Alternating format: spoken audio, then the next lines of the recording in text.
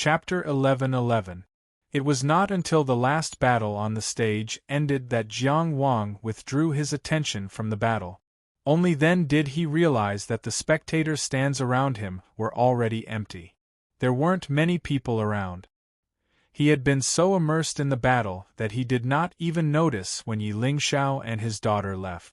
However, since Yi Lingxiao had said to be careful, he could not go and greet them, so he could only leave it at that. Yunhe was too conspicuous on the Riverview platform, so he could only go after the Yellow River meeting. He had watched many battles today. Through the simulation of the dreamlike token, he had also fought many times. There was no lack of exciting battles. Of course, due to his own strength and experience, as well as the limitations of the dreamlike token, he could not perfectly replicate every battle. However, he could reproduce some of the exciting battles that he had seen. After watching so many battles, the one that left the deepest impression on him, other than Lin Xian and Tan Ji, was an inner mansion realm cultivator from the Song Kingdom. His name was Yin Wenhua. The Song Kingdom should be one of the closest kingdoms to the Riverview platform. Its geographical location was northwest of the Riverview platform. This kingdom revered Confucianism and ruled with etiquette. Yin Wenhua was not only a descendant of a prominent family in the Song Kingdom, but also came from the Longmen Academy, one of the 4 great academies in the world. He was from the same sect as Zhao Wein and Zishu. To the west of the Longmen Academy was the Song Kingdom, to the east was the Wei Kingdom, and to the north was the Riverview platform. In terms of distance to the Riverview platform, the Longmen Academy was closer than the Song Kingdom. It was said that when the Riverview platform was built, a Confucian sage had written the funeral oration. According to the legend, this Confucian sage used his spirit as the brush and blood as the ink to write thousands of words. After writing the funeral oration, he laughed 3 times and died. When the funeral oration was thrown into the Long River, there was a song of noble spirit that calmed the raging waves and stopped the angry waves. Later on, this sage's disciple found an ownerless land to the south of the Riverview platform in order to remember his master. He built a hut and lived there, discussing and teaching. Many people came to inherit the teachings of the sage. This was the predecessor of the Longmen Academy. The 4 great academies, including the Longmen Academy, were the same as the 3 punishment palaces of legalism. They did not forbid their disciples from becoming officials. In Qin, they were Qinru. In Qi, they were Qiru. Originally, the House of Mo was the same. After coming forward to support the Yong Kingdom, perhaps there would be some changes. Of course, the whole world was watching, so this process was bound to be slow. Perhaps there wouldn't be any fundamental changes. Perhaps he would return to the beginning after going 1 round. After all, with the size of the Mo family, it was too difficult to move them. The Song Nation and the Wei Nation were both big nations, one in the west and one in the east. They faced each other with the Longmen Academy in between. Naturally, the Dragon Gate Academy could not help but influence the Dragon Gate Academy. However, the degree of influence between the 2 countries was slightly different. The Song Nation revered Confucianism and ruled the country with etiquette. Naturally, it had a flourishing cultural background. Many of the nation's officials had studied at the Longmen Academy. On the other hand, the Wei Nation placed more emphasis on the military. Of course, since it was so close to the Longmen Academy, the power of the Confucians in the country wouldn't be too weak. Speaking of which, the military school was the one that had spread the most among the prominent schools in the modern world. It did not have its own sacred ground, but it was divided into countless schools. There were very few unified movements, but in any country, the presence of military cultivators could be seen. Wherever there was a war, there would definitely be inheritances of armament cultivators. Back to Yin Wenhua. This person came from a famous sect and was also a disciple of a famous teacher. He was a very typical disciple of a famous sect. His foundation was very deep and stable, and he had almost no weaknesses. His combat system was very comprehensive and orthodox. In particular, his 24 solar terms sword could be said to have reached perfection. He was the cultivator of the same realm that made Jiang Wang have the urge to draw his sword the most. A Tianjiao like this could calmly deal with almost any situation and any opponent. They would have a greater chance of going further in the Yellow River. A small Tianjiao like Lin Xian relied on powerful mystical abilities and saber techniques to become strong. However, it was obvious that they lacked the ability to deal with many unexpected situations. A ghost-face rat bat had suddenly knocked him down. In comparison, Yin Wenhua's sword might not be as fierce as Lin Xian's woodcutting knife. However, if he were to face the same situation, he would still be able to put up a fight. What was a stormy place? It was these opponents that made Jiang Wang feel lonely. He only wanted to draw his sword and stir up the storm. This was only the early selection competition. Many cultivators had yet to display their full strength. What's more, the Tianjiao of the world's most powerful countries had yet to show their faces. Jiang Wang did not feel afraid. He only felt excited. He only wanted to participate. He even felt a little impatient. Being a king in the shallow waters was ultimately child's play. Being a hero among heroes was the most heroic. When he left the martial arts arena and walked with his back to the Pillar of Six Directions, he suddenly remembered that a long time ago, someone once said, "The swords of us brothers will be passed down through the ages in the future." He did not miss that person, but he remembered this sentence very well. Once the first sword in the world, he tightened his grip on the sword in his hand and asked it in his heart, "Are you ready to pass down through the ages?" In the scabbard made of divine dragon wood, somniferous yearning only responded with a long hum. Shepherd Street. Yuan Duo, who could not persuade Zhao Ruqing to go out and did not want to be scolded in front of Helian Yunyun, was hiding in a gentle village and drinking wine with girls. Most of the nobles who came to watch the ceremony did not lack extravagance and luxury. Shepherd Street was not the only place similar to this. In a fragrant tent, beautiful flame lamps swayed ostentatiously from the dome.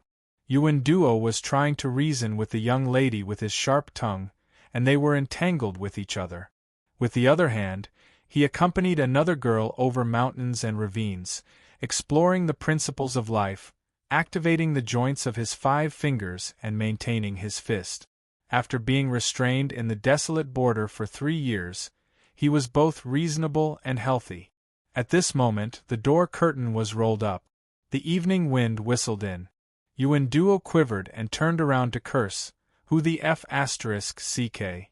Then he saw Zhao Ruqing, who was wearing a bronze mask, standing quietly outside the door. Naturally, he swallowed the words of cursing. It's Yeli. Although it was June or July, the wind at Riverview Terrace was too strong. The evening wind was especially not gentle, making it easy for people to catch a cold. Therefore, Yuan Duo hugged the 2 beautiful girls intimately, selflessly providing his own heat.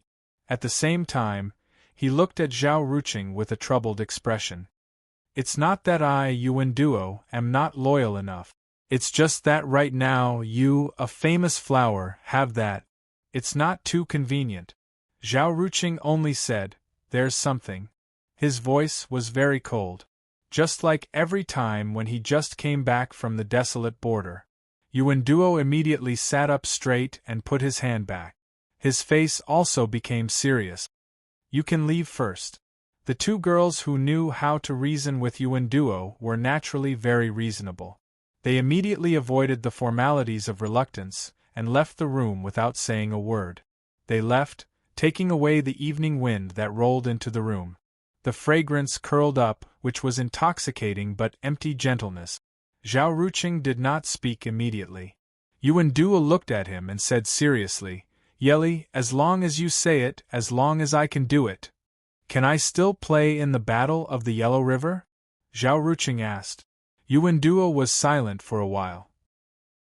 "If you said it a few days ago, I would have no problem here. I can give you a chance to fight with Jingo." He shook his head bitterly.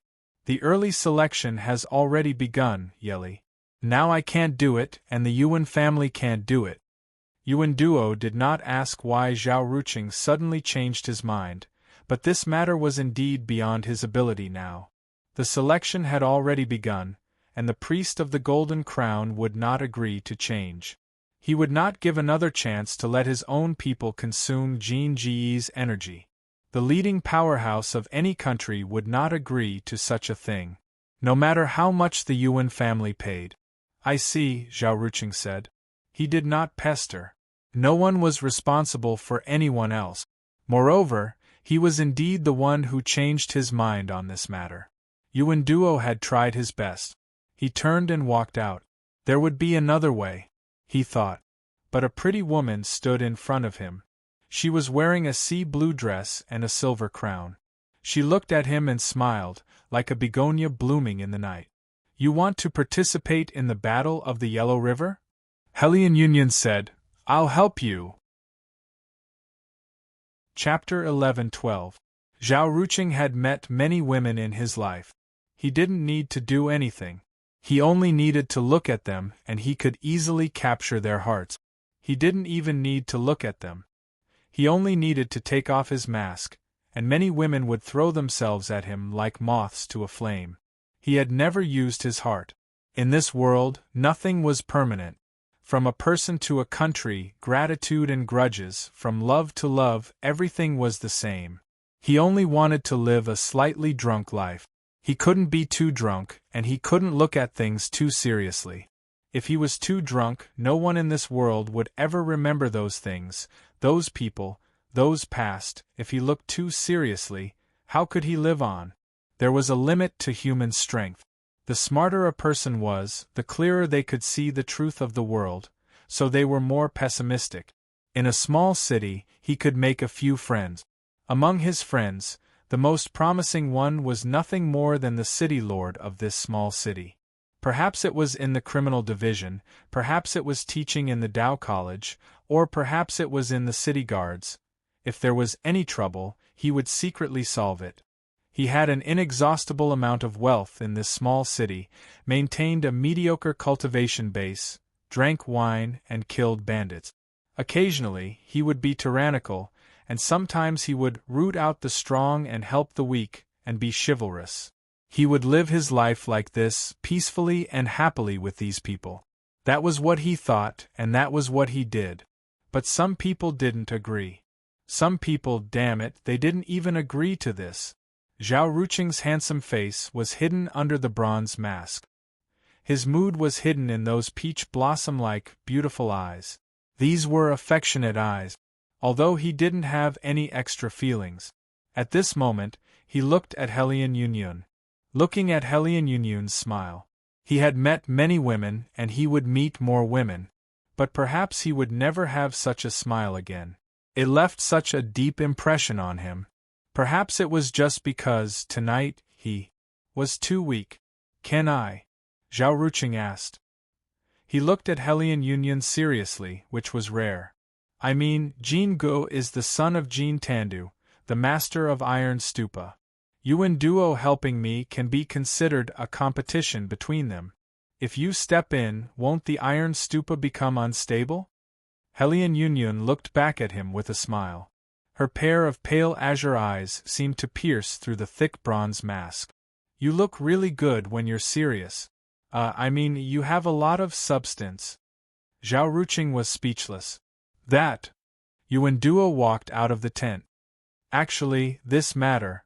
Helian Yunyun glanced at him indifferently. You guys can slowly communicate about this matter. Yuan Duo swallowed his words and smiled innocently. I'm quite busy, so I'll take my leave first. There was a gust of wind under his feet, and as soon as he finished speaking, he disappeared. Only then did Helian Yunyun look at Zhao Ruqing with a smile on her face. She asked again, Are you concerned about me? Zhao Ruqing was very good at dealing with these things, so of course he wasn't shy. However, he wasn't in the mood to go with the flow. I'm just afraid that you're too naive and think too simply of some things. Although you have a noble status, you can't help with everything. He might not be as free as you in duo. Hellion Union blinked her smiling eyes. From now on, you're even cuter in my eyes. She put her hands behind her back and looked at Zhao Ruqing. There are some things I can't tell you right now. However, what I can tell you is that the decision to replace Jin Go at the Yellow River meeting won't affect my Hellion clan at all. Of course, the premise is that you're really stronger than Jin Go. Zhao Ruqing looked at her deeply and then said, I think my confidence is as much as yours. Hellion Union said, then why not just pick a day? After fighting for so long in the desolate border, Zhao Ruqing wasn't afraid of fighting at all. He was already prepared to fight Jin Go, so he took a step forward and walked out. Let's get engaged today. Zhao Ruqing almost staggered. Hellion Union covered her mouth and laughed. I'm just joking with you. Zhao Ruqing let out a sigh of relief and continued walking out. Hellion Union walked a few steps to his side and said, I'm the princess of the Great Mu Empire. Of course I can't get engaged so carelessly. No matter what, you have to drive 10,000 cows, 10,000 sheep, 10,000 bolts of cloth, call a few heroes to accompany you, and welcome me grandly, right? Zhao Ruqing. Right now, he only wanted to fight Jin Go. All right. Hellion Union waved her hand like she was coaxing a child. Let's go, this princess will take you to find Jin Go. In the July wind of the Riverview platform, the two of them walked out side by side. After tonight's interruption, the two sides seemed to have become more familiar.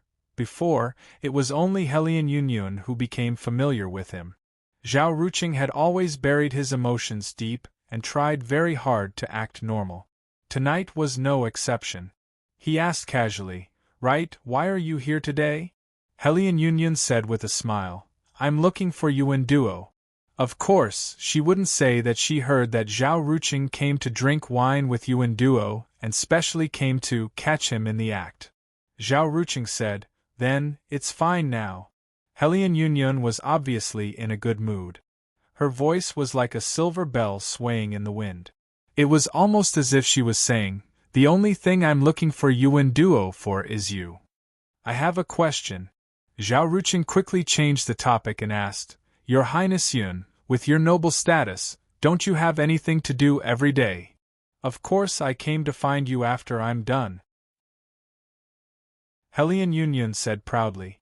Don't worry. I, Hellion Union, am ambitious, not someone who is obsessed with beauty. Zhao Ruqing looked indeed. He seemed to be very ambitious. Let's talk about Jin Go, Zhao Ruqing said. Okay. Hellion Union was very cooperative. What kind of person is he? He's much worse than you. How about we talk about something I don't know? Then let's talk about Song Yun. Song Yun, the oracle of the modern world, was indeed a legendary and mysterious figure. He was the number 1 Tianjiao under the age of 30 in the Mu Kingdom. Zhao Ruqing had been in the Mu Kingdom's team for so long, but he had never seen him once. He was just casually changing the topic and didn't intend to get any information from Jin Go. He wanted to win this spot with his strength so that he wouldn't owe Hellion Union too much. So he said, okay. Hellion Union immediately said, he's a little better looking than Jin Go, but not as good looking as you. Zhao Ruqing had a headache. Your Highness Yun, can you be more specific? Hellion Union thought for a moment and said, Song Yun is about 11 times better looking than Jin Go, but 31 to 33 times worse than you. It was really very specific. There were even fluctuations in space. Zhao Ruqing didn't know whether to laugh or cry. But he followed Hellion Union and walked forward in the night. He reached out and gently pressed his hand to his heart. The sadness in his heart seemed to have eased a little. Chapter 11-13. Hellion Union stood outside a luxurious tent, feeling the wind that came and went freely on the river-viewing platform. In front of her, there was a half-kneeling black figure. He was silent and didn't make any sound. The shadow of the lamp swayed on the tent, like a ghost baring its fangs and brandishing its claws. The duel inside was presided over by the golden-crowned priest, Namo Duo. Yuan Duo, Nalyang, and Song Yun were all watching. As the princess of the Great Mu Kingdom, Helian Union wouldn't interfere with the result. She had her own boundaries. For example, she could give Zhao Ruqing a chance to compete for the gathering of the Yellow River. She could force Jin Ge to accept the challenge on the eve of the competition. She could let Namo Duo come out in the middle of the night to preside over the duel, but she wouldn't reveal Jin Ji's strength to Zhao Ruqing, let alone force him to admit defeat. She absolutely respected the duel itself, and also respected the result of a fair duel. This was the tradition of the grassland, and also the history that the Helian family had to protect. But what gave those people the courage to show no respect to the supreme royal court? Helian Union looked back and said lightly, "Find the person who gave Zhao Ruqing the gift, chop him up and feed him to the wolves." The half-kneeling black figure didn't say a word and disappeared into the night. In Qi Street, Jiang Wang was cultivating silently in his room. Knock, knock, knock. There was a knock on the door. The instantaneous activation of the immortal state informed Jiang Wang of the identity of the person outside the door. He was a little surprised. Jolin was a talkative person, but besides that, he was actually very disciplined. He shouldn't disturb him when he was cultivating. "Come in," he said. Jolin, who was wearing the standard armor of the Heavenly Cover Army, walked into the room with a strange expression. "Someone asked me to give you something." Jiang Wang looked over. "What is it?" Jolin handed over a thin brocade box and couldn't help but praise, "You're amazing." Jiang Wang thought he was talking about his strength, so he didn't try to be modest. He took the box and said, "No pain, no gain. You can do it if you work hard." Jolin was filled with awe. No wonder he was the Tianjiao of the country.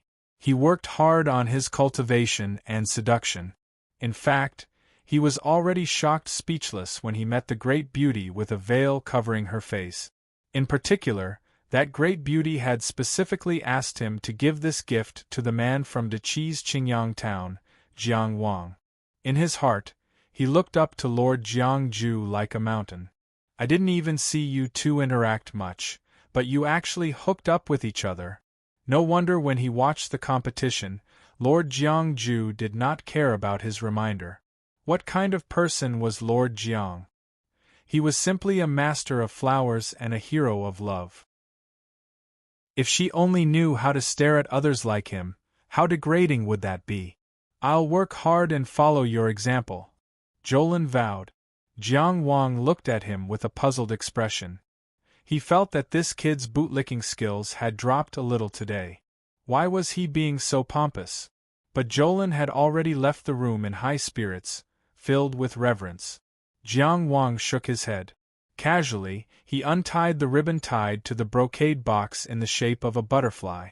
When he opened the brocade box, he saw a roll of light cyan paper inside, tied with a cloud-colored thread. His heart stirred. He reached out and gently touched the cloud-colored thread. He saw the thread dissipate into clouds and curl away. This is the same character note. It will take effect within 100 miles. The character Ing is based on this note. There are no fluctuations of Tao essence, so it won't be noticed by others. Another line, green rain on clouds. Then, the words disappeared one by one. This piece of light green paper still looked smooth and flawless. After the same character note was taken out, there was still a colorless pen with a faint halo of light lying in the brocade box. Jiang Wang smiled. He took the pen and paper, got up, and sat in front of the desk. He smoothed the paper and slowly wrote, "Little Jiang under the maple tree already knows. Fellow Taoist Yi, have you not rested yet?" As the words on the paper disappeared one by one, he knew they should have appeared on another same character note. This kind of experience was novel and interesting.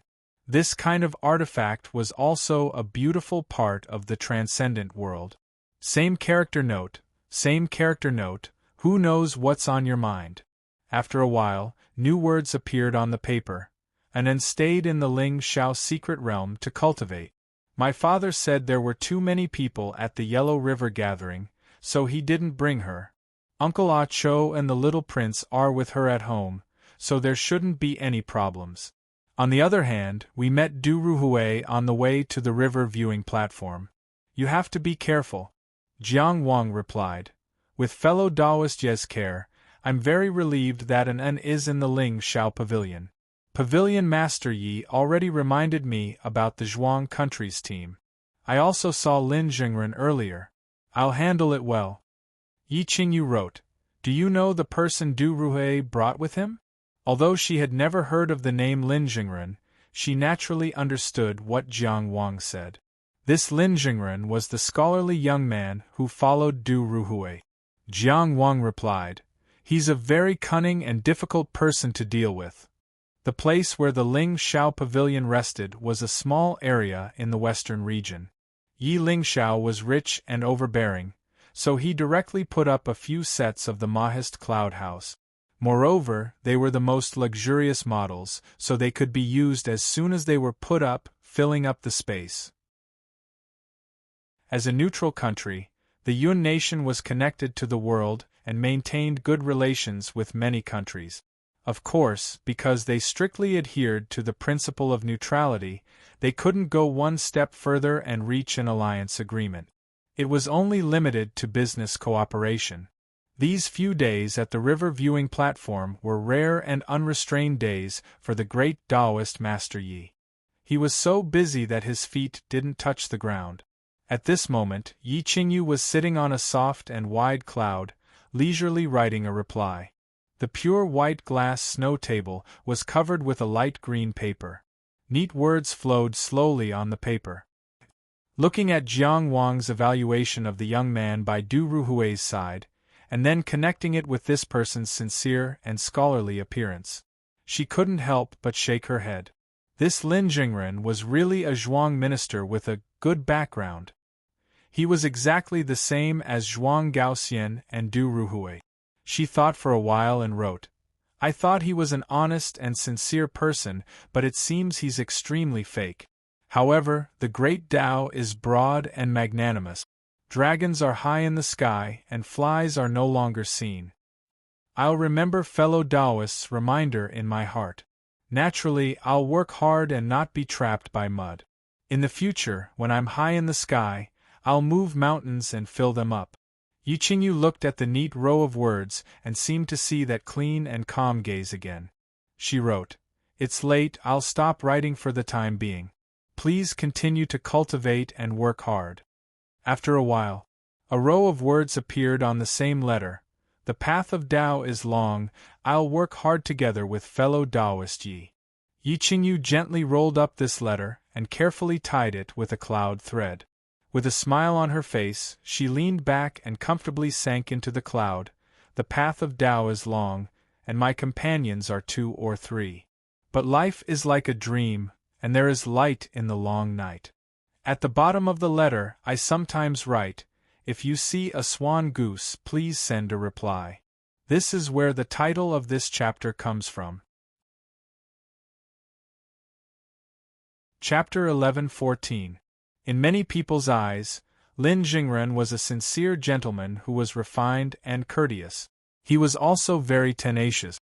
In other words, Lin Jingren had left a deep impression on these people during this period of time because of his tenacity. One had to pinch the soft persimmon. They all knew how many people were eager to fight with Lin Jingren. Those who were able to, coincidentally, meet Lin Jingren in the selection battle had put in a lot of effort. Everyone who was able to meet Lin Jingren naturally had the confidence to win against him. On paper, everyone seemed to be stronger than Lin Jingren. In fact, this was indeed the case. After winning the preliminary round with great difficulty, Lin Jingren was suppressed in the next 2 rounds. He was covered in cuts and bruises in every round.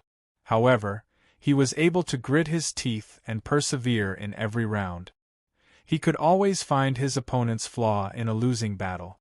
In the end, he sought victory in defeat. He was indeed not strong enough, but he was also very tenacious. It made people feel deep veneration for him. he had stumbled all the way to where he was now. In an elegant courtyard on Jing Street. Lin Jingren retreated from the courtyard with a humble expression and said sincerely, "Everyone, please stop here. I will definitely consider Senior Marshal Sister Zhang's suggestion seriously." After exchanging pleasantries, the people in the courtyard dispersed and the courtyard door closed. Lin Jingren's refined face did not show any anger or resentment. He just looked a little worried. He shook his head and returned alone with a sigh. As one of the Taoist vassal states, the Zhuang Kingdom, which was rising day by day, had a good courtyard in the Jing Kingdom. Of course, it was far from being comparable to a Taoist vassal state like the Qing Kingdom. There was no need to compare it with the Jing Kingdom's team. Lin Jingren returned to the courtyard belonging to the Zhuang Kingdom and closed the door. He sat alone on a stone chair in the courtyard and waited silently. Du Ruhui was not idle at the Riverview platform. He had been making friends and visiting friends these few days.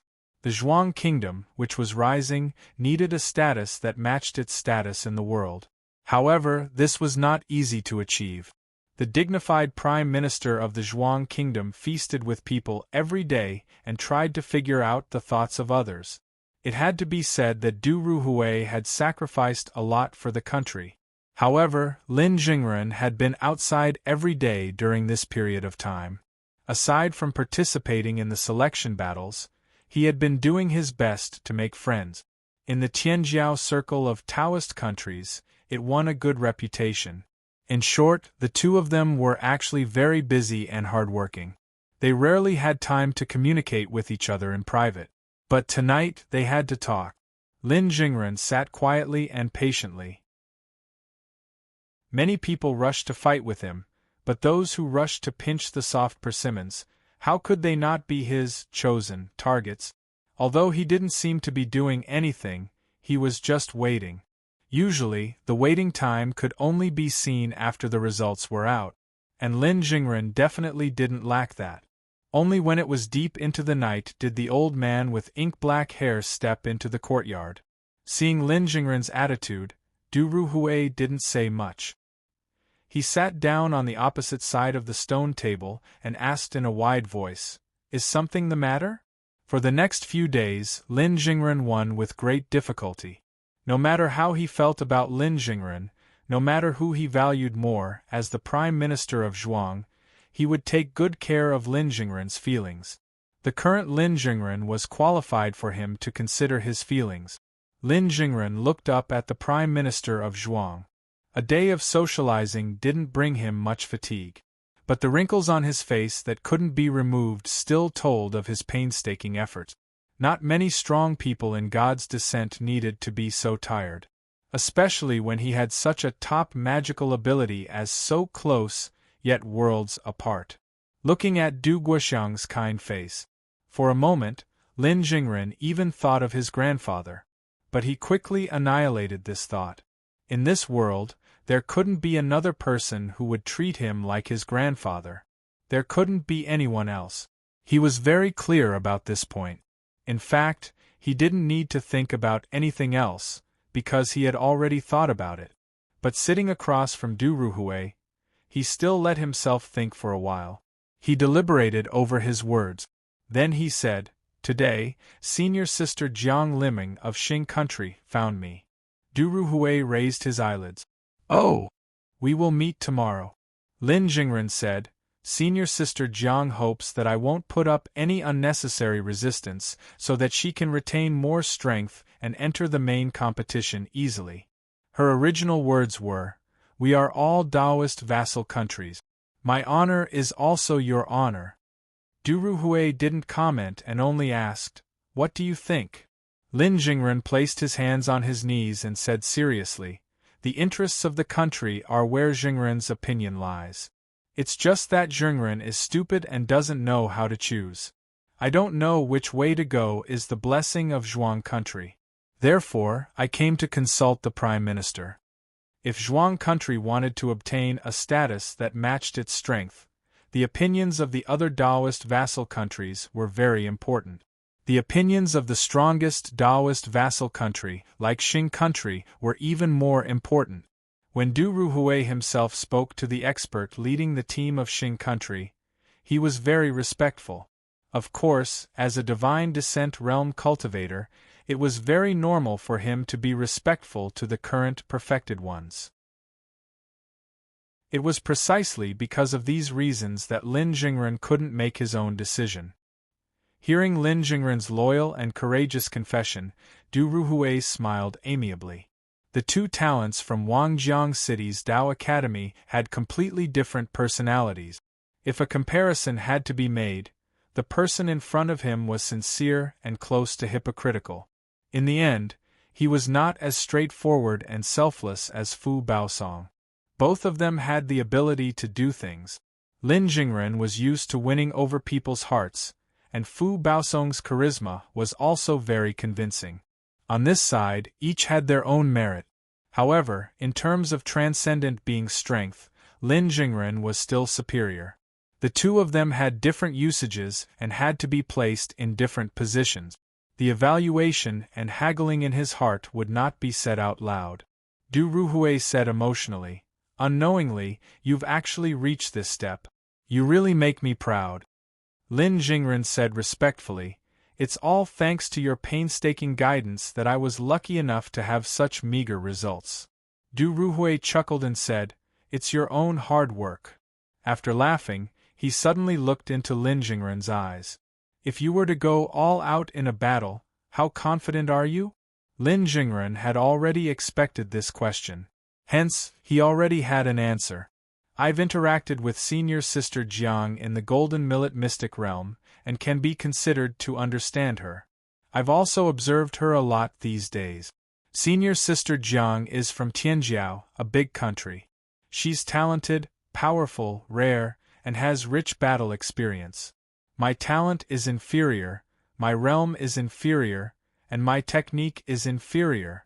Lin Jingren said in a low voice, "I'm only 65% confident." Du Ruhui smiled.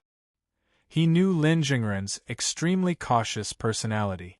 Even if he wasn't completely confident, 60% or above was 80 to 90% of others. Then, Du Ruhui said, "Why don't you pointlessly resist for a while? Someone has to enter the main competition. I feel that not only is Jiang Liming suitable, but you are also very suitable." Lin Jingren didn't immediately agree. Instead, he said, "Jingren is still worried about something." Facing Du Ruhui's questioning gaze, he said, "I don't know if we can take the resources behind the door of 10,000 demons, or if we can take them." Du Ruhui reached out and patted his shoulder. "Young people like you are overcautious and worried about these things." He let out a long sigh. "It's my fault. Just go all out and fight." He retracted his withered hand and stood up to walk into the room. Only his voice was left in the courtyard. "If we can have a place behind the door of 10,000 demons. If we can have a place in the door of 10,000 demons, then I won't hesitate to leave these old bones behind." Chapter 11:15. When Jiang Wang said that he would take Lin Jingren seriously, he wasn't just saying it. Before the battle between Tianjiao's Lin Jingren and Qing Tianjiao's Jiang Liming took place, he was on the viewing platform. Of course, he didn't come just for this battle. He came to the Riverview platform every day to watch the battles. The most exciting battles were never out of his sight, and he carefully observed the most dazzling moments. It could be said that there was no other place in the world where such intense and exciting clashes between Tianjiao could take place. After 3 rounds of the preliminaries, out of the 112 inner mansion realm cultivators from all over the world, only 14 remained from Tianjiao. Among the countries that left, 27 of them had forever lost their number 1 inner mansion realm cultivator, Tianjiao. There were also 6 Tianjiao that had been completely crippled, their paths cut off. There was no other grand event that could make so many Tianjiao risk everything and risk their lives. It was precisely because of the fierce competition and cruel battles that Tianjiao, who won the Yellow River Conference, was recognized as the number one in the world. After the 3 rounds of preliminaries, the remaining 14 Tianjiao would begin the 4th round of battles today. The winner would directly take 7 spots in the main competition. The 7 losers would compete for the remaining 3 spots in the main competition. This day was so important that Jiang Wang saw a few unfamiliar figures on the viewing platform. For example, sitting across from him on the viewing platform was a fit and beautiful woman wearing a yellow battle robe. Her facial features were deep, and she had bronze skin. He sat there with his head held high, his eyes full of disdain. He was more imposing than most of the men. It even made him think of Jiang Wuyo. However, this woman was more valiant, while Jiang Wuyo was more dignified and noble. According to Qiao Lin's introduction, this woman was Huang Sheli, the number 1 inner mansion realm cultivator in the Jing country. She was also the daughter of Huang Fu, the great general of the Yellow Dragon Guard. According to the information provided by Chen Ziqing, Huang Sheli had 4 supernatural powers and could easily destroy the Jing kingdom. His combat power was definitely strong. Jiang Wang was a Tianjiao cultivator of qi. While he was observing others, he was also being observed by many people. Almost everyone who paid attention to the preliminaries at the Riverview platform knew that among the inner mansion realm cultivators from the 6 superpowers, only Jiang Wang from the Qi division did not miss any of the preliminaries. He had been watching all the matches. In fact, Tianjiao was one of the other powerful countries. It wasn't that they didn't pay attention to the preliminaries, but they didn't pay attention to every match like Jiang Wang did. In the previous preliminaries, those Tianjiao battles that were worth paying attention to would naturally be screened by professionals. All kinds of detailed information were prepared for them so that they could focus on research and not waste the cultivation time before the start of the competition. Of course, Qi, one of the 6 most powerful forces in the world, was also involved in this matter, and it would not be worse than any of them. It was just that Jiang Wang was more willing to personally experience the battles. For example, today was probably the most important match in the preliminaries of the Inner Mansion realm. Huang Sheli also came to watch in person. Jiang Wang was no stranger to the gazes of others. After practicing the Eye of Qianyang, he had a deeper understanding of gazes. But this gaze was a little too heavy, so heavy that it was a kind of reminder. It was like an uninvited guest knocking on the door before a formal visit. Jiang Wang turned his head and looked to the right. He saw a man in black clothes and black boot. He was silent and strong like a reef. He was looking at Jiang Wang, walking over with a clear goal in mind without hiding anything. Qiao Lin cleverly transmitted a message, Qin Zhizhen. Qin Zhizhen, the Tianjiao cultivator of the Inner Mansion realm in the Qin kingdom. Of course, Jiang Wang remembered this name. Jiang Wang had read the relevant information about this person many times. Whether it was his past achievements or the impression he gave people, he could only be described as tough. Strong as strong, tough as hard. Like a reef that could face the raging waves, he stood alone in the torrent for thousands of years. Jiang Wang sat still and said, "Let him come over." The 2 soldiers of the Tianfu army who went to meet him stood on the side of the road and did not stop him.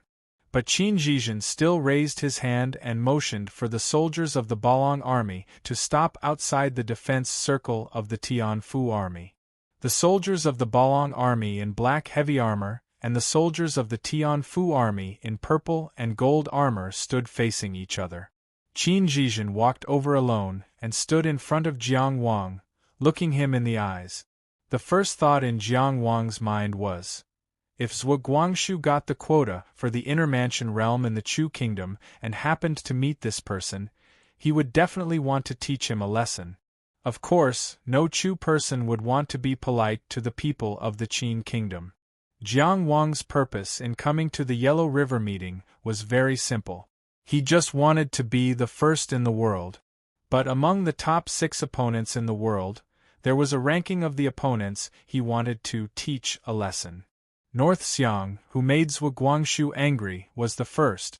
Tianjiao, who Zhuo Guangxu would definitely want to beat, was the second. It was mainly because of the identity of the people of the Qin kingdom, and it had little to do with Qin Zhizhen himself. Zhuo Guangxu could not come, and he, as brother Dugu, had to help vent his anger.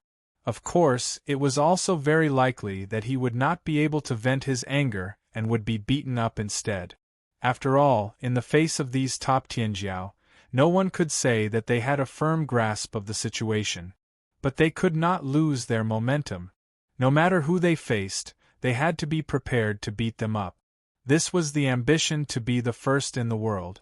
The two eyes that were looking at each other, one was heavy and powerful, the other clear and firm. And they saw a common power in each other's eyes that would never give up. Jiang Wang remained silent. As the one who took the initiative to visit, Qin Zhizhen spoke first. His voice was far thicker than his age, and the speed of his speech was slow and powerful. It was like a reef slowly pressing over. It could not be avoided, nor could it be resisted. Someone mentioned you to me. He opened like this. When he spoke, his aura seemed to have been squeezed over, squeezing all the extra space, and would not stop until people were suffocated. At the same time, Qiao Lin was sitting on the left side of Jiang Wang, transmitting information at any time. The seat on the right side was empty, and the other soldiers of the Tianyu army were guarding a circle outside. Jiang Wang glanced at the empty seat on the right and politely motioned, "Sit down and talk." Qin Zhizhen thought for a moment, took a step, and really stepped over. He turned sideways and sat down on the right side of Jiang Wang. The Tianjiao of the inner mansion realm of Qi and Chu sat side by side, discussing something. This scene caused countless people to guess in their hearts. But few people dared to show doubts in their eyes, and there were not many people who looked over generously. The only exception was Huang Shelley, who was directly across from them. She sat boldly, looking over with a look that said, "What are you sinister minions doing behind my back?" It was especially wanton and disdainful. Jiang Wang only pretended not to see. When Qin Zhizhen sat down, he opened his mouth and asked, "Who mentioned me to you?" "A person who cultivates the ancient flying sword," Qin Zhizhen said slowly. The tone of his words was very careful, indicating that the person he mentioned was someone worthy of being treated seriously. He also ignored Huang Shelley.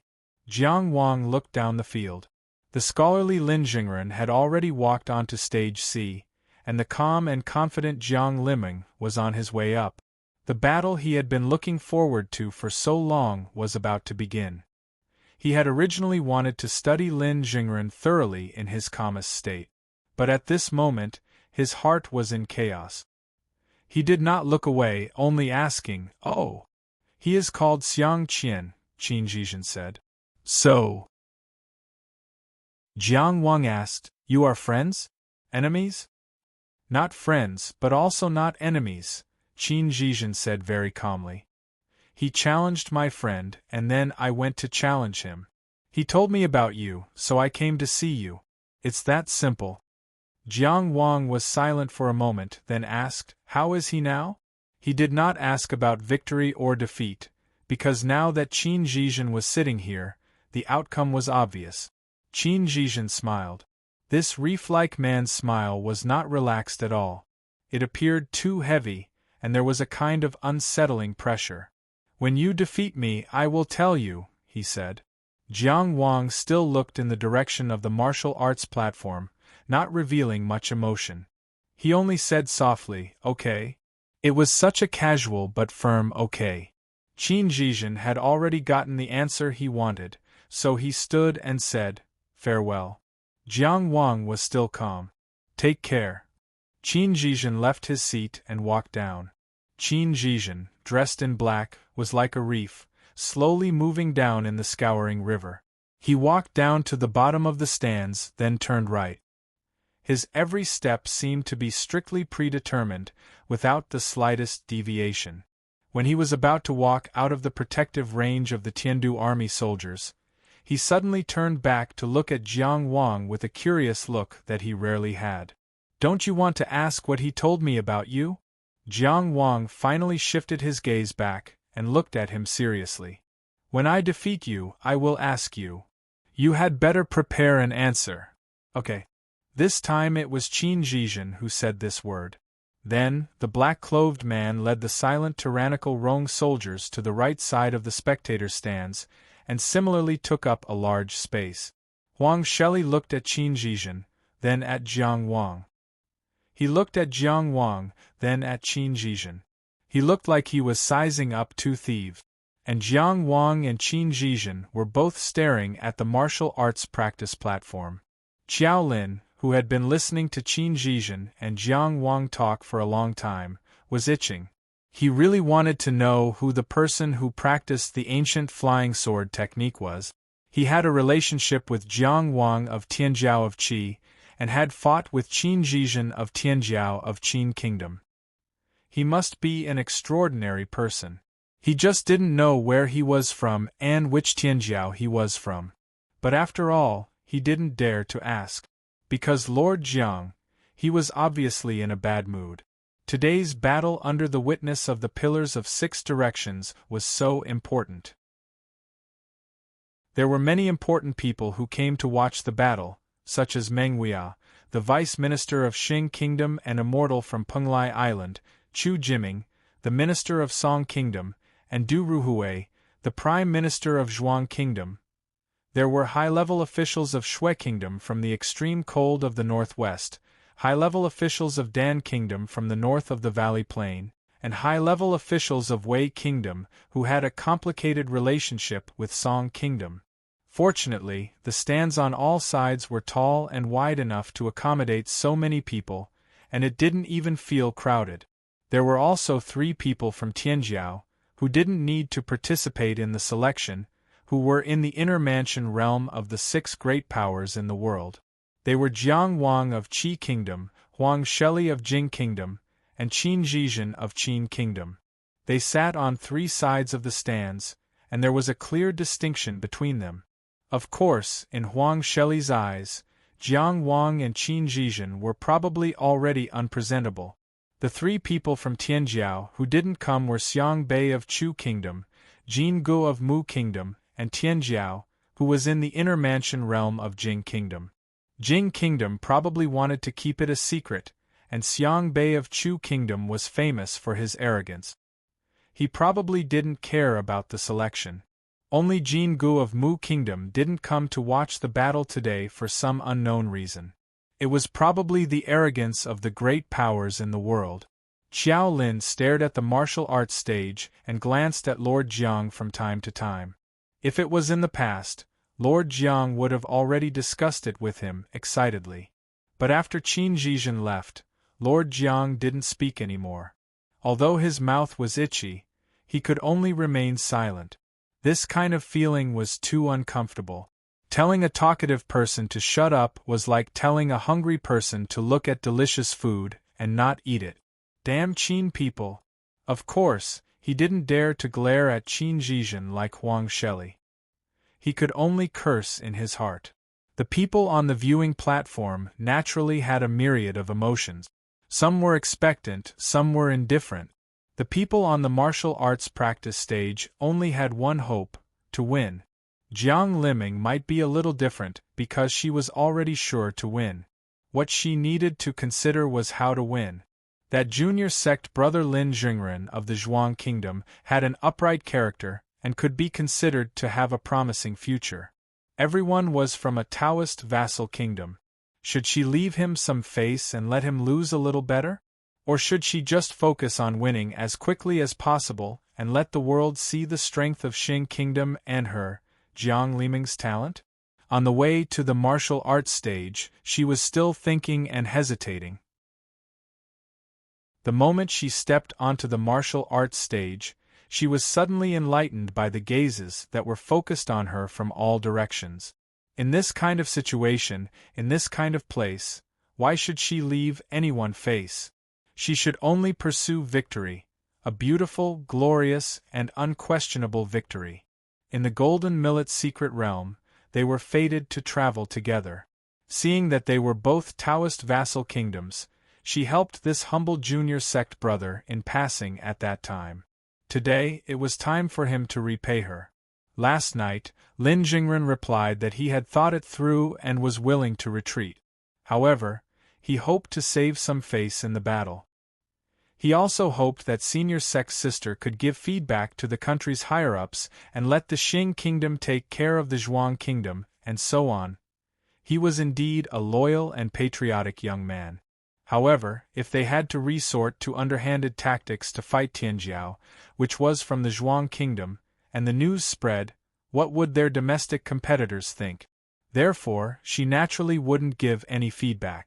However, she was very satisfied with Lin Jingren's attitude.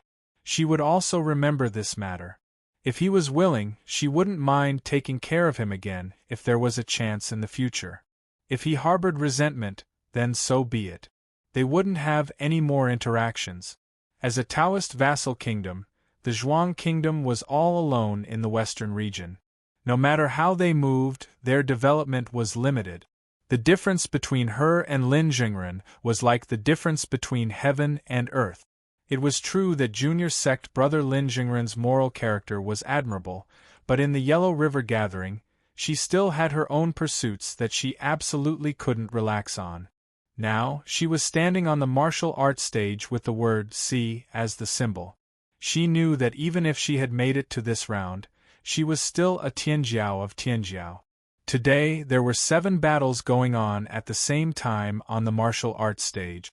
The battles that she participated in were certainly among the ones that received the most attention. Because Xinghua had that kind of influence. Because she, Jiang Liming, was worthy of so many expectations. She looked at Lin Jingren. Looking at this refined and humble junior sect brother of the Dao lineage, she suddenly felt that he was somewhat pitiful. He had also worked very hard and reached this point with great difficulty. However, he could only stop here without the slightest chance. However, she took good care of the other party's pride and did not show her pity. She used a calm and magnanimous gaze to meet Lin Jingren's reserved and humble gaze. They confirmed each other's gazes and confirmed the agreement before the battle. As the general of the God's Will army made the announcement, this battle without any suspense officially began. The God's Will army was really annoying. Jiang Liming suddenly thought. Then, she saw a tall wall of water pushing horizontally towards her. Behind the wall of water, Lin Jingren's hands were rapidly forming seals. Water dragons roared and green vines grew wildly. Water and wood element Taoist techniques rose and fell one after another, interconnecting with each other. It had to be said that his foundation in Taoist techniques was very solid. He probably wanted to struggle and then lose with dignity, right? Unfortunately, Jiang Liming sighed softly in her heart. Then, she leaped into the air. With pity in her heart, she fought without mercy. Her movements were gentle and graceful, as if she was about to fly and dance in the sky. There was a glow in her eyes. The overflowing light was so rich and brilliant that it almost flowed out and overflowed out of her eyes. When she leaped into the air, she became the light. That brilliant and scorching light, with her as the center, suddenly exploded, endlessly dazzling. Divine ability, radiance. The owner of this divine ability was the leader of the division of light. Jiang Liming's first move was a killing move and a divine ability. She didn't intend to perform any tacit understanding with Lin Jingren. She wanted to decide the victor with one move and use the fastest and most exciting method to be the first to secure a spot in the main competition today. Sunlight, moonlight, starlight, candlelight. Light could be seen everywhere. Light was warm and peaceful. But what about when it went berserk? On the other side of the martial arts stage, Lin Jingren grunted and closed his eyes tightly.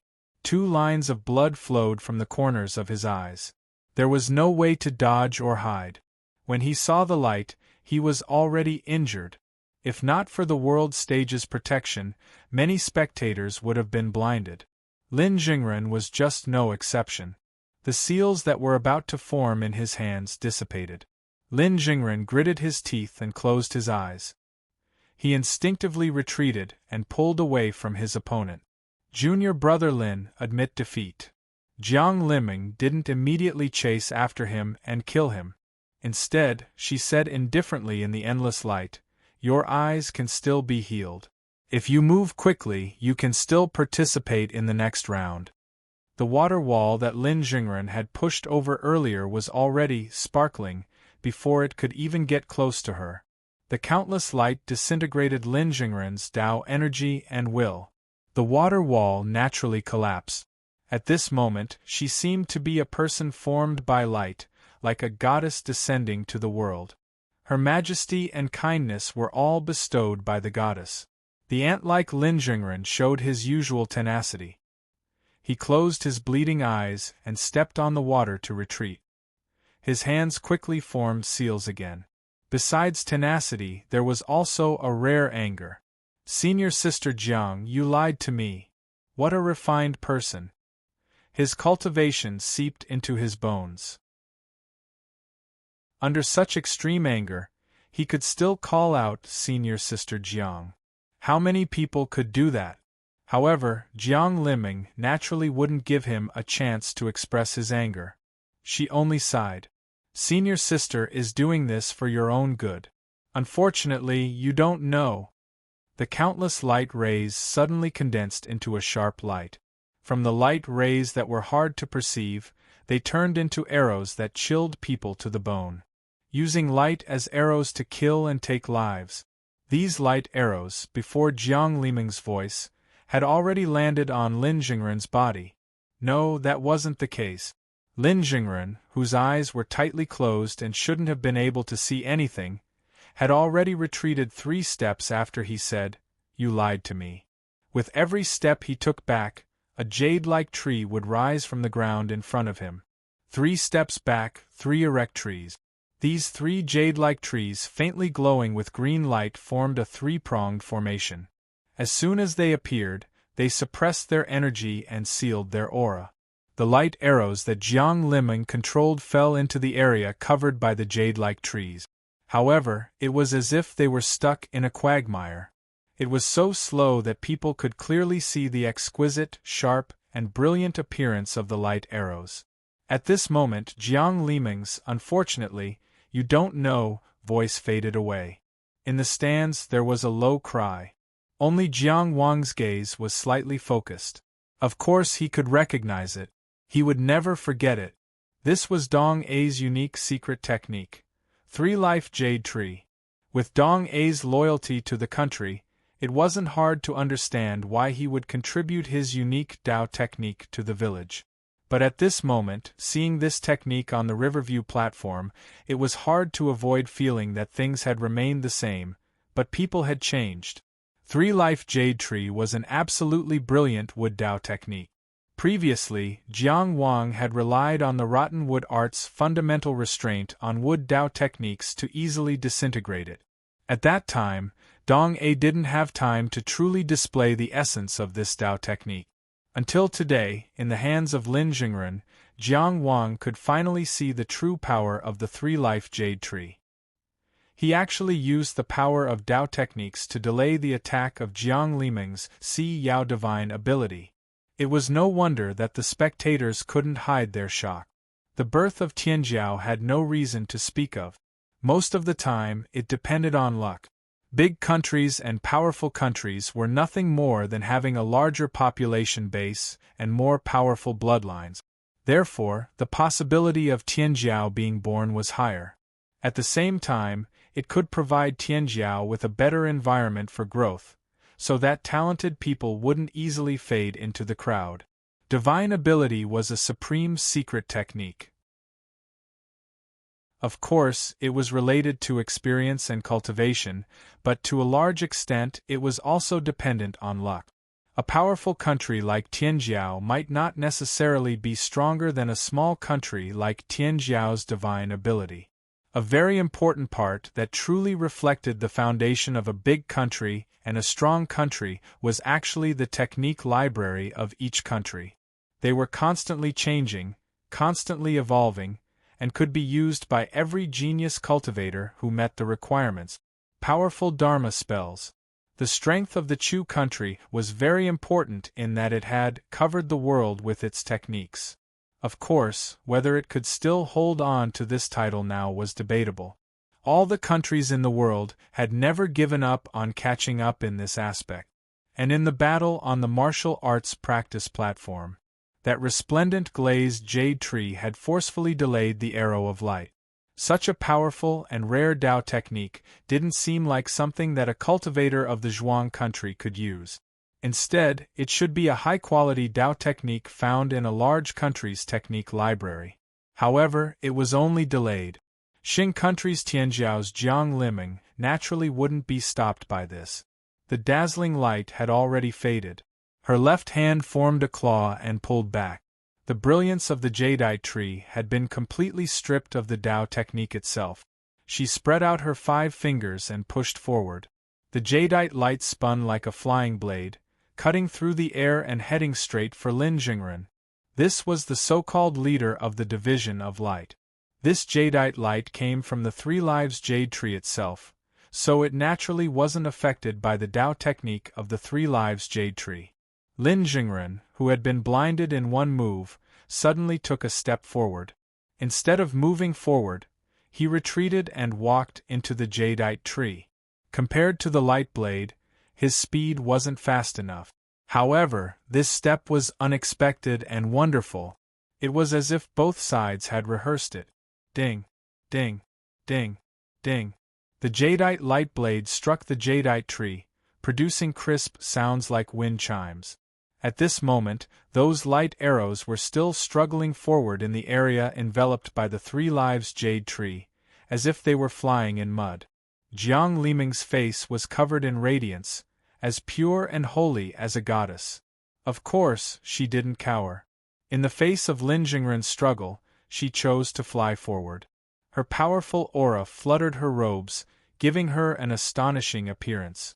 She pressed forward with one hand, a terrifying power surging. But at this moment, she flew past a puddle of water. That was the wall of water that Lin Jingren had created earlier. It had been destroyed by her light and scattered all over the ground, flowing in all directions.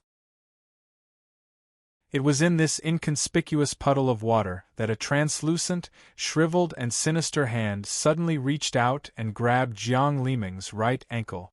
There were water ghosts in the water. Lin Jingren had a ghost-raising divine ability.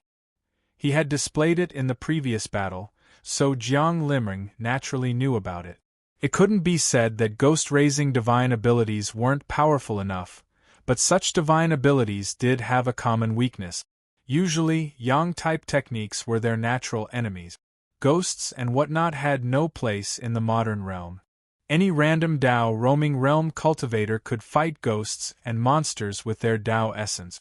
Of course, there were some powerful ghost-raising divine abilities that weren't afraid of sunlight, heat, or Buddhist light, such as the divine ability Ghost General. But Lin Jingren's ghost-raising divine ability, apart from having a considerable number of ghosts, was obviously very ordinary in the previous battles. The 3 ghosts that Lin Jingren had raised, the Tree Ghost, Vine Ghost, and Headless Ghost, had all appeared. The Tree Ghost had already been eliminated, and the Vine Ghost had been beaten to the brink of death. It wouldn't be able to recover in a short period of time. This was the first time this Water Ghost had appeared. But wasn't it a bit too laughable to control ghosts to fight in front of someone who possessed the divine ability Si Yao? The corner of Jiang Liming's mouth rose slightly. Without any movement, her ankle suddenly became the source of light. Scorching light erupted, illuminating all directions, especially towards the water ghost. This was the light of the scorching sun, the best way to suppress ghosts and exorcise evil. As expected, the water ghost was like snow meeting the sun, instantly melting. It didn't even have time to scream, only leaving behind a wisp of black smoke. As for Jiang Liming, she was still moving forward. Her hand that was wrapped in the light continued to press forward. At the same time, with Lin Jingren as the center, streaks of scorching and terrifying white light pierced through the air, crisscrossing and crisscrossing, directly covering the entire area covered by the 3 Lives jade tree. The white light carried with it a terrifying heat, burning the air until it sizzled. This technique was called scorching prison suppression. It was already an extremely powerful light Dao technique, and under the influence of the divine ability Siyao, its power was greatly enhanced. It was close to transcendent grade. Those arrows of light that seemed to be stuck in mud also seemed to have been injected with power. One after another, like moths to a flame, they crashed into the jade tree that Lin Jingren was hiding in. A series of crisp, clanging sounds could be heard.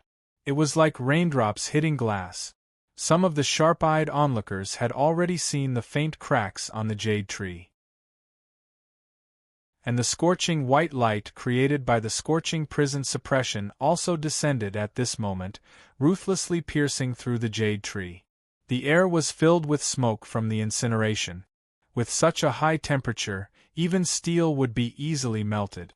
But that scorching white light didn't easily pierce through Lin Jingren as everyone expected. That jade tree was instantly riddled with hundreds of holes. And Lin Jingren's figure walked out from another jade tree. This 3 Lives jade tree actually had such a use.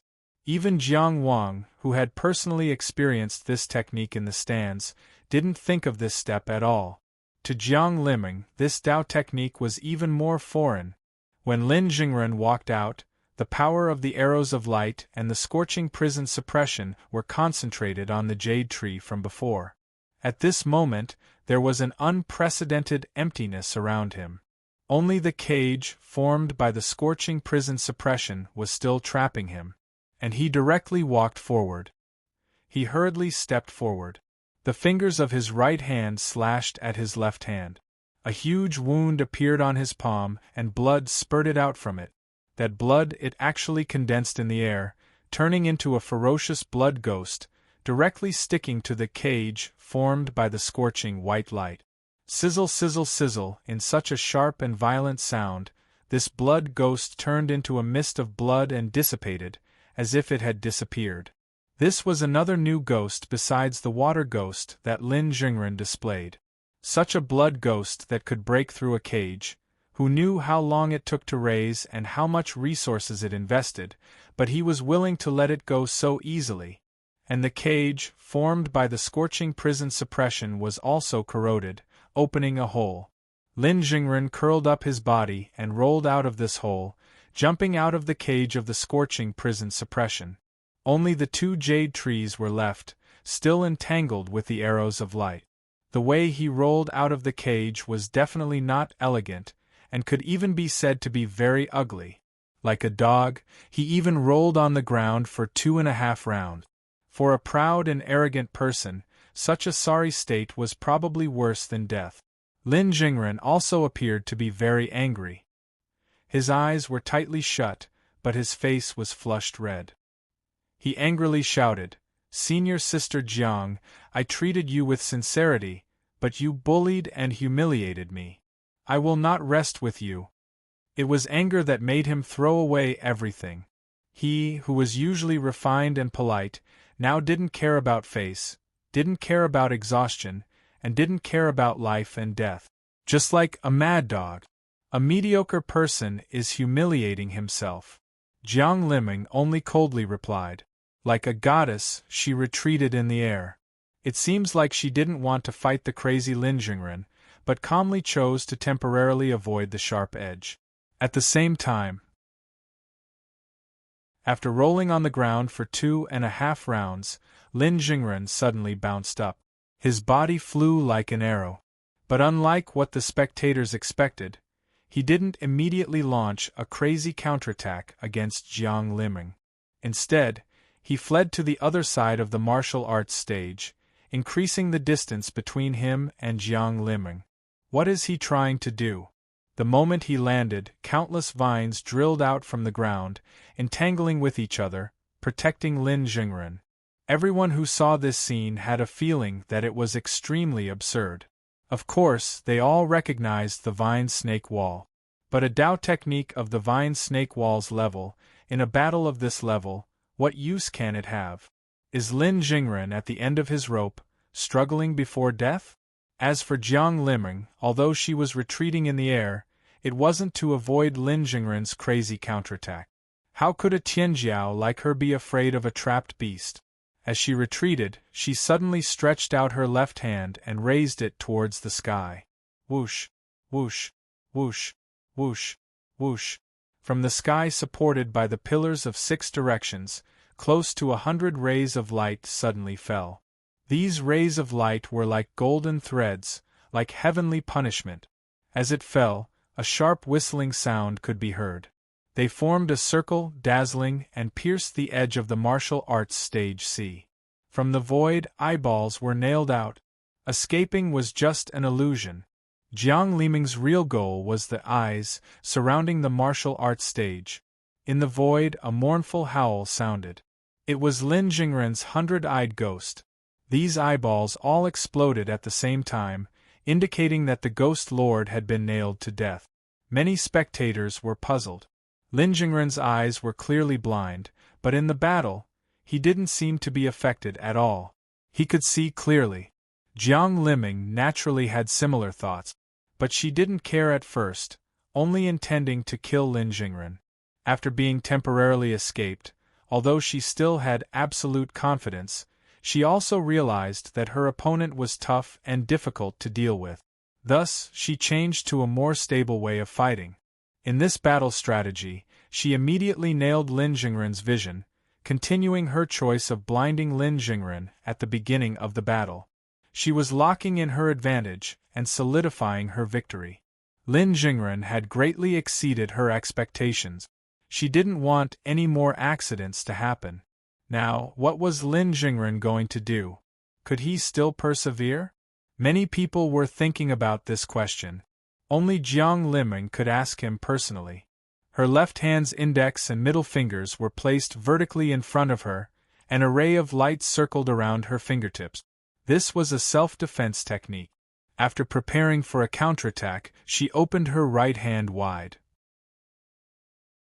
Dazzling balls of light suddenly formed and shot out like a string of pearls, smashing towards the laughable wall of rattan snakes on the martial arts stage. Jiang Liming couldn't be said to be weak. Her Si Yao theurgy combined with the light element Dao technique could almost be compared to the combination of Yonggenzuan, Chongxian theurgy and Chongxian secret technique. She had practically developed her theurgy to the limit of its current level. With just this theurgy, she defeated the other Tianjiao in the country who had 3 theurgies, and obtained a spot for the Yellow River gathering. At this moment, the blazing lights exploded and bombarded. If Lin Jingren didn't come out to deal with it, he would be doomed. But he really didn't jump out. Boom! More than 10 explosions sounded together. The wall of rattan snakes had been razed to the ground. If not for the special support of the martial arts stage, it would have been blown to pieces. But where was Lin Jingren? There was nothing hiding in the rattan snake. In the air, Jiang Liming suddenly turned her head. She then saw Lin Jingren walking out from the 3rd jade tree. He had indeed walked out from the 2nd jade tree. He had also cut open his palm and used the blood ghost to open a path, opening the seal of the fiery prison. But the one who walked out was only an illusion. A simple vine snake wall had wasted Jiang Liming's terrifying attack. This 3 lives jade tree had been played by Lin Jingren. Then, what was he planning when he was hiding in the jade tree? Jiang Liming was very decisive. With a flick of her left hand's fingertip, the flowing light suddenly circled around her body, forming a shield of flowing light that firmly protected her. With this technique, Jiang Liming was confident that she could take on any of Lin Jingren's Dao techniques and wait for an opportunity to counterattack. But after Lin Jingren walked out from the 3rd jade tree, he didn't immediately take action. Instead, he tilted his ear slightly, as if listening for something. Then, he jumped out from the opening created by the blood ghost and landed outside the range of the fiery prison. That's right, he was already blind, and his 100-eyed ghost had been killed. He had completely lost his field of vision. No, that's not right. For some reason, Jiang Liming had a strong and uneasy feeling in her heart. Under the protection of the flowing light shield, she suddenly looked at the jade trees within the range of the fiery prison. She knew where the problem was. Lin Jingren was moving back and forth between the jade trees, easily avoiding her attacks one after another. This was definitely not the effect of this Dao technique. How could a Dao technique of this level be so powerful? Even in the Qing nation's martial arts library, there was no such powerful Dao technique that could be controlled by an inner palace cultivator. Not only could it delay the opponent's attack, it had an extremely strong defense, and it could even suppress vitality. If it could also move, it would at least be of a superior grade. How could it be controlled by the current Lin Jingren? So, the thing that really allowed Lin Jingren to move freely between the three jade trees was Jiang Liming's mind flashed, and she found the source of her uneasiness. She raised her hand and pressed down. Almost endless light instantly covered the martial arts arena and also illuminated behind Lin Jingren, that ferocious jade ghost. It was that tree ghost. It was that tree ghost that should have been destroyed by Lin Jingren's Yang Dao technique in the previous round of battle. It was not destroyed at all.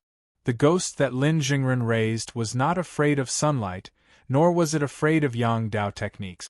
It did not have the common weaknesses of ghosts. This was a trap that had been set up since then. Perhaps it was not targeted at her, but she was the one who fell into the trap. Thinking of Lin Jingren's depressed face at that time. Thinking of what he said at that time. Raising ghosts consumes a lot of resources, but they are easy to kill. My divine power is so weak, I really don't know how to go on in the future. She even comforted him at that time, saying something like, "There are no weak divine powers, only people who do not know how to use them." Thinking of this, Jiang Liming felt a chill all over her body. She had always thought highly of herself, but this was the first time she felt afraid of a person's shrewdness. But these negative emotions were quickly dispelled by the fiery light. With the self-esteem of a strong person, she returned to the battle. If the ghost that Lin Jingren raised was not afraid of the light at all, then the water ghost from before Jiang Liming suddenly lowered her head and slashed with her fingers. A ray of light flashed, cutting off half of the corner of her robe, revealing her snow-white and jade-like ankle. On her ankle, there was a purplish-black handprint.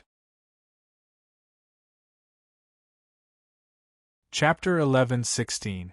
The Battle of Tianjiao was a battle where every second mattered.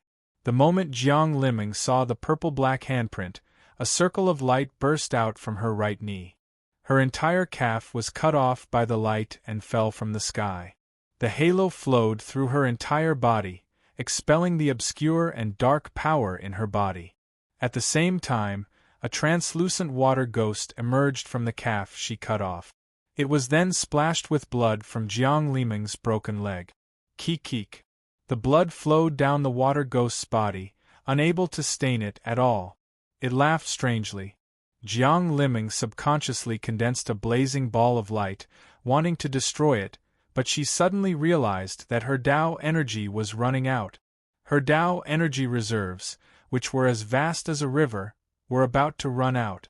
The water ghost laughing strangely was not an ordinary water ghost, but an energy-devouring water ghost. At the very beginning of the battle, Lin Jingren had already used it as a foreshadowing. He used the water ghost's fake death to make Jiang Liming lower her guard, but in reality, it had already corroded her body, increasing the consumption of her Dao energy. Lin Jingren's countless twists and turns in the battle, constantly luring Jiang Liming to use more powerful techniques, was all for the moment when her Dao energy was exhausted. It was easy to be ruthless to others, but difficult to be ruthless to oneself. Jiang Liming broke her own calf at the first moment, showing the decisiveness of a Tianjiao in the face of unexpected changes. But it seemed that it was still too late. She had successfully found the dark power that invaded her body and expelled it, but the battle had already gone on for a long time. In the previous few, difficult battles, Lin Jingren had been constantly reinforcing a message. His ghost-raising divine art was very weak, and his ghosts could be easily destroyed by extreme yang technique. And then he used this point to make a lot of mistakes. Jiang Liming dispersed the Dao technique in her hand and withdrew the flowing light shield, allowing the Dao technique to once again revolve around her fingertips in the form of flowing light. She flew back and landed on the ground at the edge of the arena, facing Lin Jingren. Although she only had one leg left, she stood upright. Her remaining Dao energy was not enough to support her squandering, but she could still fight. She had never thought that she would be forced to this point. The sincere Lin Jingren she met in the Golden Millet's secret realm was so scheming that it gave her a very deep lesson. She admitted that she had been wrong, that she had made a foolish, arrogant mistake. But she refused to accept defeat. There was still a chance. There was still a chance. By the time he arrived, the outcome of the battle had yet to be decided. Jiang Liming's fighting spirit was boiling, but he forced himself to calm down and wait for an opportunity. If he hadn't died, then he hadn't lost yet. She glared at Lin Jingren. Anger was useless in a battle, and she had temporarily erased it. On the other side of the stage, with his eyes closed, Lin Jingren cocked his ears as if trying to determine Jiang Liming's location. However, his hands didn't stop there, and he continued to form hand seals. "Little Li," he asked. The Yuan devouring water ghost shrieked. Lin Jingren stretched out his hand and released his Dao technique. The scene repeated itself, and a wall of water came crashing down. Jiang Liming precisely controlled the power of the Dao technique. With the help of Si Yao's sacred art, this was not difficult. A beam of light cut through the wall of water. He didn't waste a single Dao energy. The blood on her broken leg had been stopped, but Jiang Liming's heart was sinking. Because another wall of water came crashing down. This Lin Jingren was too steady. When she had almost exhausted all her Dao energy, when the outcome of the battle could have been decided, he didn't kill her. Instead, he chose to use a Dao technique like the wall of water to continue exhausting her. Jiang Liming slashed with one finger, and the wall of water was cut open again. She silently floated to the right.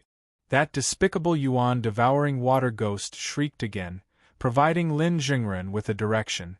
Lin Jingren turned sideways, and without hesitation, another wall of water came crashing down. At first, she felt that this Dao technique was clumsy, but when Lin Jingren used it at this moment, it was so perfect. The seals were simple, the area covered was large, and there was no need to release it accurately. This forced her to have a way to deal with it. Jiang Liming gritted her teeth. She separated a portion of her Dao energy, which wasn't much to begin with, and clenched it with one hand. Around the Yuan devouring water ghost, rays of light suddenly twisted and solidified, intertwining and binding it. Splat! The Yuan devouring water ghost softened just like that, and broke into a puddle of water. Keek! It came out of another puddle of water not far away, and laughed strangely at Jiang Liming.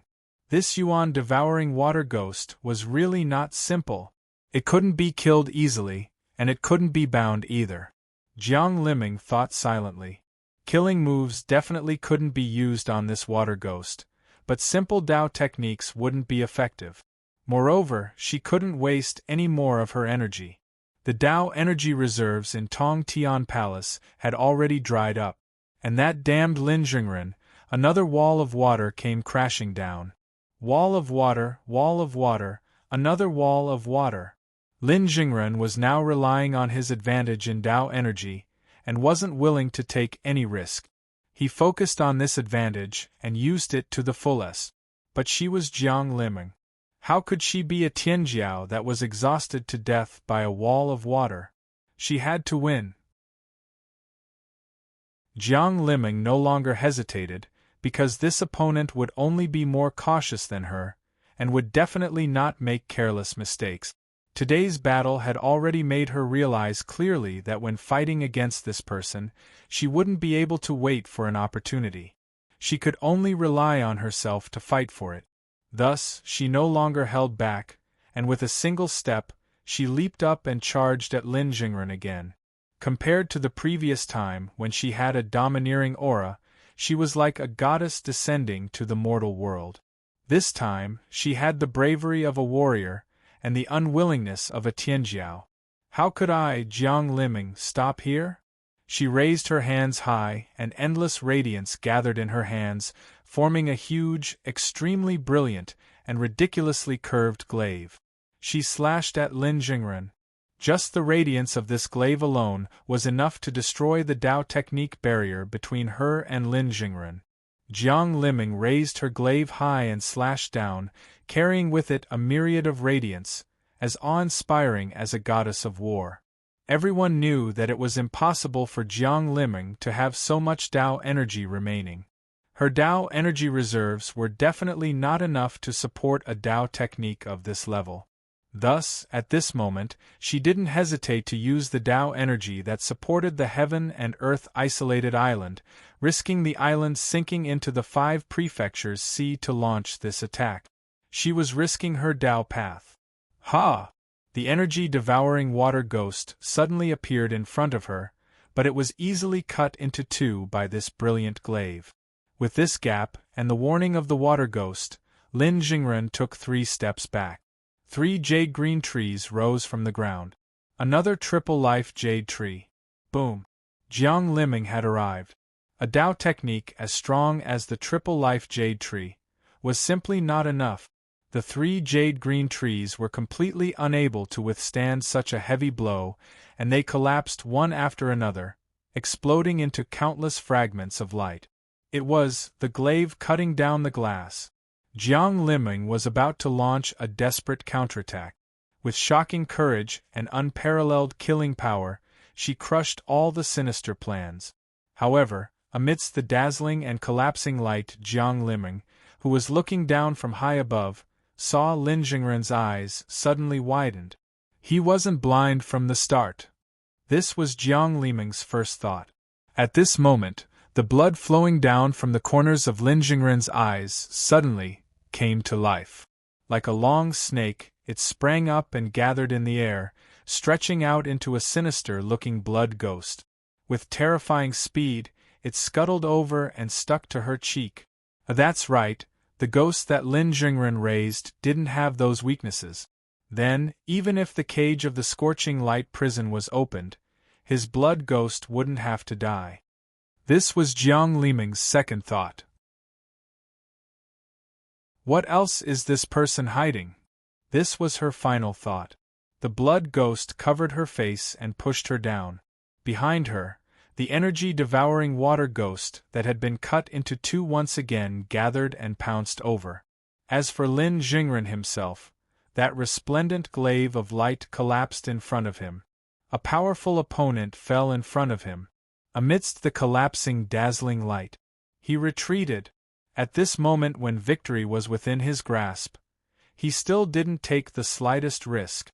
The jade-green tree ghost that had been behind him all this time leaped up and pounced forward, joining in the gnawing of Jiang Liming. Chapter 11:17. Jiang Wang, who was watching from the stands, quickly received a detailed report regarding Lin Jingren's ghost-rearing divine art.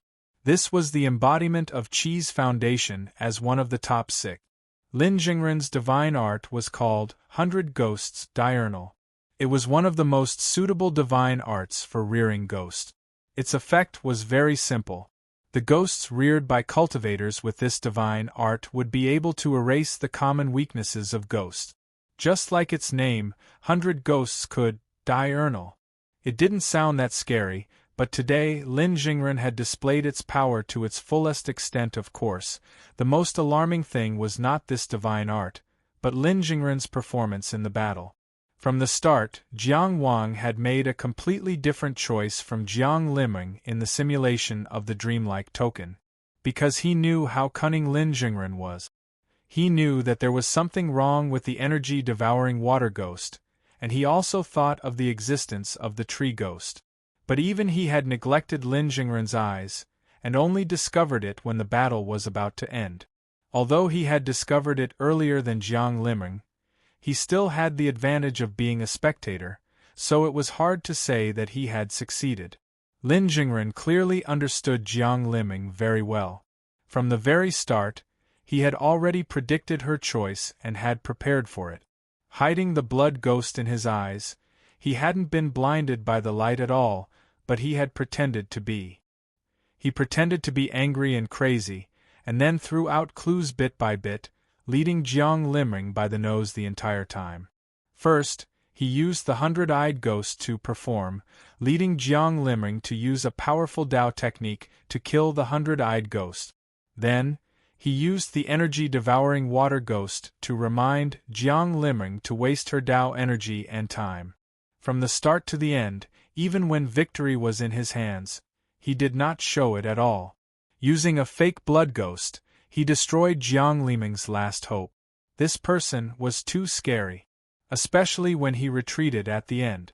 When Jiang Liming had lost all ability to resist, his choice was still to retreat. It was as if he would not make any mistakes, and did not give his opponent any chances. It was so cold that it made one's heart turn cold. To make an enemy of such a person, one had to kill him early and not let him grow. Although the country of Zhuang was small, monopolizing the resources of the country would allow Lin Jingren to develop well. Just by looking at his performance today, one would know. If he didn't have the support of the Zhuang country's resources, how could his little brats be raised so well? If he were to rely on himself, he wouldn't be able to do it even if he went bankrupt. Jiang Wang already had a plan in mind, but he didn't show it on his face. On the martial arts stage, the sound of evil spirits devouring people was chilling. A voice came from the east side of the spectator stands. The Xing nation's Jiang Liming has admitted defeat. Let's stop here. It was the voice of Meng Huia, the vice prime minister of Xinguo. This was an old man with a crane face and a long beard. His sleeves fluttered in the wind, and he had the demeanor of a transcendent being. His expression was still as calm as ever, but the fact that he spoke at this moment clearly showed how anxious he was.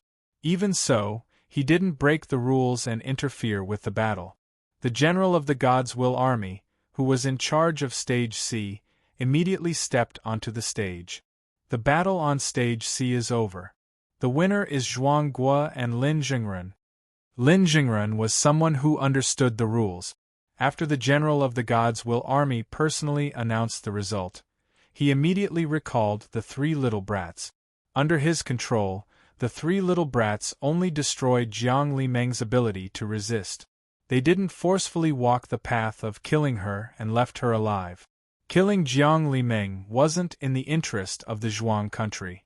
For the current him, the disadvantages far outweighed the advantages.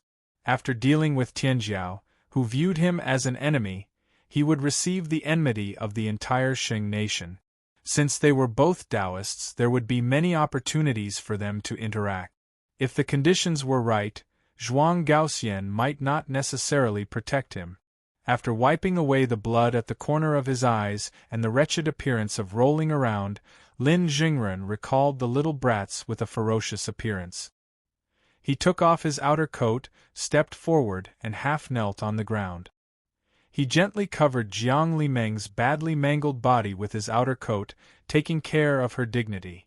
Just as Senior Martial Sister Jiang said, "We are both Taoists and are of the same spirit. My honor is also Senior Martial Sister Jiang's honor. Just now I was too angry and used too much force. I hope Senior Martial Sister Jiang can forgive me." After saying this, he stood up and walked away, welcoming the gazes from all directions. However, Jiang Liming was already unconscious, so it was unknown who he was talking to. But then again, if Jiang Liming wasn't unconscious, she would probably be jumping up and down in anger. The battle had officially ended. Several people from the Xing nation immediately came up. Some stopped the bleeding, some treated the injuries, and some carried Jiang Liming away. One of them casually grabbed Lin Jingren's outer coat and threw it on the ground. This kind of hostility was predictable, but it was also unavoidable. However, Lin Jingren only sighed. He walked over and bent down to pick up his outer coat. Without saying a word, he silently walked down the stage. On the viewing platform, Qing Nation's Vice Minister Meng Wuya nodded. Your Zhuang country's Lin Jingren is both strong and scheming. He also has a good temperament. Not bad, not bad. The speaker seemed unintentional, but the listener was attentive. Sitting next to him, Zhuang country's Vice Minister Du Ruhui immediately complained. This Lin Jingren didn't hold back at all. Even if his senior martial sister Jiang went overboard, she's still a Dao Vane senior martial sister. How could he be so ruthless? When we return, I won't let him off so easily. These words caused Meng Wuya's eyelids to twitch, but he couldn't refute. Everyone had seen this battle clearly. It was indeed as Du Ruhui had said, Jiang Li Meng had gone overboard first. Even if Lin Jingren had some scheming, it was Jiang Li Meng who had taken the initiative to give him the opportunity. If Jiang Limeng didn't have the ambition to preserve her strength and obtain a better result in the Yellow River gathering, and only used her strength to clash with Lin Jingren, she would have had a greater chance of winning today's battle. If she was too clever, she would have been trapped in a cocoon of her own making. Since we're on the stage, victory and defeat is the most important thing. There's no need to talk about propriety. Meng Wuya waved his hand. He had the bearing of a great nation's prime minister. I think Lin Jingren's performance was very good. On the other hand, Jiang Li Meng was arrogant and careless. She didn't lose unjustly. Minister Meng, don't say these words to others. Du Ruhui shook his head and smiled. What kind of person are you? To be able to receive your praise, even rotten wood would reach the heavens. If that brat Lin Jingren heard it, his tail would be raised to the heavens. Meng Wuya smiled and glanced at him. He didn't say anything else. Meng Wuya had never underestimated the ruler and minister who had led Zhuang country to its rise. However, only today did he feel that he had underestimated Du Ruhui. Xingguo's previous judgment of Zhuang country wasn't accurate. As the prime minister of a country, he was able to lower himself. However, at the crucial moment, he dared to fight against a weak country. It could be said that he was able to bow and submit. If he bowed, he would hide in the depths of the 9 abyss. If he stretched, he would soar to the 9 heavens. Only the prime minister could do this, and only Lin Jingren could do this. Looking at it this way, Zhuang country's future wouldn't stop at the present. Chapter 11-18. This round of the Inner Mansion competition had ended. The first to obtain 7 spots were Zhuang's Lin Jingren, Liao's Yeluji, Song's Yin Wenhua, Dan's Xiao Shu, Yang's Beigong Ku, Liang's Huang Su, and Shui's Xiaai. This list was very interesting. First was Zhuang and Yang's Tianjiao. They both entered the Yellow River gathering at the same time. Lin Jingren was a nobody, and he only rose to prominence after Zhu Weiwa left. Beigong Ku was the grandson of Yang's Duke Ing Beigong Yu. Back then, the 3 nations of Yong, Luo, and Zhuang held a meeting in Buyao City. The young prodigies of the Zhuang nation were sparring. Zhu Weiwa, the prodigy of the Zhuang nation, fought 1 against 2 and obtained a complete victory. However, at that time, the people of Yong all said that it was because Beigong Ku, the number 1 genius of the Yong kingdom who suppressed his peers, wasn't present. At the time, he was traveling outside. The Yong court underestimated him and didn't recall him. Instead, they chose to send the number 2 genius. This was the reason why Yong lost face in Buyao City. There were even people who believed that it was because of that meeting that Zhuang Luo dared to invade the border. Beigong Ku had a background, talent, and strength. His battle achievements were also very eye-catching. During the war between Zhuang and Yong, he fought against the Qima guards under the command of Yang's Prime Minister Qi Maoxian. He stood on the city walls and fought for 3 days without retreating. After the war, Qi Maoxian awarded him the number 1 merit in Jing'an. Such a person was naturally the pride of Yong. The war between Zhuang and Yong had just ended, and they had been entangled with each other for hundreds of years. In this Yellow River gathering, Zhuang's Tianzhao's Lin Jingren and Yong's undisputed number one, Beigong Ku, attracted the attention of countless people. Which of the two could go further was also the matter that most people were interested in. Next was Liang's Huangsu. The country of Liang could be said to be closely related to the country of Xia. In terms of geographical location, it was in the southeast of Xia. Xia had a vast territory. For example, the homeland of the Lian family in the south of Qi was also in the territory of Xia. Before Shenwu, Great Xia was prosperous for a period of time, spanning the east and east regions. It fought with Qi in the east and formed numerous countries in the south. Unfortunately, the state of Liang was one of the countries that had been annexed by the state of Xia. The Xia country moved the last Emperor Liang to the Xia capital, but in less than 3 years, the last Emperor Liang died. There were many different opinions on the cause of death, and no conclusion had been reached to this day. Later, when Qi and Xia fought for supremacy, the Xia kingdom suffered a great loss and completely withdrew from the eastern region. Xia Ting suffered heavy casualties in the war, and they needed to move a large number of troops to defend the northeast border to prevent Qi from going down south and destroying the country. He no longer had the strength to suppress the surroundings. The country of Liang's Zhongshe Kong Shao raised his arm in the middle of Bian City's bustling street, declaring that the blood oath would restore the country. On the spot, more than 1,000 Liang people followed him, and together they killed the Xia soldiers guarding the city. The Liang people who cherished their homeland responded one after another. In less than 5 days, the land of Liang was already filled with the flames of war. In just 2 months, Kong Shao had restored the entire Liang country and established the Great Liang dynasty. He held a sacrificial altar in Bian City to comfort the ancestral spirits and ascended to the throne, inheriting the title of Liang. The relationship between the Liang country and Xia country could be said to be a generation of enmity that could not be wiped away. From the records of the two countries about the last Liang emperor, one could get a rough idea of it. The Book of Xia said, Nian moved the Xian Marquis to the capital. 3 years later, he died of illness.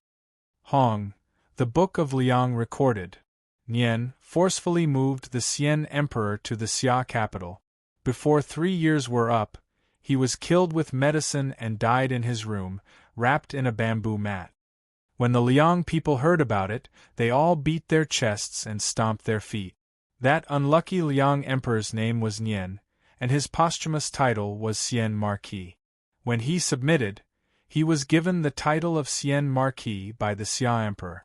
The Xia people said that the last Liang emperor, Kong Nian, died of illness, while the Liang people said that he was killed by the Xia people. With the enmity between the two countries, the people of the two countries were like fire and water, and they fought everywhere. In today's Yellow River Conference, Huang Su, the prodigy of the Inner Mansion realm from the Liang country, had obtained a spot in the main competition in advance. However, the prodigy of the Inner Mansion realm from the Xia country had encountered Lin Xian from the Rong country. He had revealed his trump card too early. Today, he met Xiao Shu of the Dan country, who targeted him and defeated him early on. He could only fight with the other losers for the remaining 3 spots. The Liang country won a small round, which made them feel proud. Xiao Shu, who defeated Tan Pian, was also worthy of praise. Similar to Xian and Qiao, the Dan country was located in the middle of Qin and Chu. The difference was that the Dan country was much stronger than Xian and Qiao, and it was a regional superpower. Moreover, it was politically independent and was not controlled by either side. South of the Dan country was the Valley Plains. Further north of the Dan country was the Mo country, Qing country, and Zhuang country. The geographical environment was really complicated. Qin and Chu fought in the Valley Plains, and both sides mobilized strong military forces. This battle could be said to be a serious blow to the two superpowers. However, what was more tragic was the valley plains that became the battlefield. After this battle, all of the small countries in the valley and the plains disappeared. The people of these countries either fled to the south or joined Qin and Chu. Or those who didn't want to leave were buried in the ruins. The entire valley plains became a dangerous place. The countries in the valley no longer existed. Opposite to the Dan country, the Xian and Xiao countries were in the south of the valley plains. The Dan country, Xian country, and Xiao country looked at each other across the valley plains. However, the countries that used to be between them were all gone. In the battle between Qin and Chu, the countries in the valley died. People say, the small countries are as lowly as the grass on the plains. Jingshu, the world. The Dan country was in an awkward position. Relatively speaking, it was closer to Qin and was more threatened by Qin. After Chu's defeat, the situation became even more delicate. Xiao Shu's bravery in the Yellow River Conference was a strong demand from the Dan country. At the same time, they wanted to reach out to the Demon Gate for resources. In the modern world, the Dan country couldn't reach out to Qin or Chu. Xiao Shu was worthy of the name of Tianjiao, and his performance on the martial arts stage was very eye-catching. Among the Tianjiao people who had secured a spot in the competition, Yeluji of Liao should be mentioned in detail. Yeluji was born in Liao, but he didn't represent just Liao.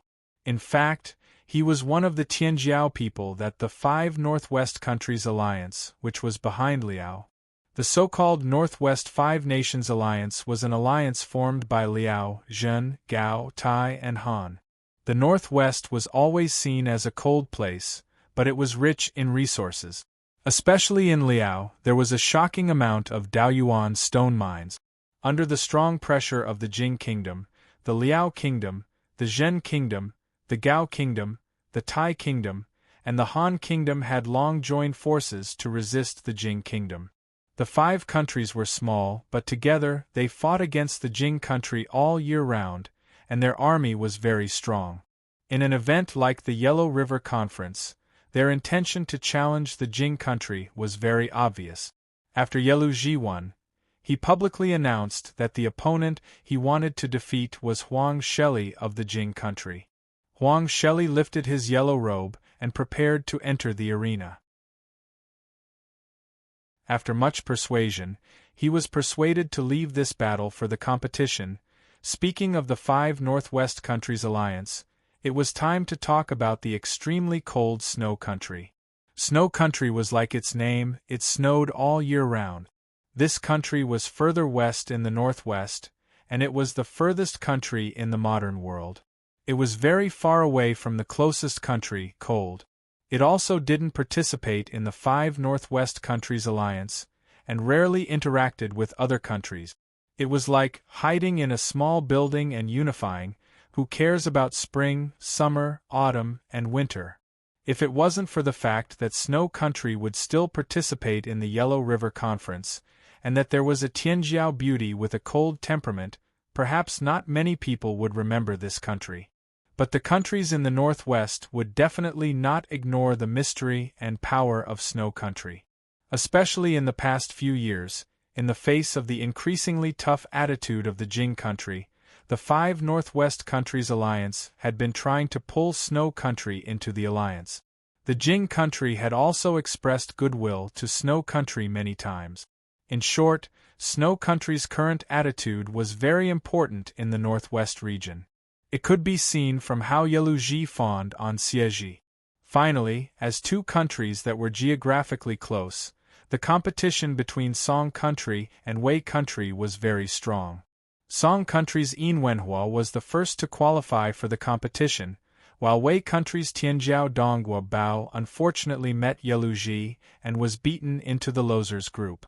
This seemed to mean that Song Country had suppressed Wei Country.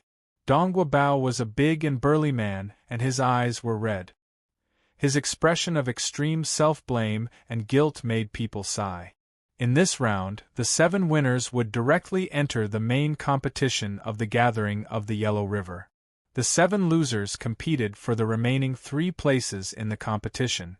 Of course, with Jiang Liming's condition, he would definitely not be able to participate in the next battle. So the remaining 6 Tianjiao would fight in the last round to determine the 3 winners. This was also a very cruel selection, because they had just experienced an intense battle. All of them were exhausted. But they still had to fight one more battle than the winners of the previous round, and they had to show more trick. In the past, very few of the prodigies who had obtained these 3 places in the losers' bracket were able to advance to the next round in the main competition. Basically, the main competition was the end. However, whether or not they could advance to the main competition was already a world of difference. Jiang Wang mainly focused on the battle between Lin Jingren and Jiang Liming today. Lin Jingren was very good at stalling for time, causing him to miss the other 6 exciting battles. He could only skim through the general information from Qi. A more complete and detailed analysis could only be seen when he returned to Qi Street. The 6 Tianjiao who had lost a battle drew lots in pairs and stood on the martial arts stage again. This was a battle that was destined to be tragic because everyone knew that this was already their last chance. The process of the battle was even more intense than the previous one. The final winners were Wei Nation's Dong Guobao, Xin Nation's Jiang Shaohua, and Xia Nation's Tan Ji. The first 2 wins were indisputable, especially Wei Nation's Dong Guobao. He almost crawled out of a pool of blood. With a slightly stronger birth chart, he lasted until the end. His opponent died on the spot. Jiang Shaohua also won by half a move after a fierce battle. Tan Ji was the only one who made many spectators complain. In the previous round, when he fought with the Dan Nation's Xiao Shu after Qi Tiannu was easily dismembered, he only summoned the single-legged Ghostface Rat Bat to attack once. However, Xiao Shu, who had been prepared, easily blocked it and then knocked him off the stage. He was the first Tianjiao to lose in the previous round. At first, many people thought that he was defeated so quickly because he knew too much and was targeted too much. Moreover, he did not have time to repair the Lady Tiger and Chain Snake. However, when the Lady Tiger and Chain Snake puppets appeared one by one in the losers' round, Tan Ji defeated his opponent with his almost peak combat strength. Only then did everyone know that from the beginning, Tan Ji's eyes were on the losers' round. Therefore, when he faced Xiao Shu, he reserved his combat strength to the greatest extent. In the end, he waited at ease and defeated his opponent who was riddled with scars. This was undoubtedly despicable. Those who came to the river viewing platform were all Tianjiao from various countries.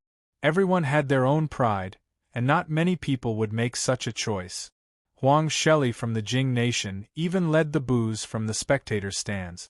However, Tan Ji's expression did not change. He was standing here now, and his opponent had already fallen. No one could deny his victory, and no one could take away his spot in the main competition. That was already enough. He stood proudly on the martial arts arena, as if he took the disdain from all directions as praise. He had the bearing of, a moment of glory and disgrace has nothing to do with me, which made many higher-ups secretly nod their heads. No matter what, Tan Ji reasonably won the main competition within the rules. Then, this was the final result. More than 10 years later, when people looked back at this year's Yellow River gathering, they would probably only remember the Xia Nation's ranking. Who would still remember how he obtained it? Zhuang Nation's Lin Jingren, Liao Nation's Yeluji, Song Nation's Yin Wenhua, Dan Nation's Xiao Shu, Yong Nation's Beigong Ku, Liang Nation's Huang Su, Snow Nation's Xie Ai, Wei Nation's Dong Guobao, Xin Nation's Jiang Shaohua, and Xia Nation's Tan Ji. These 10 people, together with the Tianjiao from the 6 strongest countries in the world, formed the lineup for the Yellow River Gathering's main competition. It could be said that the stars were shining brightly, and none of them were weak. Just as Jiang Wang was about to stand up and leave, suddenly, there seemed to be a buzzing sound from the spectator stands. Many people whispered to each other, completely giving up on voice transmissions. For a moment, the crowd was in an uproar. People were crazily spreading a shocking piece of news, to the extent that it completely overshadowed the disdain for Tanji. Xiao Lin was naturally one of the first people to receive the news, as the powerhouse with a big mouth. This piece of news was so shocking that when it reached Jiang Wang's ears, it made Jiang Wang stunned. The Jing nation, Tianjiao, has forfeited the competition. There were 16 people missing from the Yellow River Gathering's main competition. A stone stirred up 1,000 ripples. It was probably because they had already confirmed the final name list for the main competition that the Jing nation confirmed this news now. The Jing nation that was recognized by most as the strongest country in the world, the country that had always aimed to be one of the 3 champions, actually gave up the Yellow River Gathering's main competition? Why? What happened? Of course, this caused too many people to be suspicious, confused, and inquisitive. But at this moment, this was a question that needed to be thought about later. For many people present, there might be another question that was more important. Who would get the spot for the main competition from the Yellow River Gathering's main competition? Who had the chance? People anxiously passed the news to each other, and the scene was once out of control.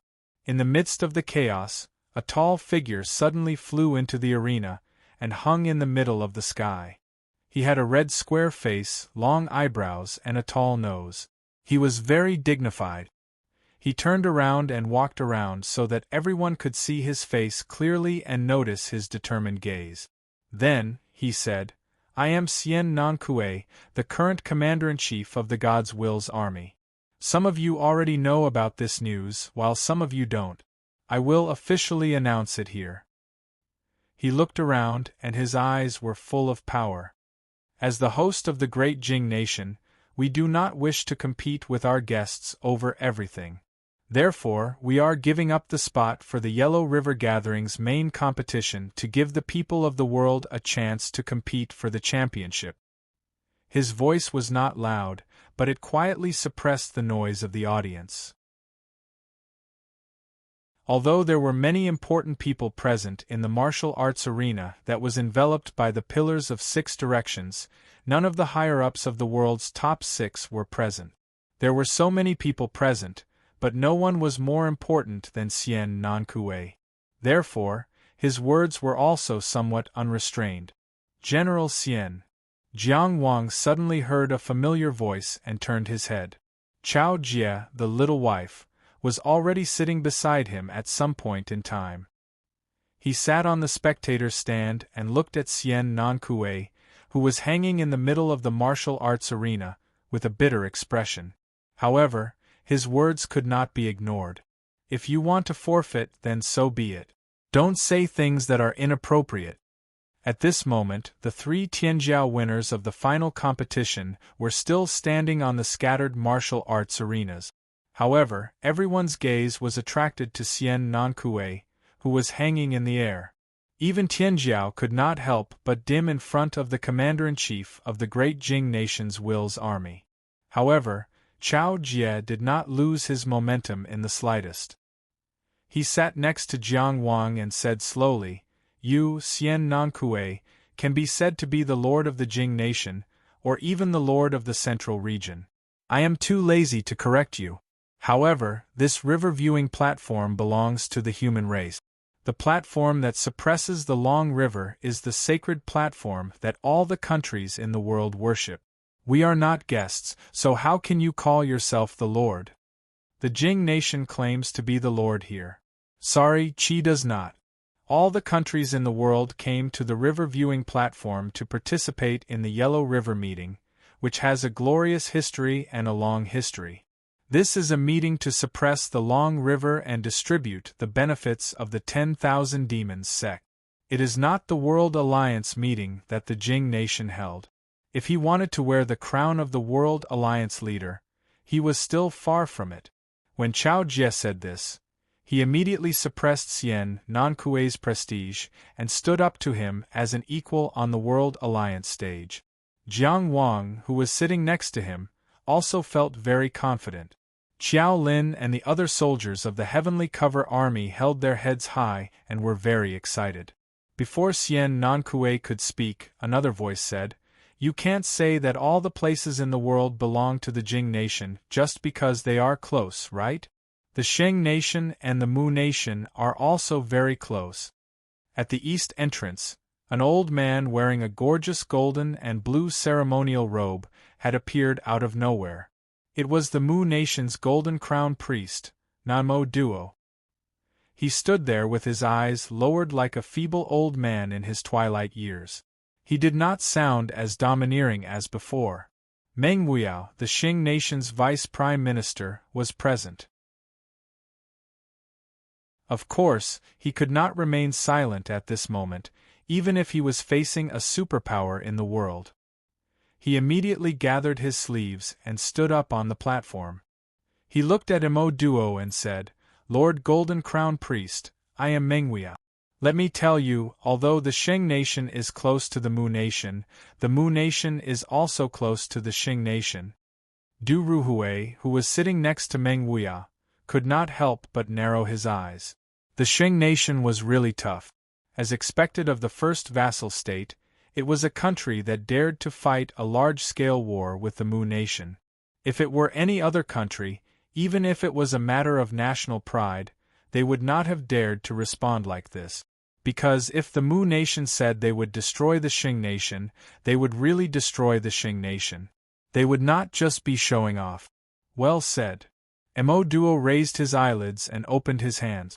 Divine light bathed his body. From an old and decrepit man, he had turned into a radiant god's priest.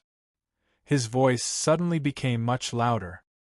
He looked at Meng Wuya with his golden eyes and said, "Under the illumination of the Tsangtu God, I, the great shepherd of the 10,000 miles prairie, welcome the heroes of the Xing nation to gallop. Everyone, everyone." Xian Nankue pressed his hands together and said with a smile, "It was a slip of the tongue. I apologize to all of you here. I was just expressing my friendliness and had no other intentions. Everyone, don't be too sensitive. The Yellow River meeting is a grand event of the world. How can everyone be at each other's throats? If you can't beat them, just say so. If there's no one, just say so," a faint voice said. Everyone looked in the direction of the voice and saw a strong man with a strange face wearing light armor sitting behind Huang Sheli. He looked at Xian Nankue and said, "Empty words. What's the point?" The only person sitting behind Huang Sheli and speaking to Xian Nankue like this was the governor of the Jing nation, Xiahou Lai. Xian Nankue looked at him quietly for a while. He looked at Xian Nankue indifferently and continued, "Since the Jing nation is so magnanimous, why don't you give up on the next meeting, the one after that, and every meeting after that?" The Jing nation was indeed the strongest in the world. It dominated the central region and looked down on the world. However, when it came to war, a military empire like the great Jing nation would not back down from anyone. At the same time, this was also a test. There must be a reason for the Jing nation's Tianjiao to give up on the competition. If the reason behind this could be laid out in front of everyone, it would explain the Jing nation's situation to a large extent.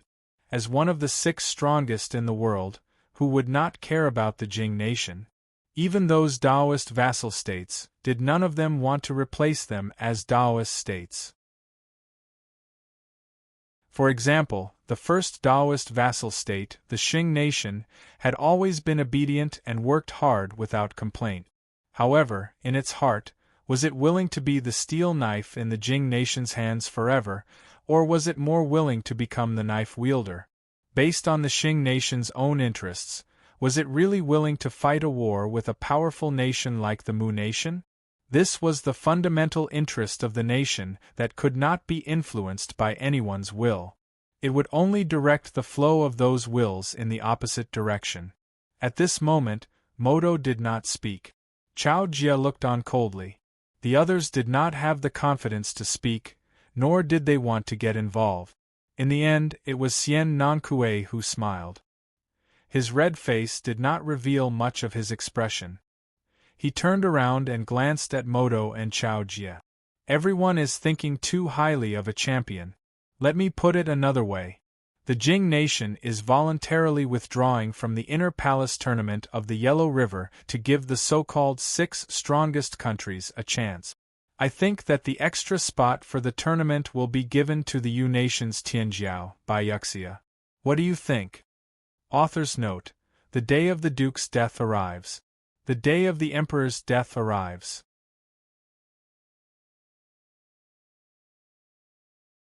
Chapter 11-19. Yu country was located to the east of Chu, right next to Changchu. However, not far to the east of Yu country was the famous Magoo Academy, which could be considered to have some support. As the saying goes, ring the bell in the morning and beat the drum at night. It was a way to train one's mind and learn hard. Of the 4 academies in the world, Magoo Academy had the most special meaning, because this academy was located at the foot of the Confucian Holy Land, Book Mountain. The Confucian Holy Land, Book Mountain, and the Legalism Holy Land, Sanqing Palace, were similar in that they were both important to the learning of their respective sections. The difference was that most of the people on the Book Mountain were scholars who only focused on their studies. They did not take in disciples, nor did they participate in the general trend of the world. They did not even care about the trivial matters of the world. Sanqing Palace was like the combination of Book Mountain and the 4 academies. It did not involve itself in the world, but it accepted many disciples. Of the 3 palaces, Zhenren Palace was the most involved. Back to Bai Yuxia. This person's strength was definitely not weaker than others, but his luck was too bad. In the last few rounds, he met Tianjiao who were hiding their strength and waiting to shock the world. The nature of it was like encountering Lin Xian. He had encountered it twice in a row. In the last round, he met Jiang Xiaohua from Xin country. He revealed all his trump cards and was defeated by Jiang Xiaohua, ending his journey in the Battle of the Yellow River. However, Xian Nankue did not nominate Bai Yuxia as a replacement for the main competition because the higher-ups of Chu were not present. Among the remaining geniuses, Bai Yuxia was the only one who was still in good condition. His opponent was about to be killed and had no strength to continue fighting. Donghua Bao was on his last breath, let alone the opponents he defeated. Even if the higher-ups of Chu were present, they would not be able to say anything. It was true that only Bai Yuxia could participate. They did not need to find someone from the previous round. At this moment, there were only 3 people who had the right to express their opinion in front of Xian Nankue. Chao Jie didn't express his opinion immediately. Instead, he turned to look at Jiang Wang and said slowly, "You've been watching the matches these past few days.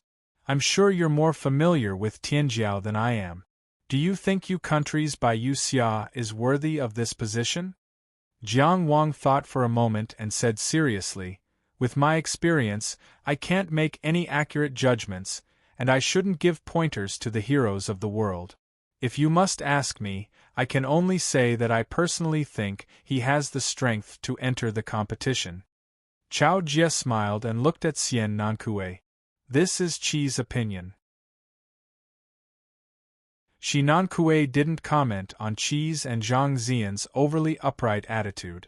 Then, he looked at the golden crown priest of the Mu kingdom, Namo Duo. Namoto raised his eyelids. "You can give this spot to whoever you want. It's not important. I'm just here to inform you that the Tianjiao representative from the Mu nation has changed." As he spoke, he flicked his finger, and a round metal plate shot out and was caught by Xian Nankue. After that, he turned around and left the world arena. He was really straightforward. This year's gathering of the Yellow River was full of strange things. The Jing country's Tianjiao withdrew from the Inner Palace arena. As for the Mu nation, they suddenly announced a change at the last moment of the competition's roster. Xian Nankue looked at the round metal plate in his hand and didn't say anything. Instead, he looked at the governor of the Jing country, Xiahou Lai. Xiahou Lai leaned back in his seat lazily and said, Since Brother Chow has said so, let's do it. If no one has any objections. Xian Nankue turned in a formal circle to show fairness and openness. Then, he said, then I announce that the Yu countries by Yu Xia has advanced to the gathering of the Yellow River. I have an objection, a voice said. The person who spoke was below the arena. Everyone looked in the direction of the voice and saw Bai Yu Xia. This was a man with extremely white skin and an extremely handsome appearance.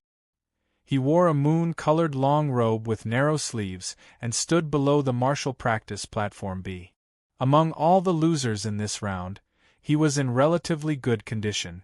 However, the bloodstains on his body that had yet to dry showed how difficult it had been to fight his way here. Xian Nankue looked down at him in surprise. You have an objection? The gathering of the Yellow River, the Tianjiao gathering. Bai Yu Xia said slowly. I learned swordsmanship at the age of 3. I practiced swordsmanship at the age of 10. I worked day and night without rest. Only then could I come to the Riverview platform to compete with the heroes of the world. I lost today because I was inferior. I can only blame myself. The Jing country's Tianjiao forfeited. It is the luck of losers like us to have an extra spot in the main competition. I am very grateful that you are willing to nominate me as a replacement. I am grateful to the Tianjiao for recognizing my strength. But do I have to use such a humiliating method to obtain a spot in the main competition? The Jing country's Tianjiao forfeited, while the other Tianjiaos are fighting to the death. I lost more easily and didn't lose so miserably. Do I deserve this spot? Bai Yu Xia shook his head. I don't accept it. My pride does not allow me to accept it. The men of the Yu country will not accept charity. The victory I desire is to obtain fair and square. The honor I look forward to is to obtain through my own bloody battles. He stood on stage A and looked at Xian Nankue, Chao Jie, and Sheholai. He said forcefully, I request that you give the other 2 Tianjiaos some time to recuperate and let us fight again. Only a truly unquestionable Tianjiao will not be a disgrace to this heroic occasion. Good. Huang Shelley shouted from the spectator stands. He raised his right fist high to boost his momentum. On the spectator stands, one after another, fists were raised.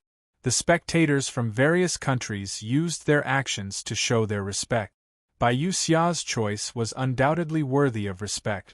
This was the will of a hero, this was the action of a hero. Why was the gathering of the Yellow River the focus of attention?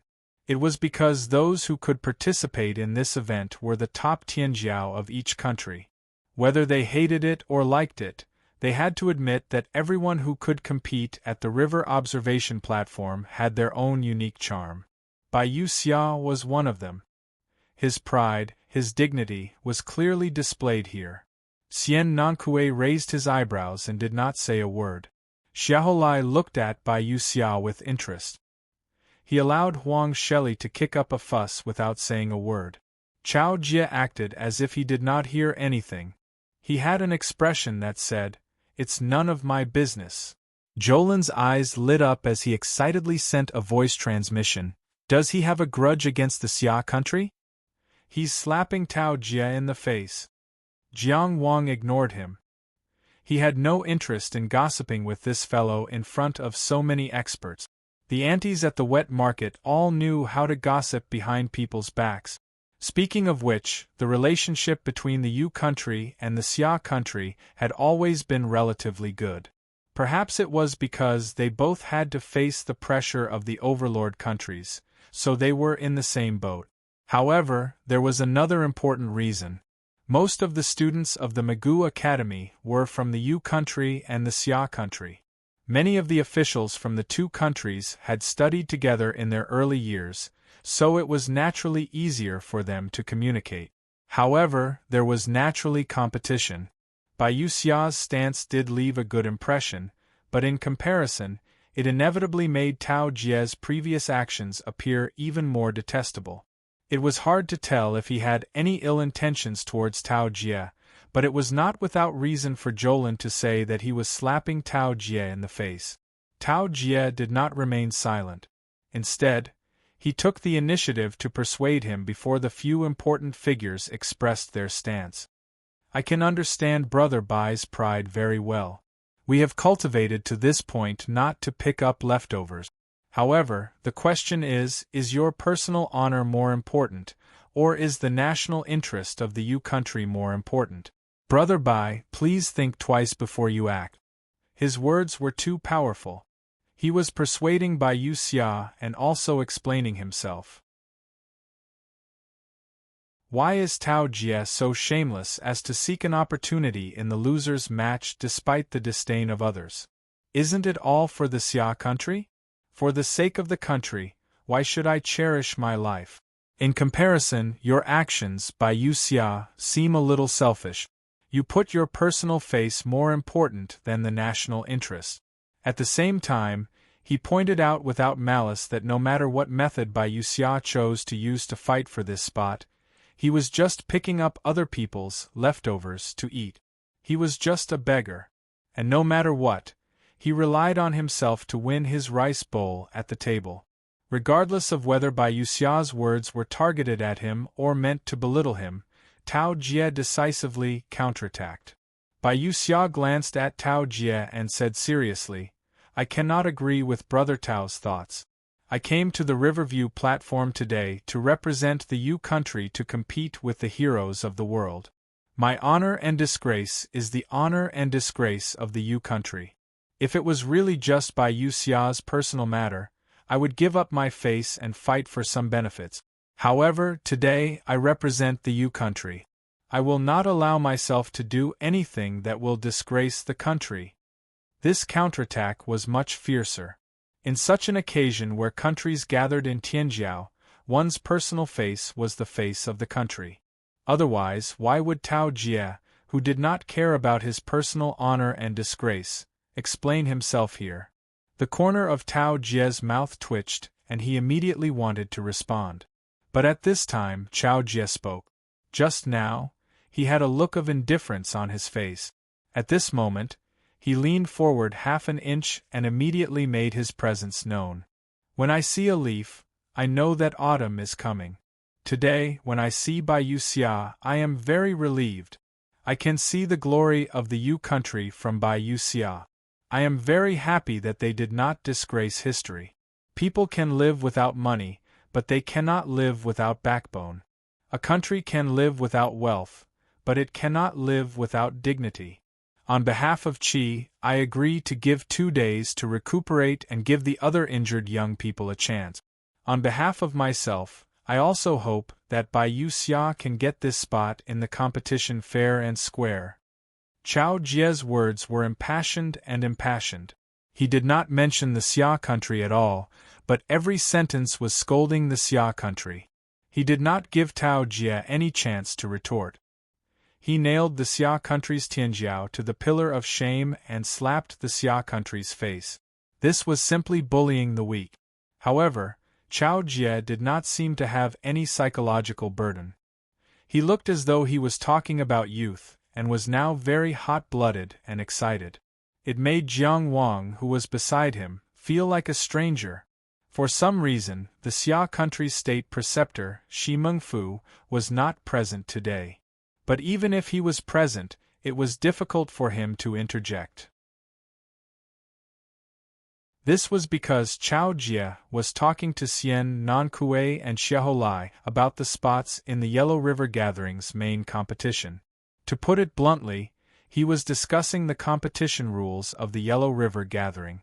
Apart from the 6 strongest countries in the world, no one had the right to interrupt.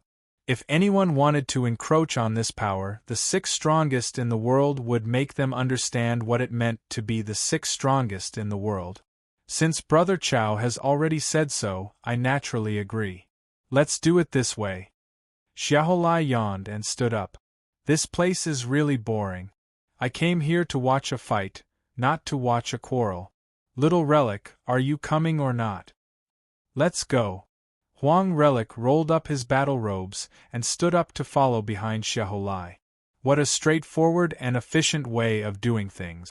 Bai Yuxia and Tan Zhi's short quarrel was indeed fascinating. However, it was difficult not to feel embarrassed after being mocked by Xiaolai. Bai Yuxia was slightly better off. Tan Zhi was the only one who knew how he felt after Chao Jie cut off any possibility of a counterattack.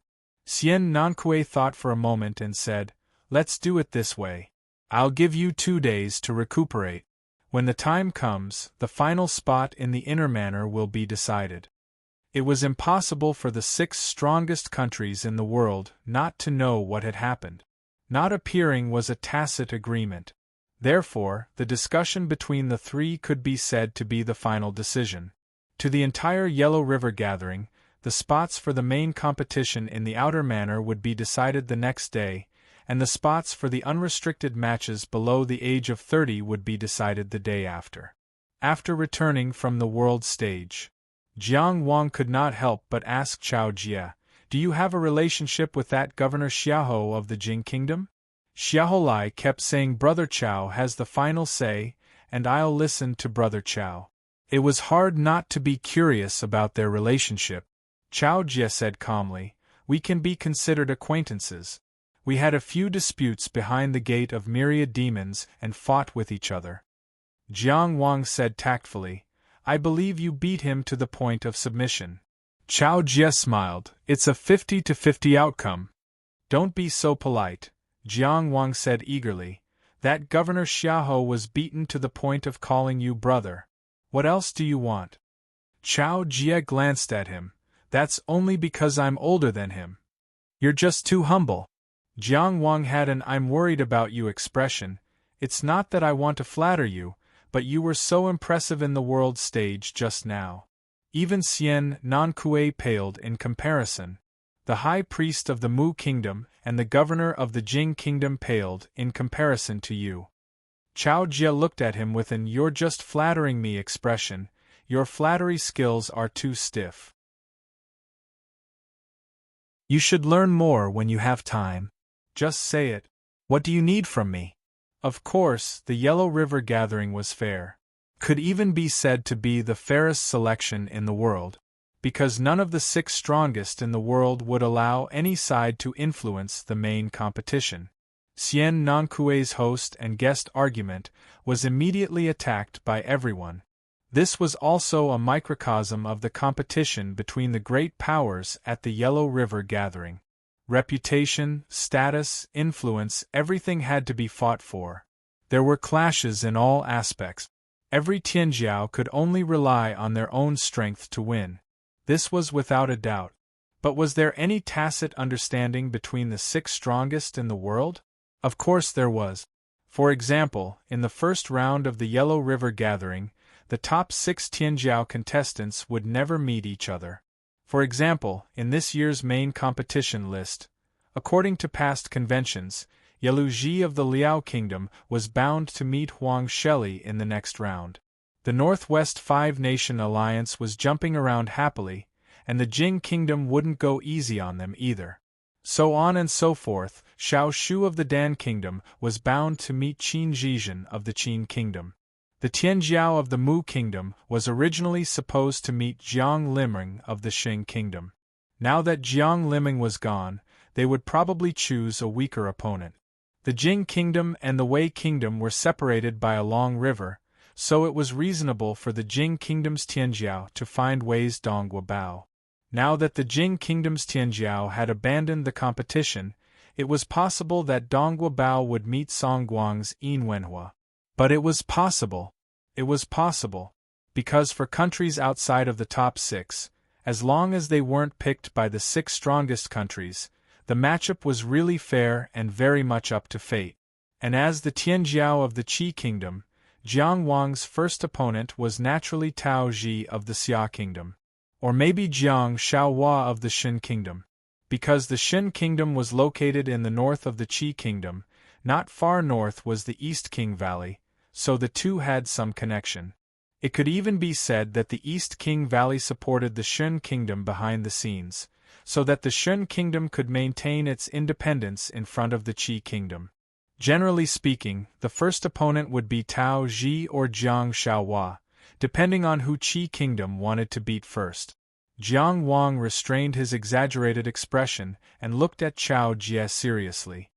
In the first round of the Yellow River Gathering, I want to fight Lin Jingren. He emphasized, Lin Jingren of the Zhuang Kingdom.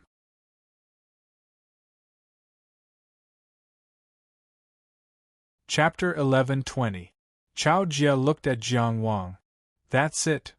Jiang Wang nodded seriously and said, That's it. Of course, this is just my personal impulse. If the country has other plans. Okay. Chao Jie interrupted him and said casually, I'll arrange it. To be honest, before he spoke, Jiang Wang didn't expect it to be so easy. He and Chao Jie had only met recently. They were quite familiar with each other. Chao Jie's attitude towards him was also quite gentle, but they weren't particularly close. He originally thought that he would at least be beaten up, as if he couldn't see the big picture. The reason why he still spoke after much deliberation was because, if he missed this opportunity, he didn't know when he would be able to deal with Lin Jingren. Lin Jingren's terror had been fully proven in the martial arts arena in the past few days. Compared to Wang Yiwu, who pursued the pinnacle of power wholeheartedly and believed that where the fist touched was the truth, Jiang Wang was more afraid of an enemy like Lin Jingren, who would stop at nothing.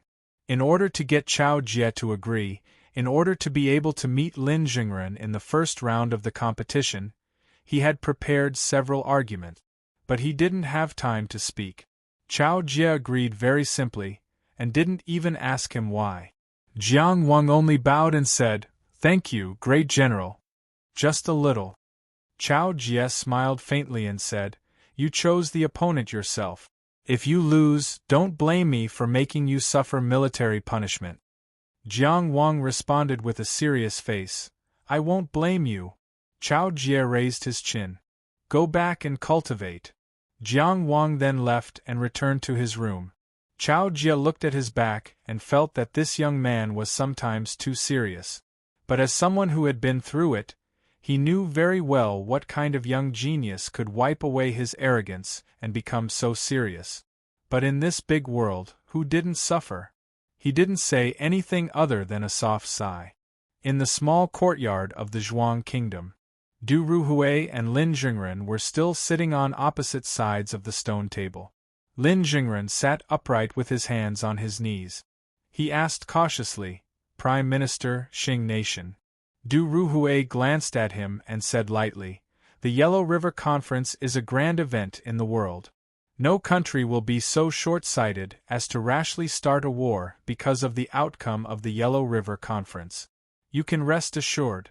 If there is any trouble, you are fighting for the country, and the country will cover for you. Lin Jingren lowered his head and bowed. Jingren has not handled matters well. I have troubled you, State Minister.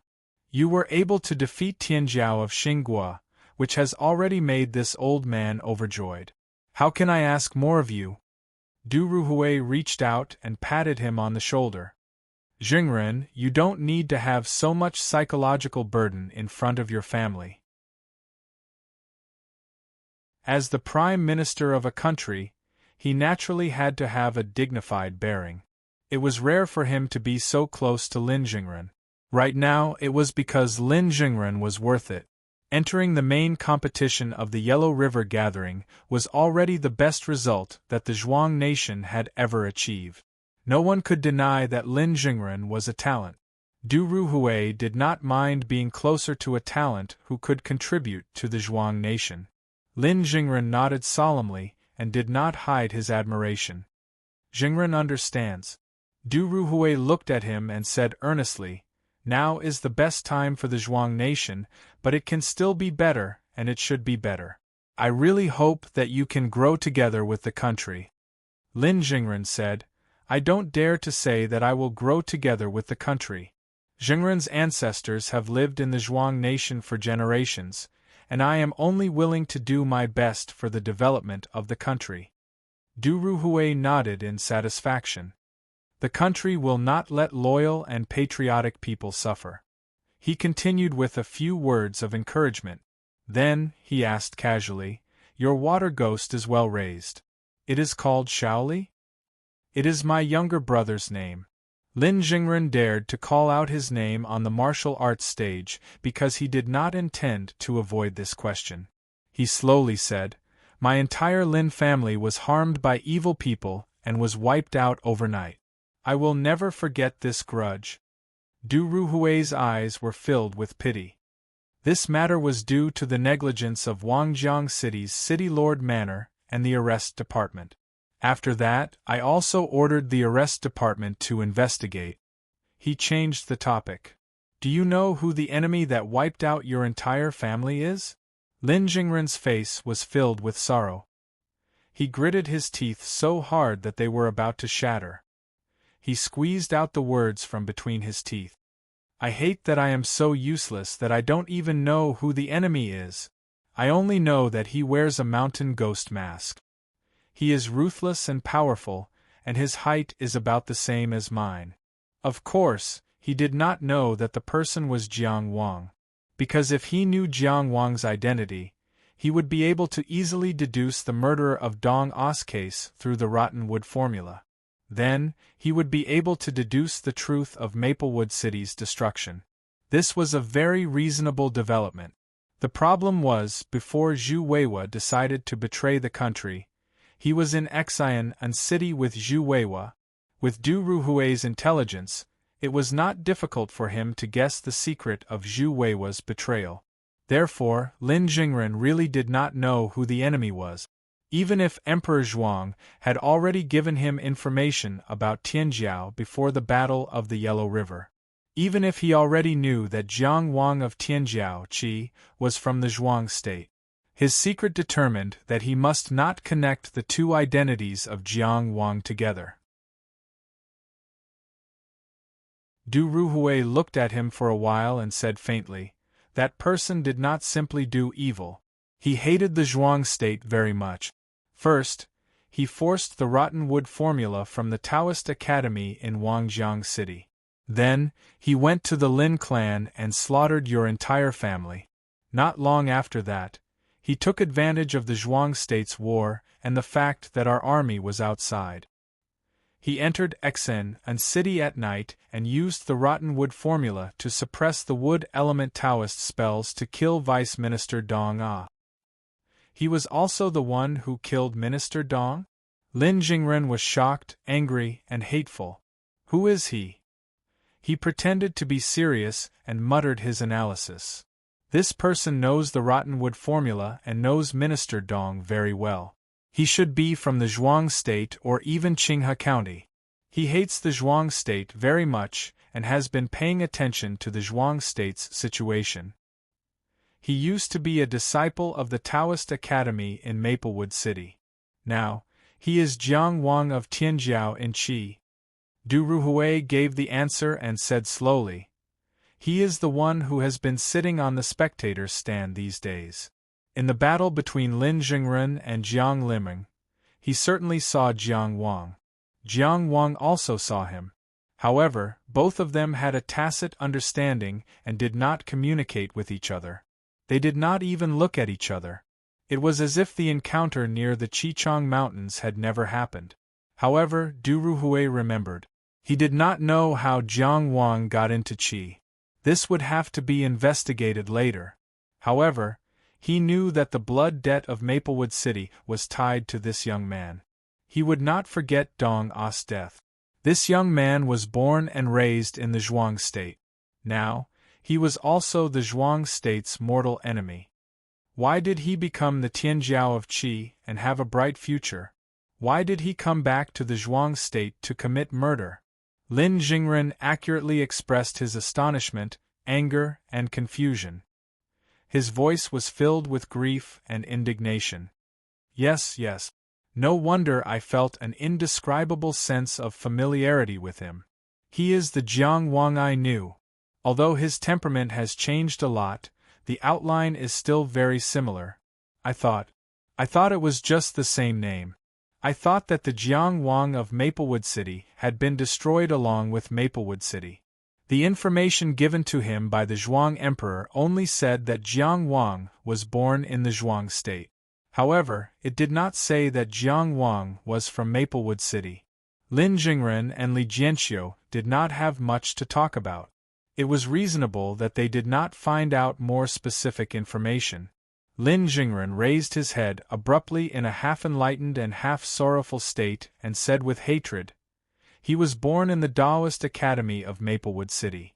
The country gave him resources to cultivate and nurture him into a talent. He was even qualified to participate in the Three Cities Summit. Why does he hate the country so much? Is it because Maplewood City was destroyed?"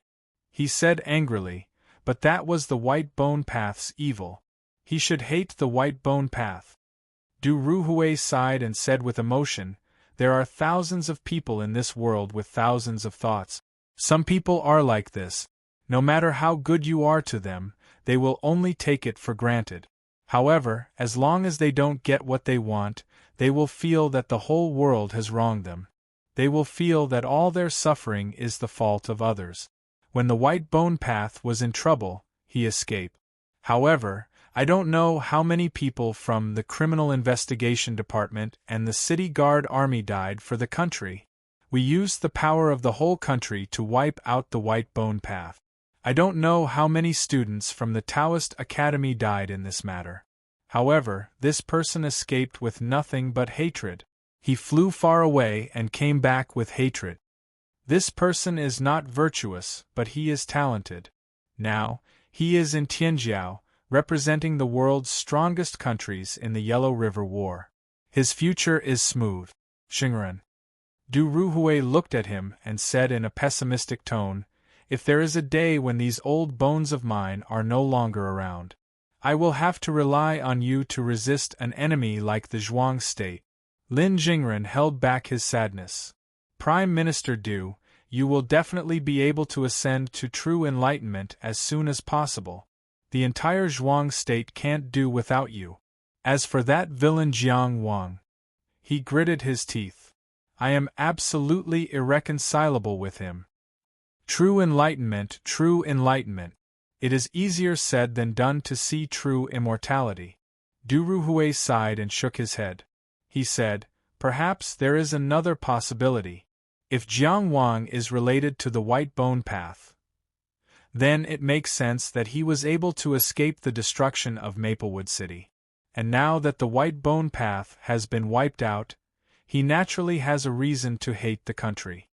Lin Jingren naturally knew the truth of Maplewood City. He also knew that Du Ruhui was modifying the past. He also knew that Jiang Wang couldn't be a member of the White Bone Path. However, he naturally couldn't know. He didn't know and didn't understand. He was just a young cultivator who didn't know the truth at all. Therefore, he wouldn't doubt his own state's prime minister. Therefore, his face was filled with anger as he gritted his teeth. It was only at this moment that he suddenly woke up and said, "Now that you mention it, I know why Jiang Wang hates the Lin family so much. That night in Wangjiang City, he didn't do evil."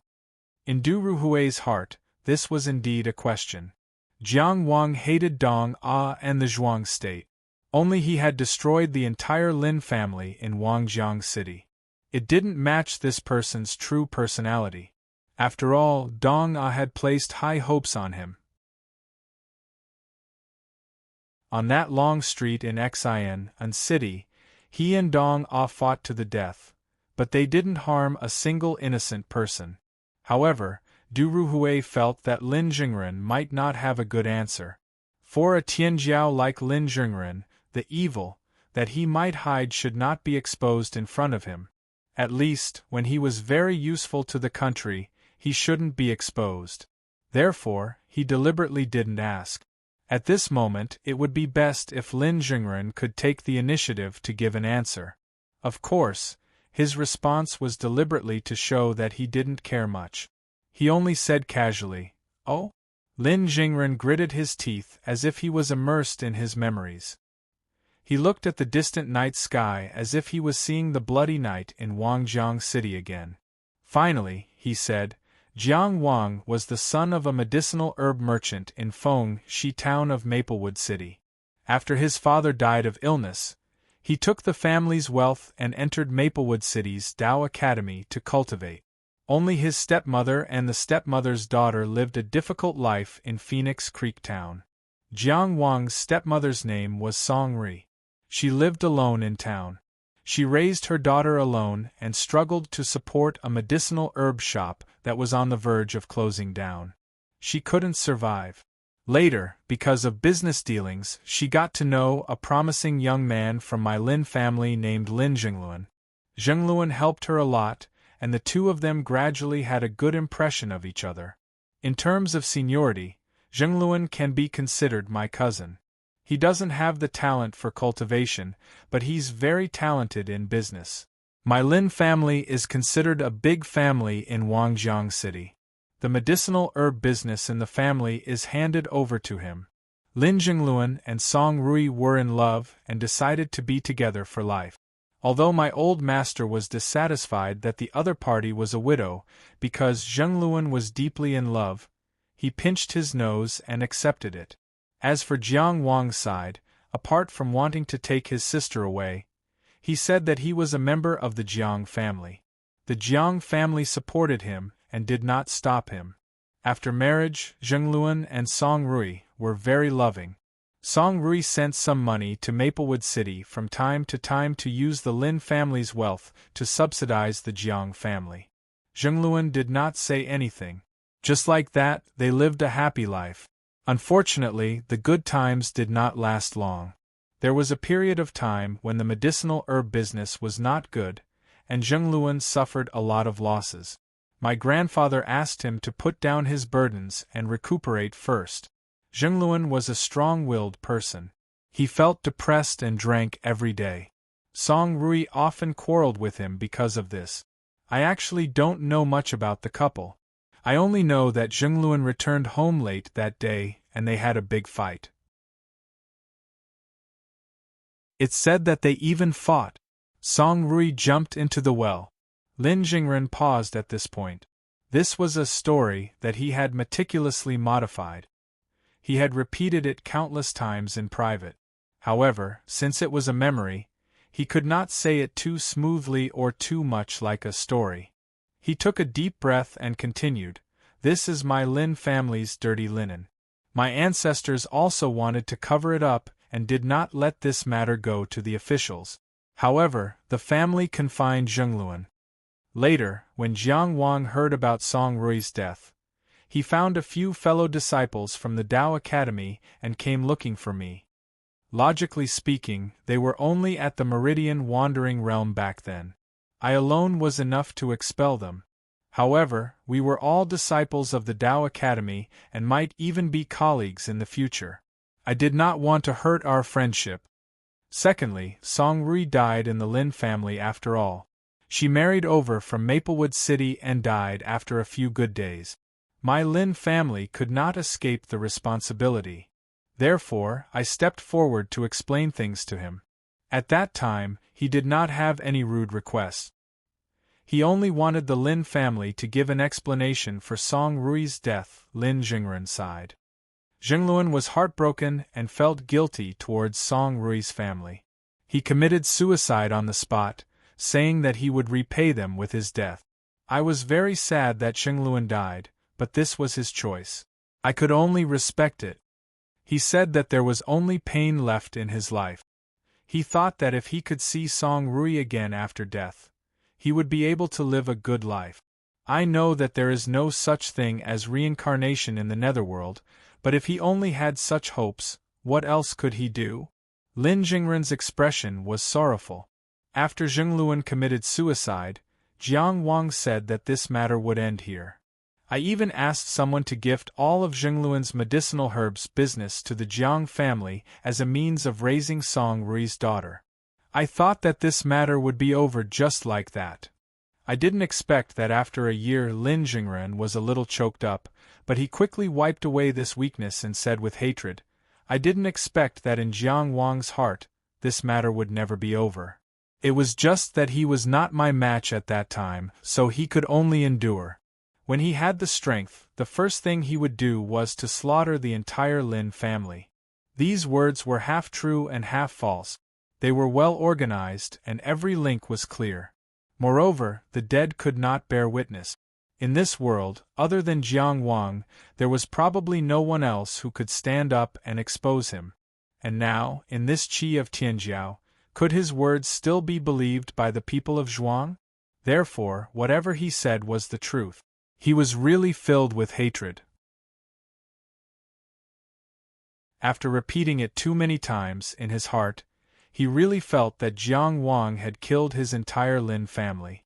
On that bloody night in Wangjiang City, he was just an innocent victim from the beginning to the end. Now, he was just a pitiful person who carried the blood debt of his entire clan. He walked forward with a heavy burden and was tenacious. Of course, Du Ruhui would admire this quality. He was actually ruthless enough to destroy the entire Lin family because of this matter that had already been settled. He was really petty and vengeful. From this point of view, it's not difficult to understand why he hates the motherland that gave birth to him so much. Du Ruhui quietly listened to Lin Jingren's story and sighed. I didn't expect that the Maplewood City Dao Academy would raise such a villain. This was Dong Aji's mistake. He only focused on cultivation and not on morals. Lin Jingren suppressed his hatred with difficulty. After thinking for a while, he asked, "This person is so vicious, but he became the representative of Tianjiao of Qi. Can't we expose his true nature to the state of Qi? The heavens are clear. How can we let him show off his might again?" Through tonight's answer, he could be considered to have completely washed away the doubts that might exist on him. He had won more trust from the state minister. He could also start to target Jiang Wang with the support of the state of Zhuang.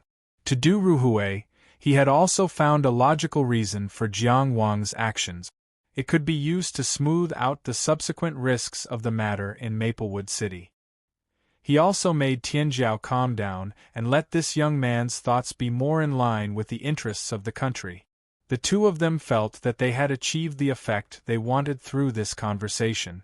Therefore, the two of them, one old and one young, became closer.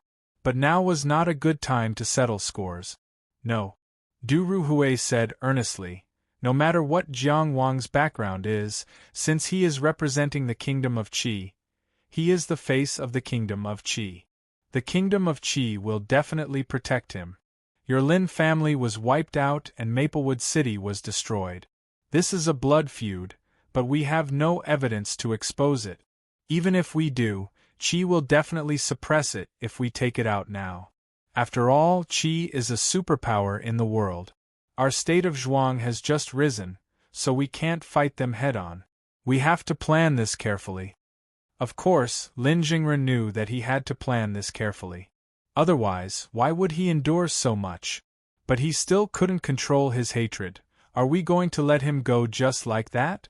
Du Ruhui looked at him and said, "Blood feuds must be repaid with blood, but we have to wait for the right time. We have been waiting for decades to raise our flag at the Dragon Sealing Pass. Remember, the angrier you are, the calmer you have to be.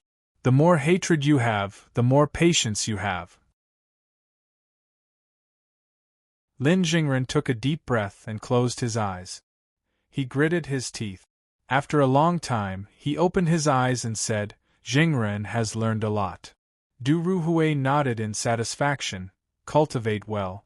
Your next opponent should be Beigong Ku, Huang Su, Xie Donghua Bao, and Jiang Xiaohua. If you can win another match, it will be a great achievement for our state of Zhuang. Of course, even if you don't win, no one will blame you. As long as you show your skills and let people see the heroes of our state of Zhuang, that will be enough." Lin Jingren said sincerely, "I will do my best, even if it means death." "No, that's not right." Du Ruhui shook his head and looked at him. "You must cherish your life. It's okay if you lose, but you need to keep yourself useful. You can't lose your life on the river viewing platform. The state of Zhuang still needs people like you to build it. Do you understand?" This was nonsense. In the history of the Yellow River competition, There were always strong people watching over the competition. Very few people died. But Lin Jingren still nodded heavily and acted as if he was deeply moved. I understand. Du Ruhui looked at the night sky and saw that there were few stars in the moon. It's very late. Do you have any other questions about your cultivation? There's something I don't understand. You said earlier that Jiang Wang went to force the rotten wood technique to deal with Deputy Minister Dong. That rotten wood technique is my master's. Lin Jingren deliberately made a mistake and continued, it's a secret technique passed down by the dean of Wangjiang City's Dao Academy. He once said that only my junior brother, Fu Baosong, is suitable for this technique. Although I didn't have the chance to learn it, I still have some understanding. This technique does have a restraining effect on wood elemental techniques, but it shouldn't have such a strong effect. Du Ruhui thought for a moment and replied, this Dao technique still has potential that hasn't been discovered. Fu Baosong has already contributed this technique to the National Academy. The National Academy has also made new research progress some time ago. I'll get someone to bring it to you when we return. That old man said that he wasn't suitable and only passed it down to Fu Baosong. This was a technique that he was going to take with him to the grave. Yet, Fu Baosong had given it to him. Was this what a gentleman was like? What a joke! Lin Jingren hesitated and said, but the dean of Wangjiang City's Dao Academy once said that I'm not suitable for this technique. That was before. The most primitive technique is indeed a little obscure and not easy to master. Du Ruhui waved his hand and said, now that it has been improved, those problems have been removed. You'll know when you learn it later. In that case, Jingren thanks the Prime Minister. There's no need to stand on ceremony. Your improvement is the improvement of the Zhuang state. I'm very happy to see you grow. As the saying goes, a good teacher and a good disciple, a virtuous minister and a good talent. Since ancient times, there has been a bright moon shining. Look at the chapter, everyone is arguing fiercely. Actually, in a lively Xianxiao world, it's normal to like and hate a character. It doesn't matter if you hate the protagonist. I'm just seeing this world and sharing it with you. There are hundreds and thousands of people in this world. The reader's hopes in the novel world don't mean anything. I only hope that everyone can discuss reasonably and not develop into personal attack. In addition, Lin Jingren has a character card. If you like him, you can give him a like. It's free. This paragraph doesn't count.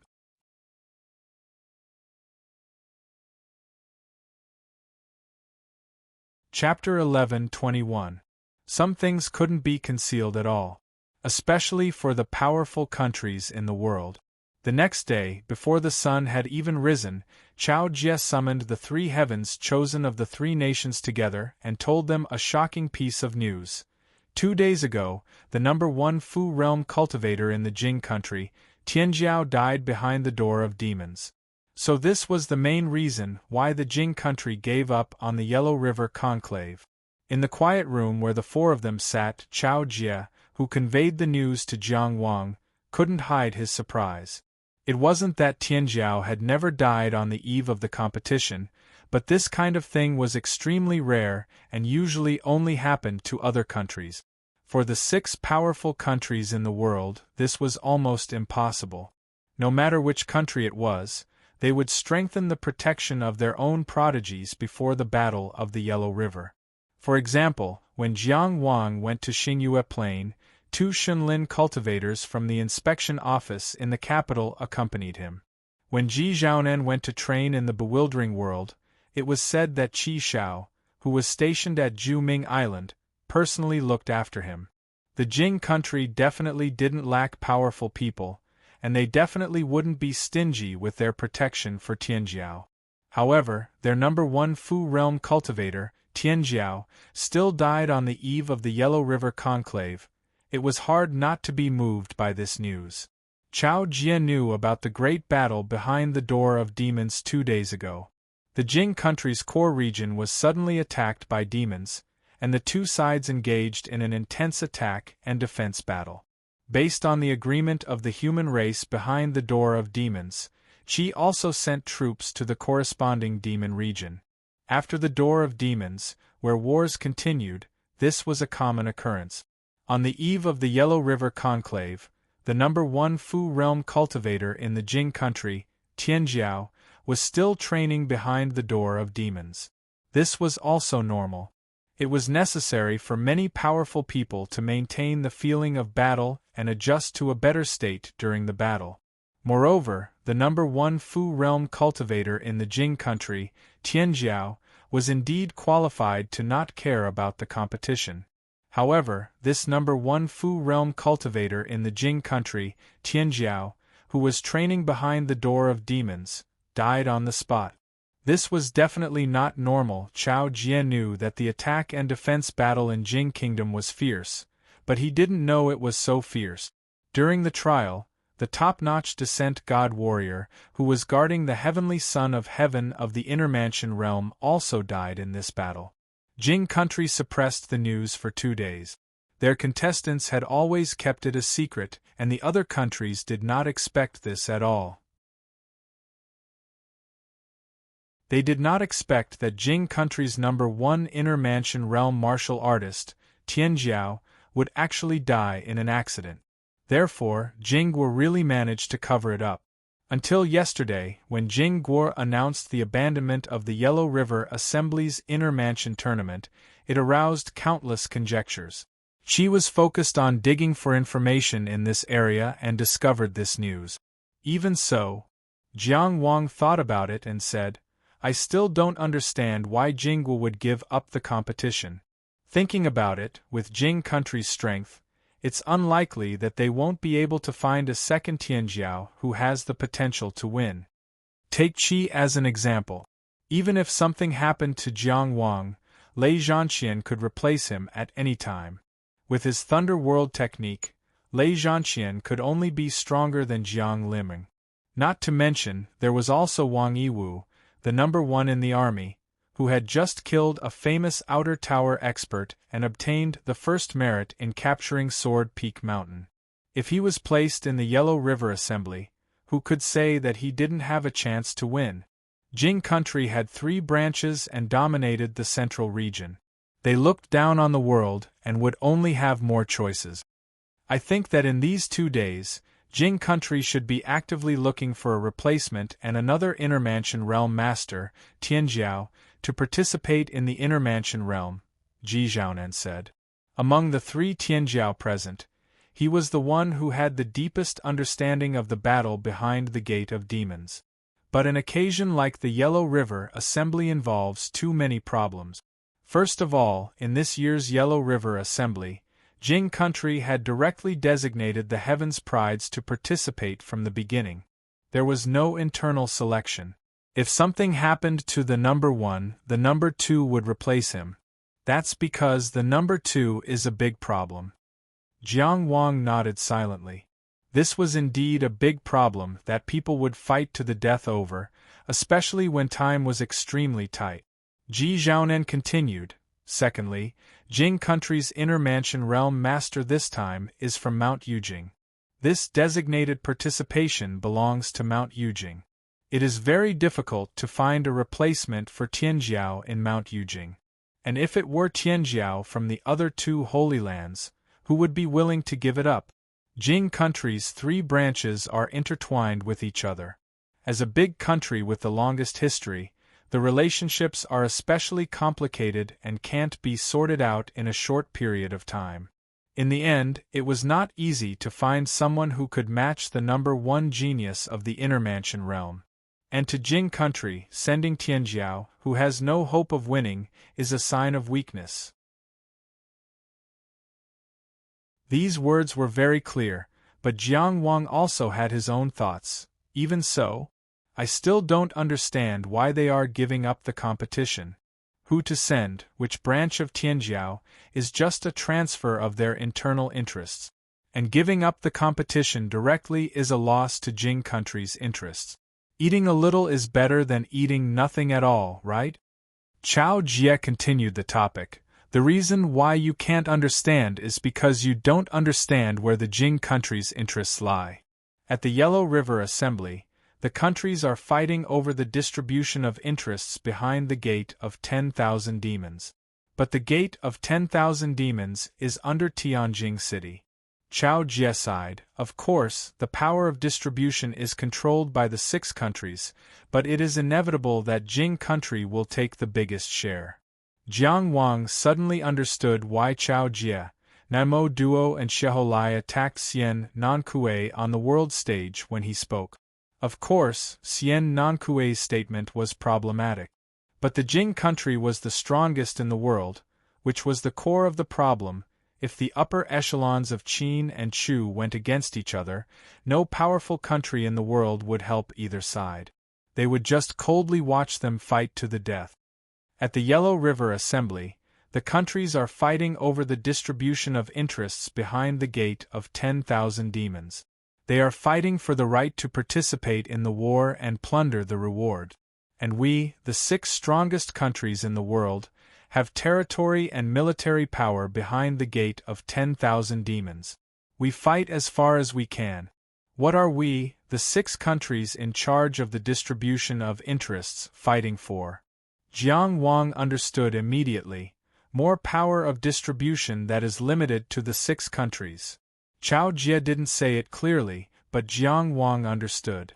The Yellow River Assembly did represent the interests behind the Gate of 10,000 Demons to the countries outside the 6 strongest countries.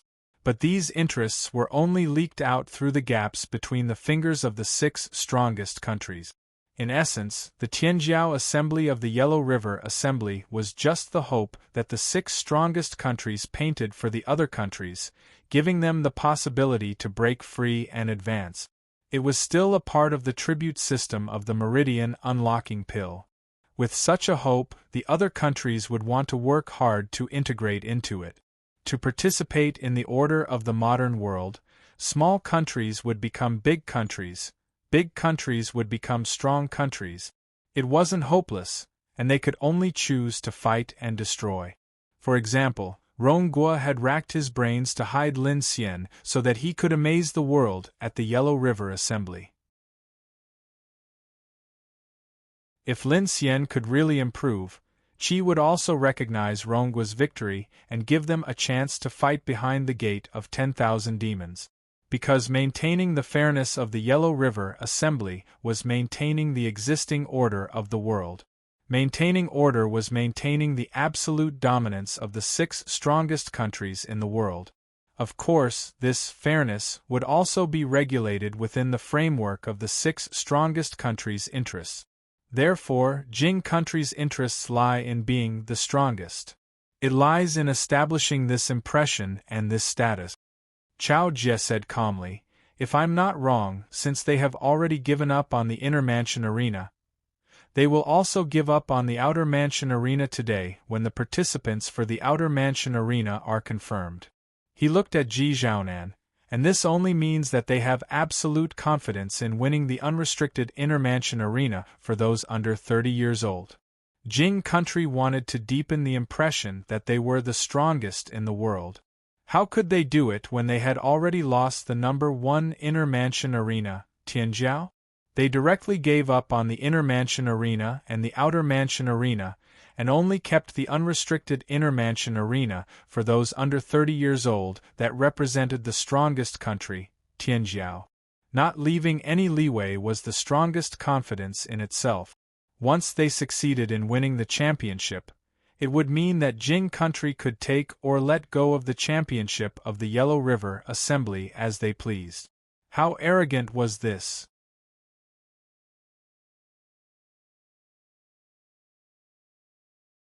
Chapter 11:22. In a situation where they were certain to take the first place of the unrestricted field under 30, rather than choosing someone else to participate in the inner court where they had no chance of taking the first place, it would show their weakness on the eve of Tianjiao's death in battle at the Yellow River Conference. It would be better to just give up on this match to show their strength. And giving up 1 inner court and 1 outer court wasn't as good as giving up 2 matches in a row to show their confidence. But in this Tianjiao Conference of the Nations, what gave Jing the confidence to take the first place of the strongest Tianjiao among the nations? Ji Zhaonan's face didn't show any anger at being looked down upon. He only said calmly, "There are only a few Tianjiao of the same generation as me and Jing. The only ones to worry about are Zhao Xianyang and Chunyu Gui. If we compare notes in martial arts, Zhao Xianyang is slightly better. Chunyu Gui and I are in between. But if it's a battle of life and death, no matter which one of them I face, I have confidence." This calmness was the self-confidence honed from countless life and death experiences. These two Tianjiao were also his imaginary opponents in coming to the Yellow River Conference this time. He hadn't thought of any other possibilities. With the intelligence capabilities of the 6 great powers in the world, the Tianjiao who had the qualifications to compete for first place were basically all in their field of vision. It was the same whether they were on the list or not. Keeping it a secret from the start like Jing, and changing people at the last minute like Mu would instead seem petty. It was just that Mu had a reason for doing so, and with Jing's strength, no one would mock them for the time being. Once they covered it up this time, and returned defeated in the end, that would be the time for their reputation to backfire. I'm just afraid that it won't be them who will come, but some Tianjiao figure from some hidden Taoist holy land.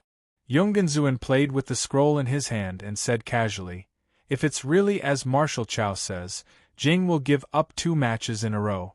If they can't take the first place of the unrestricted field under 30, then it won't just be losing face." These words were extremely reasonable. Based on this, if the Tianjiao that had yet to be announced was only at the level of Zhao Xianyang or Chunyu Gui, Jing wouldn't have such confidence. Because of the strength of these two Tianjiao. Everyone was very clear about this. There was indeed a possibility of winning, but he did not have an overwhelming advantage in terms of strength. It was impossible to say that there were no exceptions. Ji Zhaonan said indifferently, "I've never heard that secluded cultivators can cultivate true powerhouses. Even in the most ancient Taoist sections. In general, there was no expert that could be tempered without going through life and death situations. And to be able to defeat people like Zhao Xianyang and Chunyu Gui in Tianjiao, they must have experienced countless battles of life and death. It was impossible for them to be unknown. And Ji Zhaonan simply did not know who else in the country of Jing, under the age of 30, could firmly suppress Zhao Xianyang and Chunyu Gui. Jiang Wang also agreed with this point. Unless he had been fighting behind the door of 10,000 demons or in a place like the bewildering world, it was impossible for him to not be famous in the modern world. For example, Fu Yanqing from the bewildering world was definitely a well-known figure in Tianjiao. However, because he spent most of his time fighting in the bewildering world, not many people knew about him, even in the coastal island. But even someone like Fu Yanqing could not have escaped Qi's intelligence network. Ji Zhaonan had also been fighting behind the door of 10,000 demons, so it was impossible for him to not know about any dazzling Tianjiao. How could a peerless Tianjiao not be famous? I'm just stating the facts. Yonggenzuan said calmly, although it's unrealistic for a nameless Tianjiao to be stronger than Zhao Xianyang and Chunyu Gui, it's also unrealistic.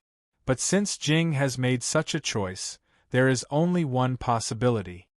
Jiang Wang proposed another possibility. Maybe he's been fighting in some secret realm all this time and has never shown himself in the modern world.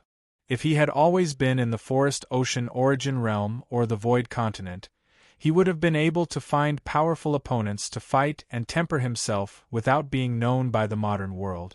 This time, before Ji Zhaonan could object, Yonggenzuan shook his head and said, "You still don't understand the ascension of the gods.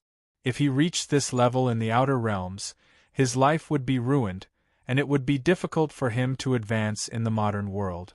A Tianjiao who could fight on the same stage as General Ji couldn't possibly stay in those places forever.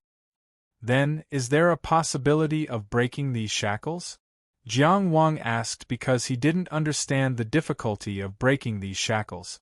He was actually thinking about Grandmaster Guan Yin. As the Xiankong Temple's #1 genius in comprehension back in the day, Grandmaster Guan Yin had reached the ascension of the gods in the forest ocean origin realm, because he had cut off his future. It was hard to imagine Guan Yin's determination back then. Yung Genzuan had originally wanted to say that it was impossible, but he hesitated for a moment. This was because they were talking about Jing, the so-called strongest cultivator in the world. Making new breakthroughs on the path of cultivation and breaking through old barriers didn't seem that hard to understand. This was especially true for someone like him. He didn't think that there was any problem in the world that couldn't be solved forever. Given the current development of the cultivation world, Chao Jie said, this is still impossible. At the very least, it's impossible at the ascension of the god. With his strength and vision, he naturally made the final decision and completely ruled out this possibility. Then, who was that mysterious Tianjiao who was sure to win first place in Jing? What other direction could he think in? Ji Zhaonan, he didn't think anymore. He sat there and said indifferently, I don't know who that Tianjiao is, and I don't need to know. I only know that I started practicing martial arts at the age of 7 to adjust my body and wait for the opening of my meridians. I haven't slacked off for a single day in the past 21 years. No matter who I face, I believe that I won't let down my youth. His youth was his spear, and it was also his time. Good. A real man should have this ambition. Chao Jie clapped his hands and praised. Since the 24th year of the Yuanfeng era, De Qi has achieved hegemony. We've participated in the Yellow River Conference twice. We've paid a lot of sacrifices, but we've only taken second place 3 times. This isn't enough to match De Qi's national strength, and we've become a laughingstock in some countries. He stood up and bowed slightly. Everyone, please work together. This gift was too heavy. Jiang Wang and the other 2 immediately stood up and bowed deeply in return. However, when they stood up, Jiang Wang didn't know if it was an illusion, but he seemed to have seen tears at the corner of Ji Zhaonan's eyes. When he looked again, there was nothing. What Jiang Wang didn't know was that the 2 Yellow River conferences that Chao Jie mentioned. The previous one was the 33rd year of the Yuanfeng era. That was the first Yellow River Conference that Qi participated in after they achieved hegemony. The people of Qi were of one mind, and they all wanted to shine brightly in the world. Unfortunately, after participating in Tianjiao's death battles, the best they got was second place in the inner court. The next one, which was the most recent Yellow River Conference, was the one 10 years ago. That was the 399th year of the Yuanfeng era, which was the 45th year of the Yuanfeng era. The people of Qi accumulated for 12 years and made a comeback, but they weren't able to win. At that time, the Chu country won the inner court title, and the Jing country won the outer court title. The winner of the unrestricted field for those under 30 years old, who was known as the strongest Tianjiao, belonged to Jingguo. And that was the second disciple of Ji Zhaonan's senior brother, the military god Jiang Mengxiong. Now, when people talked about the military god Jiang Mengxiong's second disciple, they all said that it was Ji Zhaonan. Actually, that wasn't the case in the past. The military god's second disciple was on the brink of death in the Yellow River Conference, but he still lost to the Jing country's Tianjiao by half a move. He only got second place in the under 30 unlimited tournament. It was also after that Yellow River Conference ended that he wanted to expand Qi's territory behind the Gate of 10,000 Demons. He went in alone without his peak strength. In the end, he was surrounded and killed by the demon race in the wilderness. Even his bones couldn't be found. After De Qi's military god Jiang Mengxiong entered the Gate of 10,000 Demons, he only found the Xiaohua spear. And 10 years later, at the Riverview platform, Ji Zhaonan brought the Xiaohua spear start over.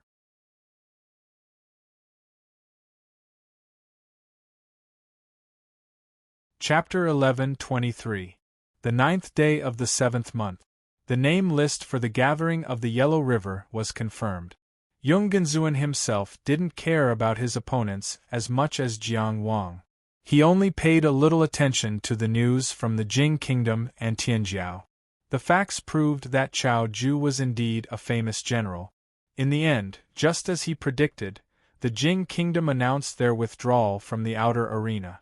Xian Nankue announced on the world stage, the Jing Kingdom will only compete in one match. They will be the champion. The 5 countries, Qin, Qi, Chu, Jing, and Mu, were not convinced. The atmosphere was tense. Of course, after the event, no one was truly unafraid. All the powers were frantically trying to find out who the #1 prodigy from Jing country who was participating in the unrestricted battle under the age of 30 was. But still, no one was able to find out. The Jing Kingdom was across the river from the Riverview platform. The number of nobles who came to watch the event was also the highest in the world. Logically speaking, it was impossible to hide this news. But even they knew nothing about this person. He didn't know the name of this person, who was his master, or even whether this person was a man or a woman. But the Jing Kingdom's pride left a deep impression. These people didn't even know who the Tianjiao from their own country was, yet they were all full of confidence. They kept saying, "We will only compete in one match. They will be the champion." They repeated Xian Nankue's arrogant words over and over again. They couldn't be blamed for this. Under the auspices of Grand Ancestor Jing, the Yellow River gathering slowly evolved into the Tianjiao gathering. Since then, the number of people the Jing Kingdom had won on the Riverview platform was comparable to the total number of people from all the other countries in the world. They indeed had the right to be proud. The 9th day of the 7th month passed in a state of chaos. The 10th day of the 7th month arrived as scheduled. On this day, the name list for the gathering of the Yellow River under the age of 30 would be confirmed. Other than the top 6 in the world, there were only 2 spots for countries to compete for. And in the world, there were only 17 people who were qualified to compete for these 2 spots. These 17 people were all ascended gods. I am like a god. It wasn't just a nice phrase. That was the true power of a god to a certain extent. Ascended gods before the age of 30. What did this mean? It was Tianjiao in Tianjiao. Along the way, Jiang Wang could be considered to have traveled extensively and seen a lot. However, the number of ascendant gods experts under the age of 30 that he had seen could be counted on one hand. Yin Guan and Ji Zhaonan were gone. Even if Chun Jitao, who was in his early 30s, and Yi Lingxiao, who was young, and Tian Anping, who had already broken the golden jade essence, there would only be 5 of them. Today, there were a total of 17 people standing in the training field surrounded by the pillars of 6 directions. It could be said that the Tianjiao of all the countries were gathered here. These 17 people would be paired up in pairs. If there was an extra person, it would be a bai. According to the rules of the Yellow River Gathering, due to the importance of the unrestricted field for those under 30 years old. In this selection battle, those who didn't advance in the first round were the lucky ones. Because he had the right to challenge, he had the opportunity to enter the main competition in one battle.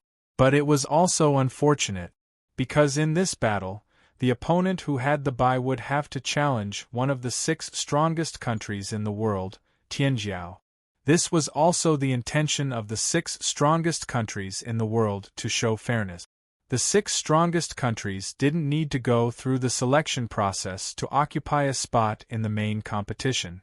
This was based on the strength of the 6 strongest countries in the world. They could face any challenge. This was the gist of the idea. In the end, it was Xing Shuhui of Tianjiao who was lucky to advance. This was a short, unprepossessing man. Just from his appearance alone, it didn't match his extremely poetic name. But now that he was standing on the martial arts stage, holding the jade token that represented a bai and luck, he had a unique and indescribable temperament. He clearly looked very ordinary, and could even be called ugly, but when you looked at him, you actually felt that he was elegant and graceful. I only have one question. He looked at the jade lot in his hand and shook his head with a smile. He looked at Xian Nankue and said, "Can I draw again?" Soft laughter came from the spectators' stands. Xian Nankue smiled and asked in return, "What do you think?" Xing Shuahui sighed. "Maybe I'm one of those fabled people with great fortune." He smiled and then looked at the remaining 16 Tianjiao. They would have a total of 3 rounds to decide the 2 spots in the main competition. Brothers and sisters. Xing Shuahui smiled and asked, "Is there anyone who wants to change their luck? I can exchange with you." Xing Shuahui, wake up. Xing Shuahui's Vice Prime Minister Meng Huia laughed and scolded, "What brothers and sisters? You're already 29 years and 10 months old. No one here is older than you. You have to call your younger brothers and sisters." Of course, this could only be a joke. Once the lot was drawn, it couldn't be changed. Xing Shuahui sighed again. Holding the jade lot in his hand, he thought for a moment and said, "We're both Taoists. I definitely can't challenge Jing Country's senior brother." Xian Nankue didn't laugh this time. He said slowly, "If you want to challenge Taiyu, it's also possible. Within the rules, you're free." So the Tianjiao that Jing Country wants to win this time is senior brother Taiyu. Xing Shuahui suddenly understood and then shook his head decisively. "That won't do, that won't do. We're both Taoists, so we should be united. Wouldn't it be a joke if we fight with each other?" Naturally, everyone present had heard the name Taiyu. Many people didn't say anything, but they couldn't help but send messages everywhere. What they were trying to convey was nothing more than a question. Who was this Taiyu? Tai as a surname was quite rare. In the whole world, there was only one Tai family in Xia. The strongest person in their family, Tai Hua of the Truth Realm, was killed by Jiang Mingxiong in the Battle of Jianfeng Mountain not long ago. Heaven and earth mourned the death of a perfected person, but it wasn't the only case in the war between countries. This time, Xia's Tai family also sent a young Tianjiao to represent Xia in the Battle of the Yellow River. His surname was Tai and his name was Yin. He was the grandnephew of the late perfected Tai Hua. He participated in the final round of the outer arena and made it to the main round yesterday. His strength was very outstanding. There was only one famous Tai family in the world. The number 1 Tianjiao of Jing Country couldn't be from Xia. Jing Country had a long history and had produced countless strong people, but they had never heard of anyone with the surname Tai. Who was this Taiyu? Xing Shuahui seemed to be very familiar with this person, and he looked as if he was afraid of a tiger. Some people had already started to follow Xing Shuahui's past activities to find out more about Tai. They didn't know that Xian Nankue was also speechless. "Why do you look like you're very familiar with him? The Holy Land is so mysterious. Even I only know their name. Do you think you know more than I do?" But of course, he couldn't be too rude. He only pinched his nose and said, "Xing Shuahui, hurry up. There are so many people waiting." Xing Shuahui nodded seriously and turned around to look at the spectator stands. Today, Tianjiao of the 6 superpowers who participated in the unrestricted battle under the age of 30, except for the one from Jing Country, were all here. Huang Budong of Qin Country, Ji Zhaonan of Qi Country, Yilan of Chu Country, Murong Longqie of Jing Country, and Song Yun of Mu Country were all sitting in the spectator stands. It was because they knew that someone would draw a challenge today, and they all had the possibility of accepting the challenge. They didn't have to wait until they were challenged before rushing over. No matter how powerful they were, they couldn't let so many people wait. From this point of view, Taiyu of Jing Country didn't appear because he was sure that no one would dare to challenge him first. He was too arrogant.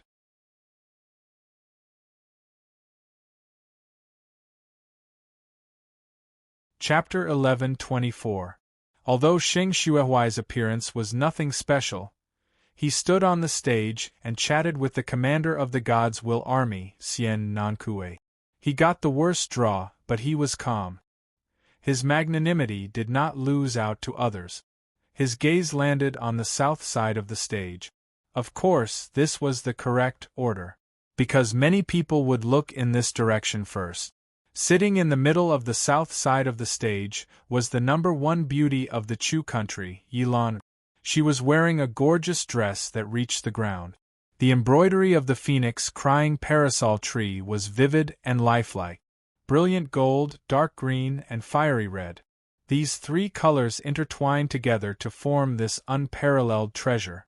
All the materials used to make it were extraordinary, but when they were woven together, they only had aesthetic value and did not have the ability to be a magical item. From the moment it was made, it was meant for her to wear during the Yellow River meeting. Because the Yellow River meeting prohibited the use of magical items, it also prohibited the use of magical clothing. The craftsmen of the Chu country's Heavenly Craftsman Department used special methods to suppress the possibility of its ability. It was such a breathtakingly beautiful long dress. If it was just a little bit less beautiful, its color would be overshadowed instead. But Yilan only sat there, and everyone's gaze was focused on her face. This was a face that excelled nature. Other than that, all the other beauties were just a foil. It was impossible to describe her facial features. They could only be described as perfect. Every detail was captivating, even her eyebrows were just right. She was a kind of intense, dazzling, and extremely aggressive beauty, but her temperament was graceful and cold. This deadly contradiction brought about a suffocating charm. No man's gaze could escape from her. Women were the same. Huang Shelley's eyes were shining from the beginning, and he would look at Yilan from time to time. Since Yilan sat down, he would turn his head and look at her. He was racing against time. On the other hand, Murong Longqi, who was sitting beside her, was sitting upright and still, looking straight ahead. On the south side of the stage, Yi Qingyu, who was wearing a veil, could not help but look at Yilan with admiration.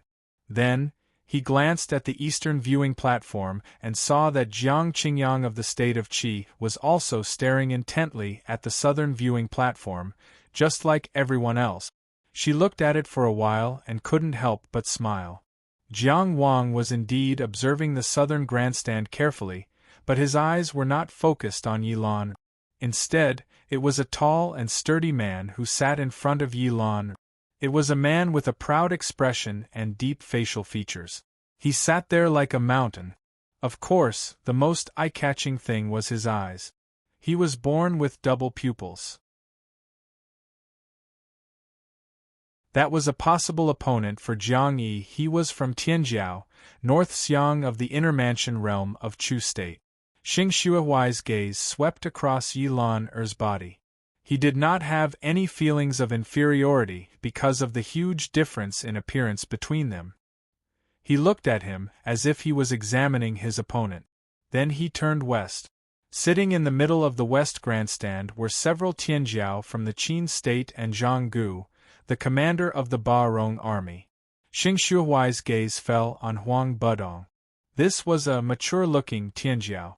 He was obviously in his 20s, but he looked like a little old man. He sat there with half-closed eyelids and sleepy eyes. He looked like he had one foot in the grave. This was probably the Tianjiao with the least fighting spirit. He did not look young at all. It made people want to check if he was really less than 30 years old. Zhang Gu, the commander of the Barong army next to him, had a gentle face and had the temperament of a famous general. He secretly used the power of his divine soul to poke Huang Budong. Huang Budong was startled. He straightened his back and shook his head from side to side. "What's wrong?" Zhang Gu smiled and said, "Why don't you go back and rest?" Huang Budong got up and was about to leave, but he finally realized where he was and sat down embarrassedly. He also raised his hand naturally and greeted Xing Shuihuai, who was looking over. Xing Shuihuai nodded with a smile and moved his gaze to the next Tianjiao. Murong Longqie of the Jing kingdom was a man with a cold face. He gave off an aura that kept people away. He coldly met Xing Shuai's scrutinizing gaze and almost said, "Challenge me and I'll send you back immediately." Xing Shuai did not respond to this provocation. His gaze continued to move. Song Yun, known as the present world divine envoy, wore a large cloak that covered his face. He held a scripture in his hand and meditated the whole time, as if he didn't care about anything. Tianjiao of the Xing nation, Xing Shuai's gaze looked around and finally fell on Ji Zhaonan. Ji Zhaonan, with his unparalleled charm, was also one of the focal points of the circular stands. Facing Xing Shuai's gaze, Ji Zhaonan neither despised nor paid attention to it. He only looked back at him indifferently. Just like how Tianjiao of the Mu nation would choose Tianjiao of the Xing nation to suppress in the competition, from the perspective of the Xing nation, Xing Shuai's opponent should beat Song Yun. He pretended to scrutinize, which was not very interesting. That was why Murong Longqi of the Jing nation was so merciless. However, Xing Shuai's gaze stopped on Ji Zhaonan. "I thought you were the strongest person here." He cupped his hands towards Ji Zhaonan. "Brother Ji, please advise me." As soon as he said this, Huang Budong and Song Yun, one was too sleepy to respond, while the other was covered by a cloak. Murong Longqi's sword-like eyebrows rose slightly, obviously unwilling to agree. Yilan looked at Ji Zhaonan, observing his reaction. Ji Zhaonan smiled, stood up, and walked down the stands with the snow-white Xiaohua spear in his hand. He smiled at Xing Shuai. "At least in terms of foresight, you're worthy of Tianjiao." Xing Shuai bowed elegantly. "Brother Ji's praise, I'm ashamed to accept it." As the number one Tianjiao of the Xing nation, he had reached the pinnacle of divine arrival before the age of 30. He had the freedom to choose his opponent, challenging Song Yun, forcing Song Yun to use more tricks, and preventing the Mu nation from getting a better ranking. This might be a choice that was more in line with the Xing nation's interests. However, there was no problem if he wanted to challenge the strongest person he thought was the strongest. Xian Nankue couldn't help but glance at Xing Shuai from the sidelines. As a famous general of the Daozong nation, frankly speaking, he had only heard of Xing Shuai, the number one Tianjiao of the Daozong nation, but he didn't know what kind of person he was. After all, Xian Nankue's eyes only fell on people at Meng Wuya's level. Judging from Xing Shuai's choice, when he mentioned the Tianjiao of the Jing nation, he was actually eager to give it a try. He only wanted to challenge the strongest person. Ever since the Battle of the Yellow River became the Tianjiao Battle of the Nations, there had been cases of small nations taking first place in the Inner Mansion Realm and Outer Mansion Realm competitions. Although it was very rare, it had happened before. Only those under the age of 30, who had no restrictions, had never left the Overlord nation. This was because the Tianjiao of this level could no longer rely on luck or a few powerful magical abilities to close the gap. Everyone was a top-notch Tianjiao, and everyone had the best talent. What Dao did you seek? What Dao did you achieve? The Tianjiao of the strongest nations in the world also had the best inheritance, the best resources, and the best teachings. Even so, Xing Shuai still wanted to challenge the strongest person. Everyone had come from the era of the young Tianjiao, so Xian Nankue's red face didn't show much expression. He only raised his hand and said, "Please." Ji Zhaonan, who was unparalleled in both men and spears, had already stepped onto the stage.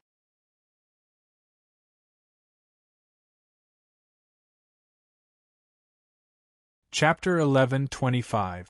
This was the first arena among the 8 arenas. Xing Shuai's first challenge against Qi's Ji Zhaonan was the opening battle of the selection round for those under 30 years old. For the top Tianjiao like Murong Longqi and Yilan, they did not have to watch the next few rounds.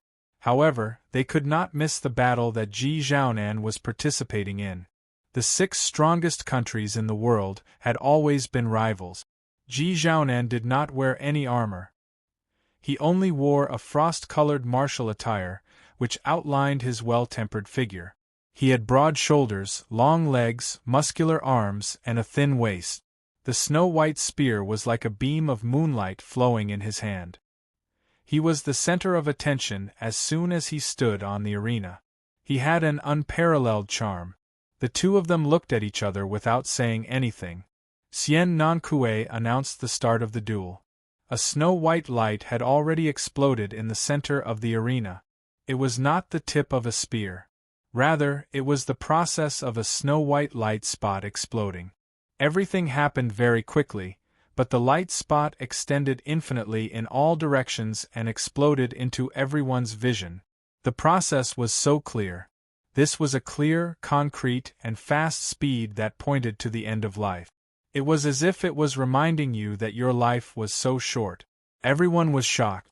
The spear was so close to the Tao. The battle had reached its climax from the beginning. How could he block such a spear? Xing Shuahui raised his head. With his short stature, he needed to look up to meet Ji Zhaonan's gaze. The moment he raised his head, he, who had an unremarkable appearance, suddenly became full of vigor. The hazy clear light condensed into the shape of an immortal crane, dancing around him.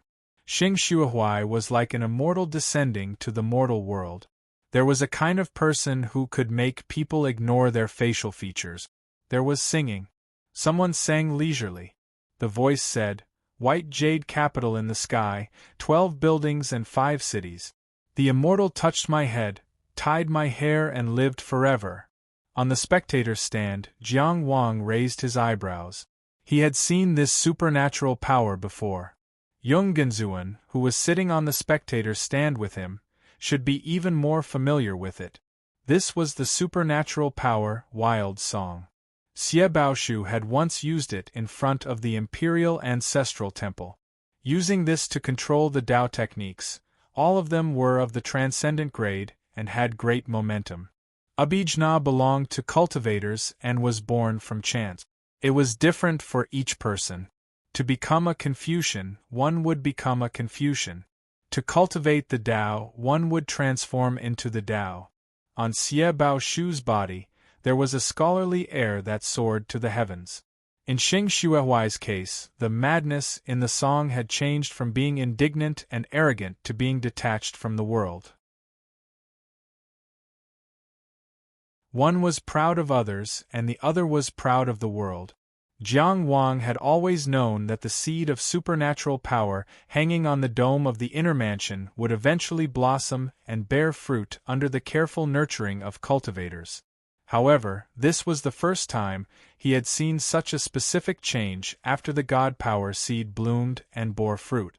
The same divine ability, in the hands of two people, had completely different styles. In the long song, a large hand condensed from clear light pressed down on the dust and wind, as if it had come from beyond the heavens, and covered the top of Ji Zhaonan's head. This was called immortal caressing the crown, but it was not imparting immortality, but breaking it. The song was originally a divine ability that increased the power of Tao technique. In Xie Baoshu's hands, any one of his Tao techniques had the power of the transcendent grade. However, when Xing Shuahui used it, he directly used the light of the divine ability to manifest Tao techniques to crush his opponent. It was already impossible to distinguish which was a divine ability and which was a Tao technique, or if they were originally one, and there was no distinction between them. This palm was very large. If not for the special restriction on the martial arts platform, the space on the platform was actually very wide, and it would not be able to accommodate this immortal's hand. However, when this hand pressed down, it was clearly only on top of Ji Zhaonan's head, but it had already covered the entire martial arts platform. This was the power of the sky collapsing, and it was unavoidable. This was a way to perish together with the opponent. Xing Shuahui ignored the spear in front of him and directly attacked Ji Zhaonan, attacking the enemy's vital point and forcing him to withdraw his spear. If he did not withdraw his spear, they would die together. From this, it could be seen that although Xing Shuahui courageously challenged Ji Zhaonan, he was not arrogant and ignorant. He knew that there was a gap between him and Ji Zhaonan, so he was not willing to follow Ji Zhaonan's rhythm. Instead, he bravely chose to fight with his life on the line from the beginning. He used this kind of desperate fighting method to fight for a chance of victory. In terms of divine abilities, combat skills, he might lose in anything, but in terms of life and death, everyone was equal. For the weaker side, equality was victory. This was not the courage of a reckless man, but the wisdom of Tianjiao. He was not hot-headed and fighting to the death. Instead, he calmly observed and chased after the opportunity to win. Once he was sure, life and death did not matter. As for Ji Zhaonan, he did not withdraw his spear. He raised his spear and stabbed forward with his right hand, his body like a flood dragon entering the sea. The strong wind from the immortal's hand had already messed up his long hair, and his cold eyes only stared at Xing Shuihuai's throat. He did not even blink. If that palm pressed down, he would also die. But he still moved forward. Moreover, he was faster and his spear was faster. He pressed forward with indomitable will. Xing Shuihuai wanted to perish together. Then he would perish together. Everyone knew that Ji Zhaonan was the stronger one. He had more choices. He did not have to do this. He should not have done this. But he had chosen this way. No, it's not perishing together, Yonggenzuan said with a bit of surprise in the stands. Jiang Wang, who was sitting beside him, also felt the same way. Although the situation was perishing together, Ji Zhaonan was stronger. Then even if they died together, he would be the one who died later. On the martial arts stage, dying later meant victory. So Ji Zhaonan's choice was not to perish together, but to win. Perhaps some people would pursue a more dignified victory when they were stronger. But Ji Zhaonan was different. He only pursued victory. The fastest, most direct, and most straightforward victory. Without a doubt, Xing Shuihuai had made the wrong decision. Or rather, his decision was not wrong. In all senses, it was an amazing performance. But Ji Zhaonan had made it a mistake. Not only did Xing Shuihuai not use the courage to fight to the death to break free of the chance of victory, but he had increased the bargaining chip for Ji Zhaonan's victory. He was not afraid of death, but he did not want to lose, so he had to change his move. The long song changed, and the song said, "The king abandons the North Sea, sweeping the ground and borrowing the whale." The hand of the immortal suddenly dissipated and turned into a stream of light. The light of the magical power poured down and swept the angry waves. From the angry waves, a giant whale jumped out. The whale opened its mouth and wanted to swallow the world. It also swallowed the piercing cold light. The sea was only in the east. Was there a North Sea in the world? It was nothing more than a wild song. Arrogant people were arrogant. It was often impossible. And the magical power of the wild song bloomed and bore fruit with Xing Shuihuai. It could manifest supreme Tao techniques at will, and it had the ability to almost come true. But the giant whale that shook its head and wagged its tail, if it were not for the special space restriction of the martial arts stage, the giant whale that could almost fill the entire world stage, there was a snow-white light that penetrated from its body. It was an unstoppable light that could not be blocked. It was a light that belonged to Ji Zhaonan and the Xiaohua spear. When this light completely shone, the giant whale that was manifested by the light of the magical power, the supreme Tao technique with the power of the profound level, actually collapsed. It was like a bubble, so weak in front of Ji Zhaonan's spear. There was another wild song. "I am worthy of being called the Lord, the green bird's heart." Someone roared, "The five-colored magpie among the clouds flies from the sky." From Xing Shuihuai's heart, a bright green bird with 3 feet of jade feathers poked out. From the clouds in the void, the five-colored magpie flew down while singing. Xing Shuihuai's Tao technique was superb. It could be compared to a scripture. These two Tao techniques both had the power of the profound level and could not be ignored. and in the hazy clear light of the magical power, a snow-white light suddenly appeared. The 5-colored magpie shattered in midair. The clouds were destroyed, the magpie was destroyed, the space was destroyed, the distance was destroyed, and the clear light of the magical power was destroyed. Ji Zhaonan's figure with the spear appeared again, and he was already close to Xing Shuihui. All the defenses, all the obstructions, were all bubbles. How could this spear be blocked? The snow-white light touched the beak of the green bird. The Xiaohua spear pierced straight in, shattering the green bird and stabbing into Xing Shuihui's heart. Ji Zhaonan pushed the spear with one hand and plunged it down, stabbing Xing Shuihui to the ground. The snow-white spear pierced through Xing Shuihui's heart and stabbed into the solid ground of the martial arts arena. This spear looked so simple, straightforward, and direct. But only to hear, boom, boom, boom, boom, boom. That was the collision of the spear light and the restrictions of the martial arts arena thousands of times in an instant. This was the sound of the ancient martial arts arena, under the pressure of the Xiaohua spear, unable to bear the heavy burden. P.S. The white jade capital in the sky, 12 buildings and 5 cities. The immortal touched my head, my hair tied, and I received immortality. The king abandoned the North Sea, sweeping the ground and borrowing the whale. I am worthy of being called the Lord, the green bird's heart. The 5-colored magpie among the clouds flies from the sky.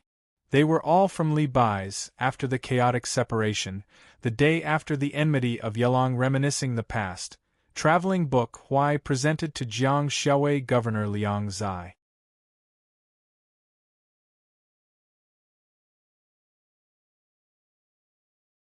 Chapter 11:26.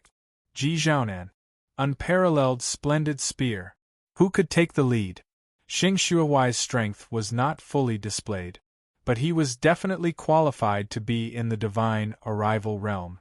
It could even be said that his performance was quite outstanding. Although he made the wrong choice at the beginning of the battle and made a mistake in the battle with Ji Zhaonan.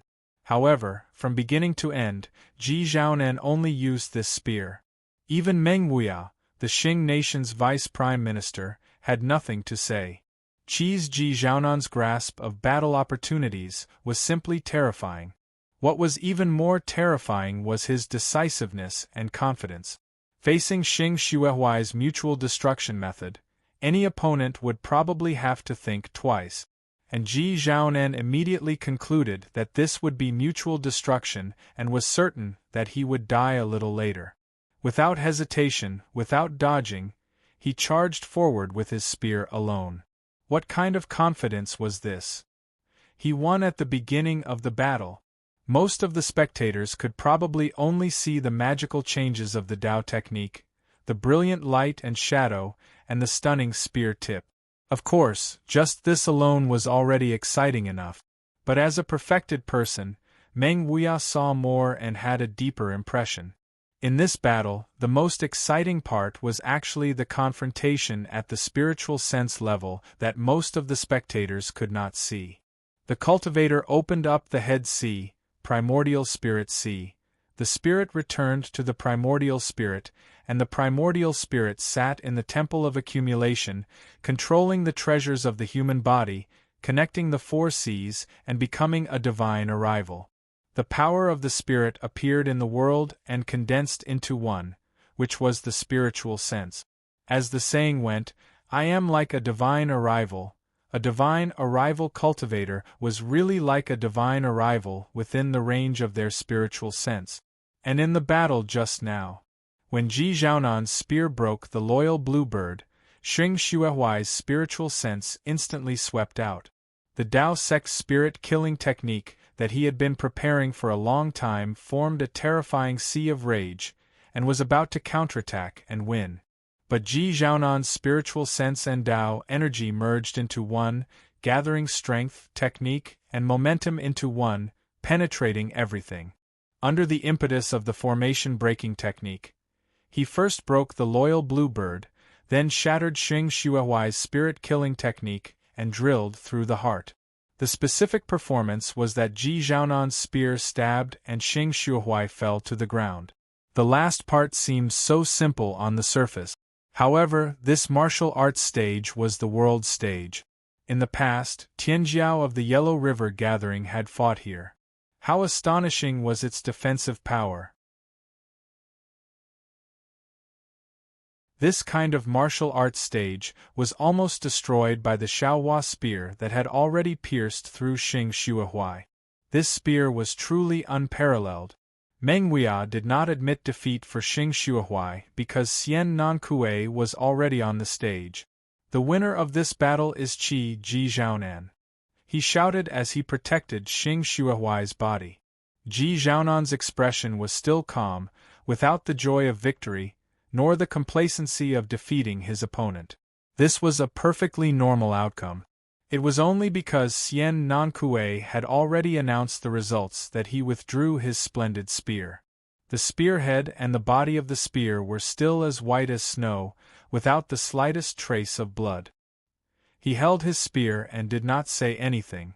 Just like how he had come, he walked down from the martial arts stage and headed straight for the Pillars of Six Directions. I only came to fight for first place. Once I strike, I will let the whole world see. Do you still remember this spear? On the ring-shaped spectator stands, many people also stood up and left their seat. After Ji Zhaonan's spear struck Xing Shuhui, it was time for the remaining 16 Tianjiao to fight. The 16 of them were competing for the 2 spots in the main competition that were under the age of 30. Although they were all top-notch Tianjiao who had reached divine descent before the age of 30. However, a large portion of people stayed here just to watch Ji Zhaonan's first battle. Is this the ability to break formations? Jiang Wang sighed. General Ji's last stab was really amazing. He had already seen Ji Zhaonan's spear on the general appointment stage.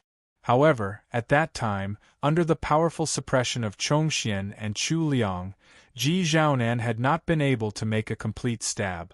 All of his attacks had been disintegrated before he even attacked. It was no different from Yong Genzuan and Jiang Wang, who had been beaten up together. It was only when combined with the current battle that Jiang Wang could truly feel how amazing the power of each stab that Ji Zhaonan had failed to make on the general appointment stage at that time represented. It was also because of this that he deepened his understanding of Chongxian and Chu Liang. This ability is called shattering armor and breaking weapons, sure to break enemy formations. It certainly lives up to its reputation, Yong Genzuan said. He glanced at Jiang Wang with a somewhat surprised expression. I didn't expect that you could also see the clash of spiritual senses in the last stab. Jiang Wang smiled. You haven't reached divine descent and opened up the primordial spirit sea, have you? Of course, this was different. In the process of building the star tower in the outer building realm, one needed to temper the power of the spirit. However, there were very few cultivators who possessed powerful spirit power in the inner mansion realm. However, the young man beside him was, after all, the Tianjiao who had defeated Wang Yiwu in the same realm. It was reasonable for him to be a little different. Yong Genzuan raised the corner of his mouth and skipped the topic. Are we going back? The battle between divine descent cultivators wasn't of much use to Jiang Wang as a reference at the moment. If it weren't for the possibility that Ji Zhaonan would fight today, he would probably sit in his room and cultivate diligently. Upon hearing this, Jiang Wang immediately stood up. We'll go now. Chao Jia, who had been sitting behind them and looking after Ji Zhaonan, had long since disappeared. The two of them, one in white and one in green, walked down the spectator stand one after another. This attracted a lot of attention. For example, Xiang Bei, Qin Zhizhen, and a certain Tianjiao from the Mu country who was wearing a bronze mask. Ji Zhaonan's outstanding performance inevitably made the other countries pay more attention to the Qi-Qi's Tianjiao. Yong Genzuan and Jiang Wang each had their own calmness. Of course, Huang Sheli was an exception. Huang Sheli's gaze was always focused on Yilan. As he watched, he commented, "TSK, TSK, TSK, how does this girl look like? Her face, her chest, and her legs." She wasn't interested enough in watching herself, so she urged the people around her to watch as well. She used her elbow to nudge Murong Long, who was sitting upright and looking straight ahead. "Stop putting on an act. Isn't she beautiful?" Murong Long, who was watching the martial arts stage, replied indifferently, "She's just too beautiful. I'm not looking." Huang Sheli said righteously, "What nonsense are you saying? A beauty is like a beautiful scenery. You should appreciate it properly. The world lacks discerning eyes, but beauty is covered in dust. What a pity!" Murong Long looked at the Tianjiao on the martial arts stage as if he was looking at dead people. He casually replied to Huang Sheli, his voice flat, "I'm just afraid that if I look at her for too long, I won't have the heart to kill her." Huang Sheli sucked in a breath of cold air and moved 7 or 8 seats to the side. He angrily condemned, "Cold-blooded, cruel, heartless." As he condemned, he also formed a clique. He gave Zhongshan Weisun a look. "Don't you think so?" Zhongshan Weisun silently rolled his eyes. Murong Long wasn't someone that anyone could scold. "Your father spoils you, but my grandfather doesn't."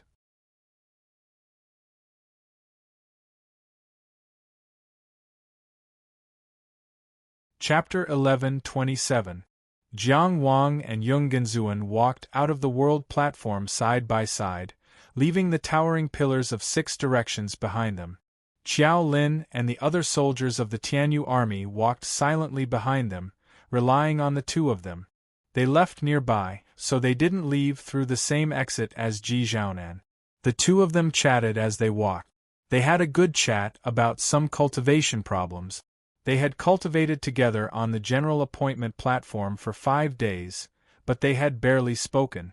After coming to the Riverview platform, they would occasionally chat a little. It didn't mean that their relationship was that good. It was just as Chao Jie had said. On the battlefield, they were fellow soldiers. On the Riverview platform, they were a united front, representing Qi to fight against Tianjiao of other countries. After returning to Linzi, they would still fight for what they should fight for. They would still fight for what they should fight for. Jiang Wang had been to the bewildering world to fight. Yung Genzuan came from a famous general's family, so they naturally understood this principle. One of them was in a white robe, while the other was in a green robe with a sword. One was peerless, while the other was calm and composed. They were both from Tianjiao, so they naturally had different charms. Even on the Riverview platform, where Tianjiao gathered, they were extremely eye-catching. They chatted as they walked, frequently making people look back. Ji Zhaonan's spear can't be avoided. It should. As Yung Genzuan spoke, he stopped in his tracks. There was a person in front of him, a familiar face. He was wearing the dark green military uniform of the Spring Death Army, supported by his extremely tall figure. He had a long face, a high nose and deep eyes. His body was covered in dust, and the murderous aura of the battlefield had yet to dissipate. He just stood in the midst of the people coming and going. He was like a flagpole planted there. When he looked over, the arrogance in his eyes faded away. Then, he was stunned. Yung Genzuan and Jiang Wang were also stunned. Why are they together? Isn't this too sudden? I should have watched a few more matches. This was probably what the 3 of them were thinking. The silence froze for a moment. Yung Genzuan and Wang Yiwu spoke almost at the same time. "Didn't you say you weren't coming?" "My master didn't allow me to come, so I snuck here." Then they shut up at the same time. "Well." Jiang Wang touched his nose uncomfortably and said to Yung Genzuan, "I'll go back first." Wang Yiwu glanced at him indifferently. "Don't worry, I'm not here to find trouble with you. As soldiers, the country's interests are more important."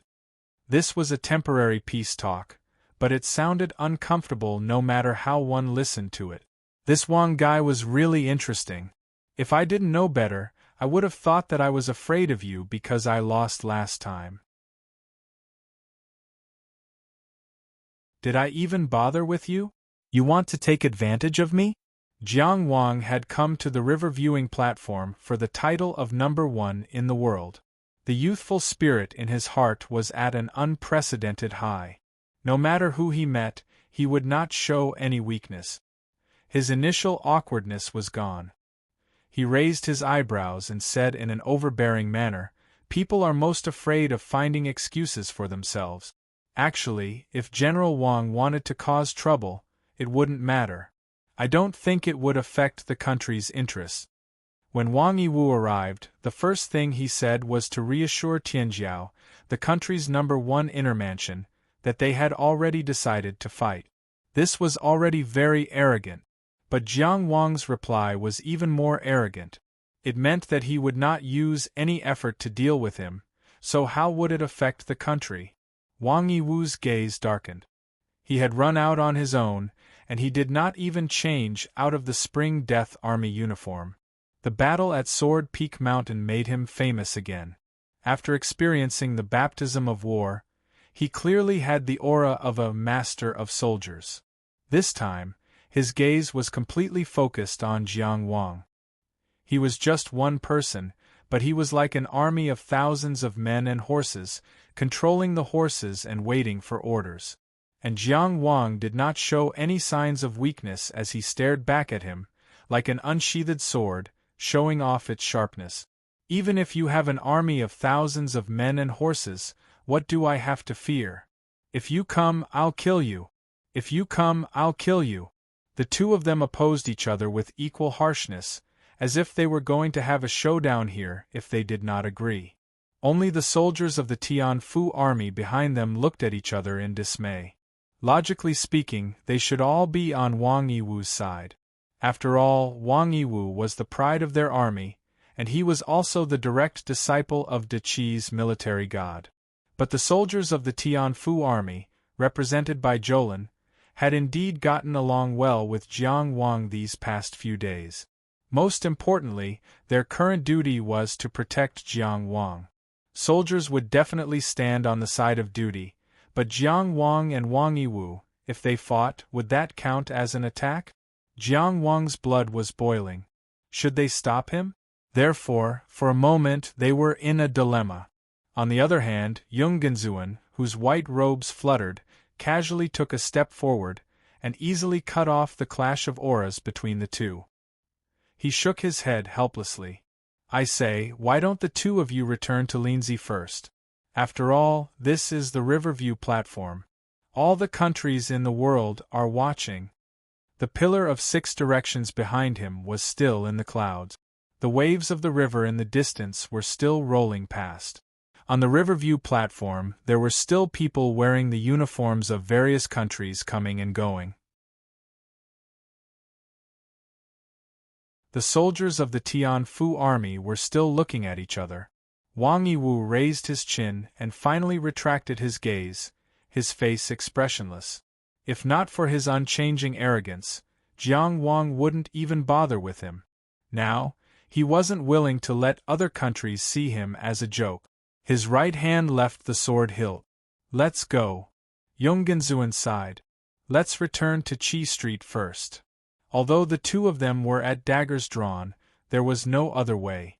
There was only one road, and there was only one place to stay. Purposely walking in front and behind would only make things more awkward. Moreover, who was in front and who was behind? If they were not careful, they might end up fighting again.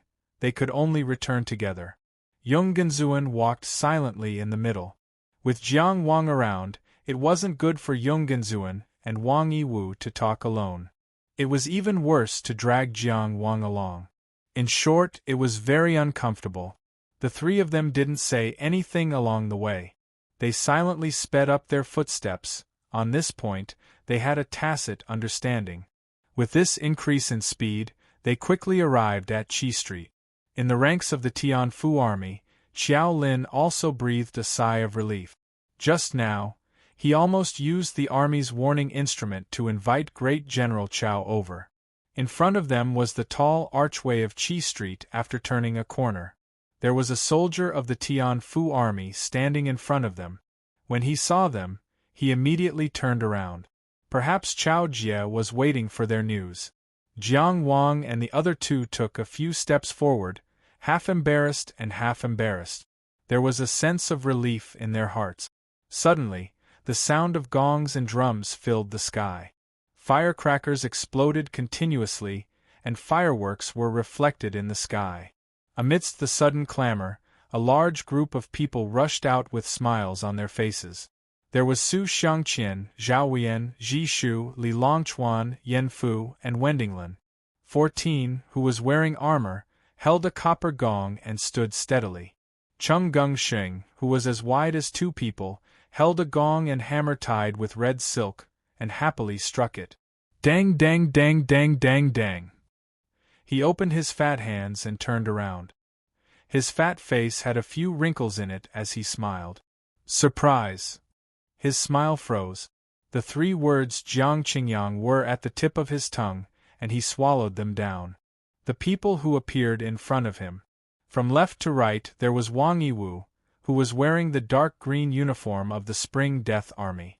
Yung Genzuan, who was wearing a fluttering white robe, and finally Jiang Qingyang, who was wearing a green robe and wielding a sword. Wang Yiwu was expressionless.